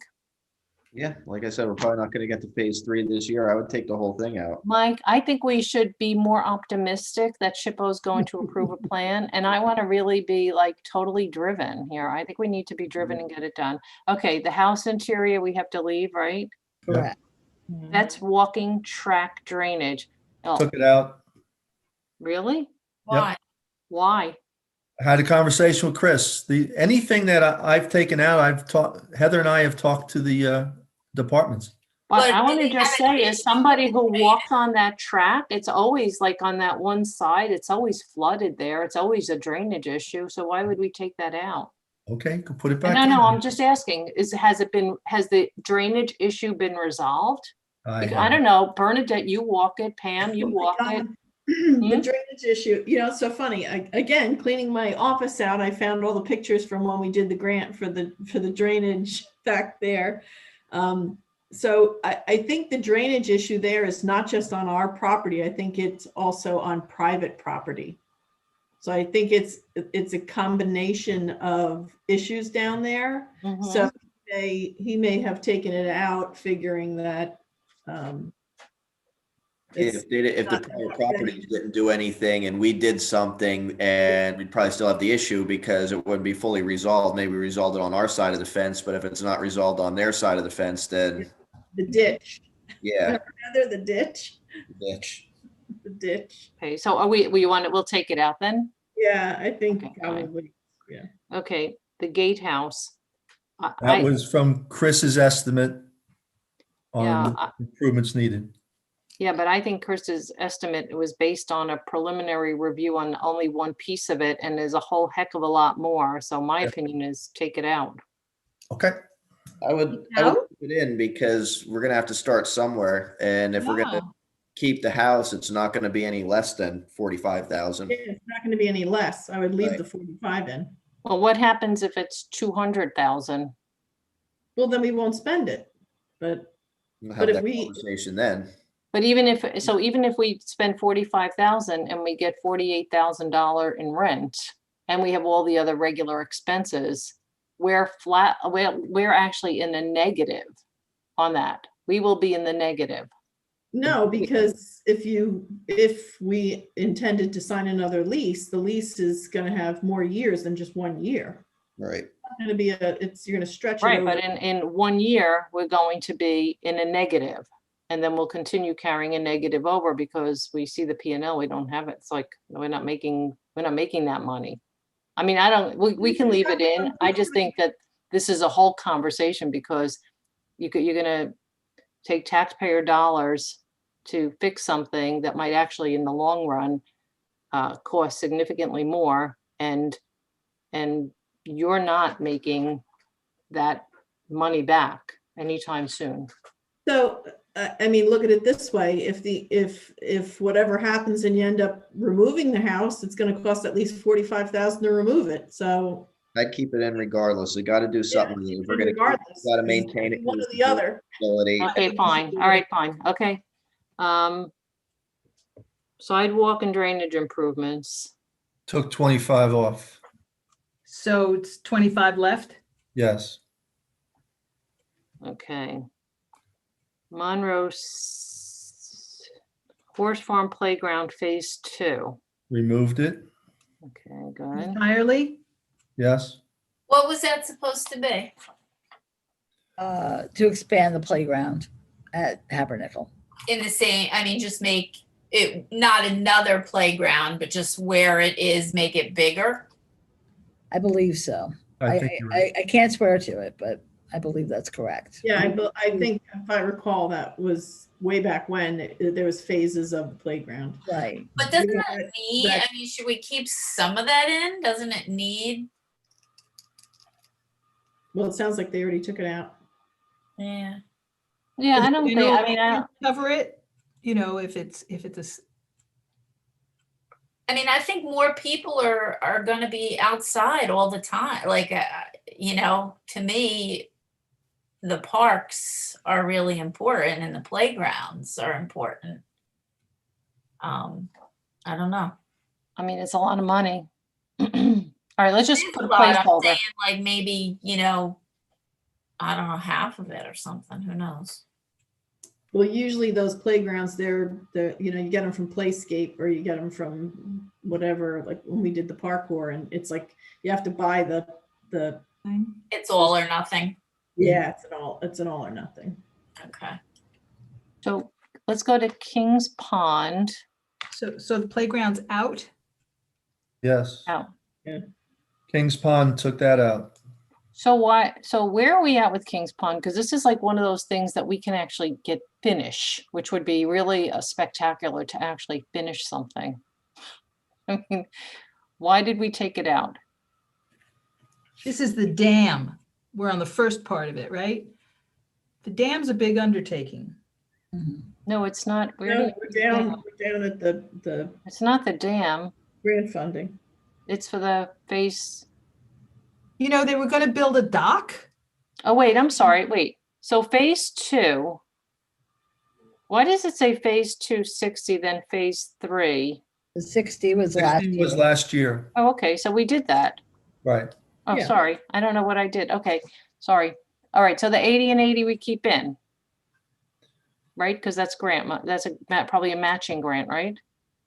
I think the total was 140,000. We were going to get 60 and we would appropriate 80, if I'm So not mistaken. I think we should leave that money there, right? Does everybody agree? Because I mean, it's so beautiful too right now, Kings. Mhm. Okay. I would leave it. All right. We're leaving that. Woodland drainage Took that improvement. out. We took it out. 30 is out. Yep. 30's out. Okay. Franklin Avenue streetscape. You have to leave that in. Because this is our lighting project with the county, right? Okay, so we're good. Yeah. Traffic lights, right. Yeah, it's the whole streetscape. Right. And the taking of property possibly and Right. all that. Okay. So I think the last 3 we really need to keep. We got it. We have to do we should do the destilling, so that helps with flooding. Pedestrian safety crosswalks is 75, and then we have to do the underground tanks at 8. I don't think we could touch any of that. What stream? Multiple streams. Multiple. It's all, okay, that'll cover It may everything. not be all of them, but we're gonna Well, try Chris- to get as much done. Chris was willing to take 150 of the silting out. Okay. No, I agree with Mike. I think that's important. So what do we want to do? I would keep it. I think we can keep it in because I think we're doing really well. Yeah, I think so too. I'd like to leave it in. This page alone was 1,650,000. Wait, I'm trying to hear Mike because Sorry. he's like my favorite desiltinger person. No, I just say keep it because we got to keep up with it. If we could keep up with the stream, we could reduce flooding and help, everybody who Yep. lives around there. And that's a real big deal. Okay, and then I think where we're like at 3 million, right? Bernie, you got a total? So this page, I have 1652. Wait. Let's finish. We're almost done here. Why are we just This jumping page here? is done. So what are you doing pedestrian crossings? Leaving it intact? I would Yeah. leave it. Pedestrian crossings are important. And then the last thing is the replacement of the underground fuel tanks. I think that's really important. That's really important. All right, so what's our total? So that page, I had 16525, and then the total is 29731. Oh, we have one more page. Right. Right. So we're doing great. All right, let's get to the next page. All right, we have the hockey rink. I think that should be restored. The people love it. It's Yeah. used a lot. And without it, it's a liability. So let me ask you this, because we're cutting back so much, is anybody up to adding more money for trees? I Can we would do be. that? Yeah, definitely. Are we okay with that, gang? For trees. Yeah. Okay, so why don't we just put a placeholder? I'm gonna draw a little tree here. Put a placeholder. And then when we come back, Bob's gonna tell us how much, if we can put anything in there. I'm relying on Lorraine and Bernadette. Okay. So we have our sinking fund that we're keeping. Right. Yep. Parking garage storage, That's Now, pickleball courts are out, right? pickleball courts. Wait, didn't where am I? Yeah, where are we? I don't see the pickleball I don't courts. see Yeah. them either. I don't either. All right. So then don't worry about it. I'll take it out. How come I didn't just see that? Yeah, I don't see it either. They were out, I guess, before we got to this Could be. update. Before Oh, we- okay, fine. All right. All right, so take them out twice. Okay, so now we're on Maple. Okay, the sinking fund we're good with. Yeah. Parking garage storage. Out. Okay. Village Hall parking lot fencing. Out. Out. Yeah, I was gonna say, why don't we have parking lot LED upgrades? Down 700. Take a half of it off. So 7,500. Yep. Okay, good. Then we have restriping of roads. I always think we should restripe roads. Yeah. So Jimmy says he could do it for 8,000. So take Really? 12 off. Okay, so minus 12. Yep. Yeah, that everyone? Yep. Now we have fiber conversion of something. Traffic signals. Yes. I think we should definitely do the fiber conversion. Do we all agree? Yeah. Yep. Okay. And then we have, is that? That's field lighting Lighting replacement.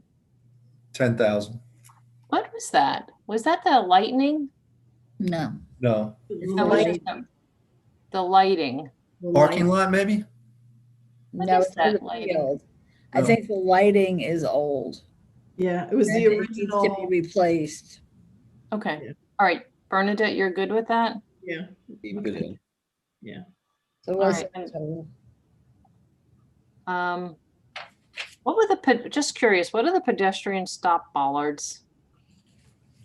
That's like the ones we're talking about in the street that, if the car hits it at 25 miles an hour, Yeah. it'll stop the car and. But that was, Yeah.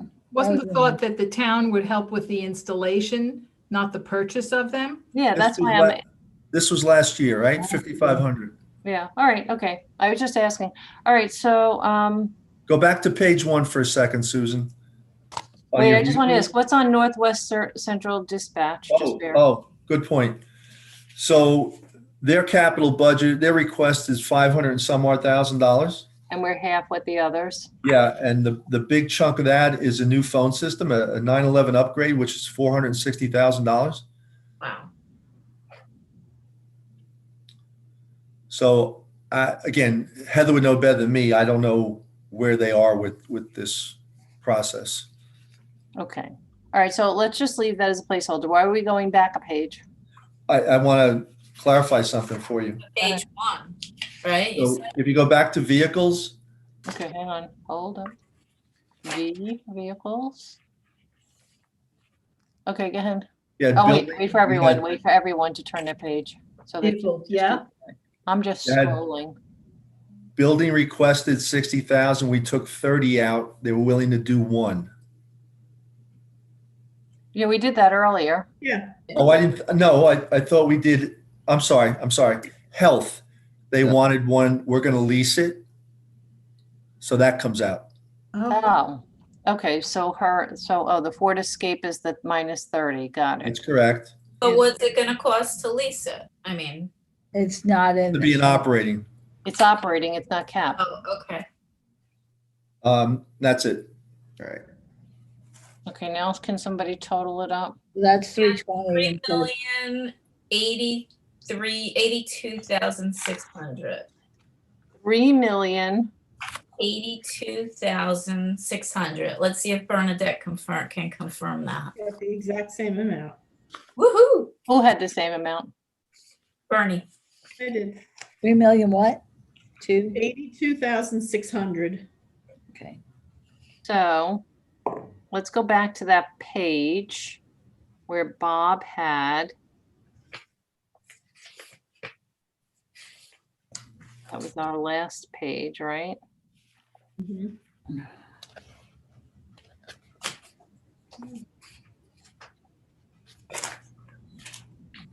Okay, so you had, Bob, 9,581,784, correct? That's correct. And you wanted us to get down just below 8, correct? We're way below. No, you're not. Why? Because all these adjustments that you went through Yeah. are before you get to my 9.5 million. Oh. Because remember when I first sent this to you a couple of weeks ago, that's where we were. That was what we were, Heather and I went through and made all these adjustments. We knocked off 3.3 million. That's how we got to the 9.5 million. So you guys just basically went through and confirmed what I had done, but you added some more. So going back to Mike's suggestion, where we started this, we'll get you down to $8 million. That's if we take out another million. Right. Well, it'll still get us to, You'll be a lot closer. what was your original 9,500,000? That's what Heather and I know, give me the whole number though, 9,581,784. Okay. Yeah, but we took out things that you didn't take out, right? And you put some in that I took out already. Not many. Not many. Did you do a running tally? Mike's laughing. Are you laughing? I mean, yeah, a little bit. Okay. Mike was ready for bed at 9 o'clock. I know. All right. So why don't we do this? Why don't we do this? Heather, can we have this, can this sheet be redone and we add it to just Wednesday's meeting as just an added item? Why can't we, I'm sorry? We could add it. So why don't we just regroup on this sheet? Yeah. And then clean it up, and this way we all have it fresh, distribute it by email, if that's okay with everyone. Yeah. And then we'll just add it as an item for Wednesday, and this way we all kind of can be refreshed and take a look at it, and then we're good. And then in the meantime, we can verify what we have for the Shedler Field. Yeah. That's That correct. we haven't spent yet. Right. And then we also have to get information with Northwest Central Dispatch, right? So that's what they've presented to us. Okay. I don't know what flexibility we have. Right. That number. Okay. All right. So good. So where are we at here? Okay. Is that it? Are we good? I'm going to go back to, why don't you do the wrap up and next steps, Heather? Okay, so we are not going to meet tomorrow night. Our next budget meeting will be held on March 1st. And hopefully we have everything we need for then. And on that night, as long as Bob has all his numbers, we'll be able to come in with a tax rate and go from there. Okay. So our March 1, with the exception of what we add to Wednesday's agenda, which will be this cap. Okay, very Right. good. Everybody's good. So we're going to go back. Am I good to go back to public comments? Mhm. Okay, great. All right. So Dylan, where you at? There we go. Okay, we have two. Andrew Lowry, bringing him in. Andrew, please unmute. Thank you all. I've been listening to this long evening. And what I realize in. Please identify yourself. Oh, Andrew, name and address for the record. Oh, Sorry. 441 Hawthorne Place in Ridgewood. I'm with this Shade Tree Commission, but what I realize is that this is such a quick review through the budgets that the amount of money that we've talked about for trees, which I think so many of the residents feel is a fairly high priority, is a very small amount of the capital expenditures of 9.8 million that gets cut quickly by $1 million, $500,000 here. You know, we'll cut this out. And I've done this before, listening in, but I was kind of surprised at how sort of uninformed people were about exactly what they were cutting.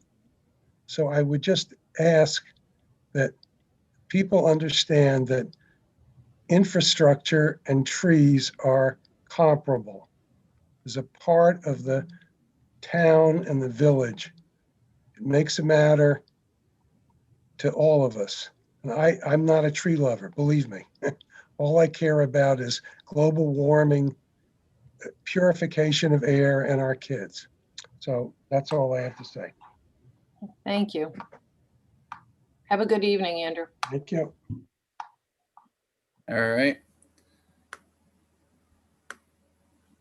Oop, there we go. Next is Cynthia. Ooh.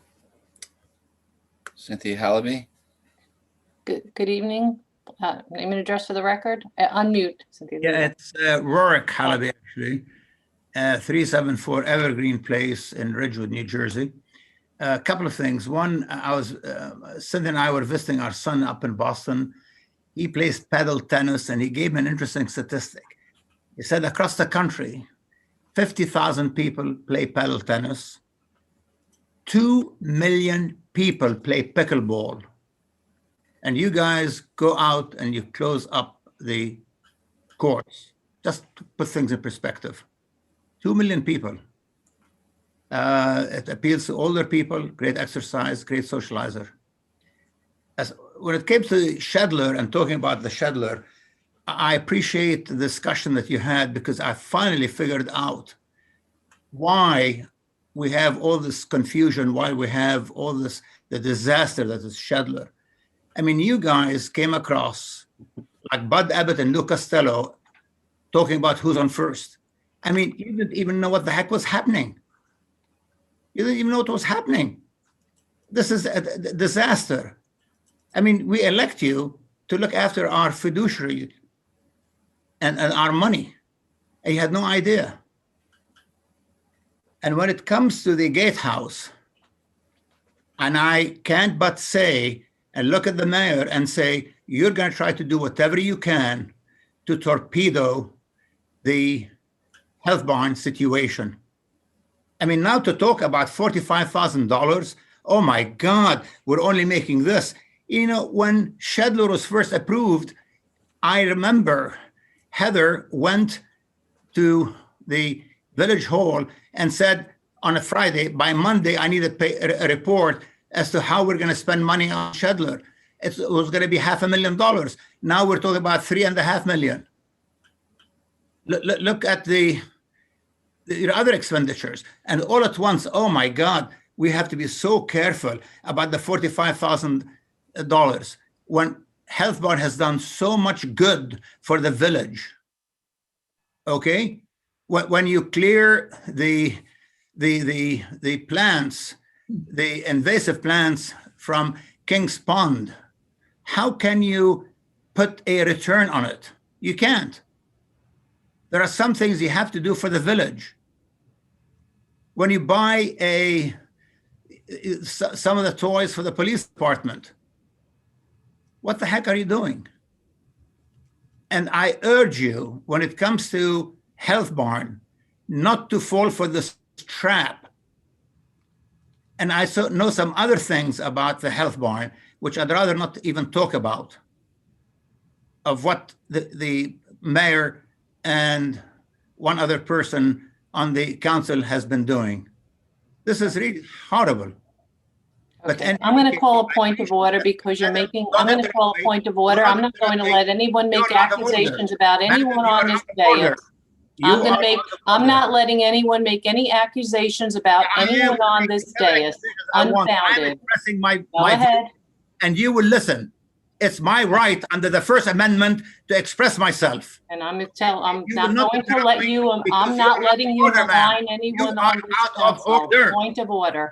Point of order yourself. You will let me finish. Go on ahead, Mr. Howard. Thank you very much. Okay, very good. Have a good evening. Yes, thank you. So, anyone else, Dylan? Nope, that was it. Okay. I have one that I have to read. Oh, go ahead. Okay. We're This is going to from- close the phone call one. Okay, go ahead, Heather. Sorry. This is Patty Deerhog of 519 Laurel Road. Dear Village Council, to further discuss and support the reopening of the Glen pickleball courts, the pickleball committee feels, and we know the council agrees, a sound study is the next step in our journey in reopening the courts. On that day, members from the pickleball committee will play while the sound study is being conducted with members of the Village Council, and Parks and Recreation are in attendance. All questions can be asked openly with all parties present. The pickleball community has always been concerned and empathetic throughout this process towards all of the Glen School area residents. We have been patiently working towards a goal of playing pickleball on the beautiful Glen courts, approved by a unanimous decision of the Village Council. Much consideration was given before deciding that the Glen School tennis courts too be restructured into 4 pickleball courts.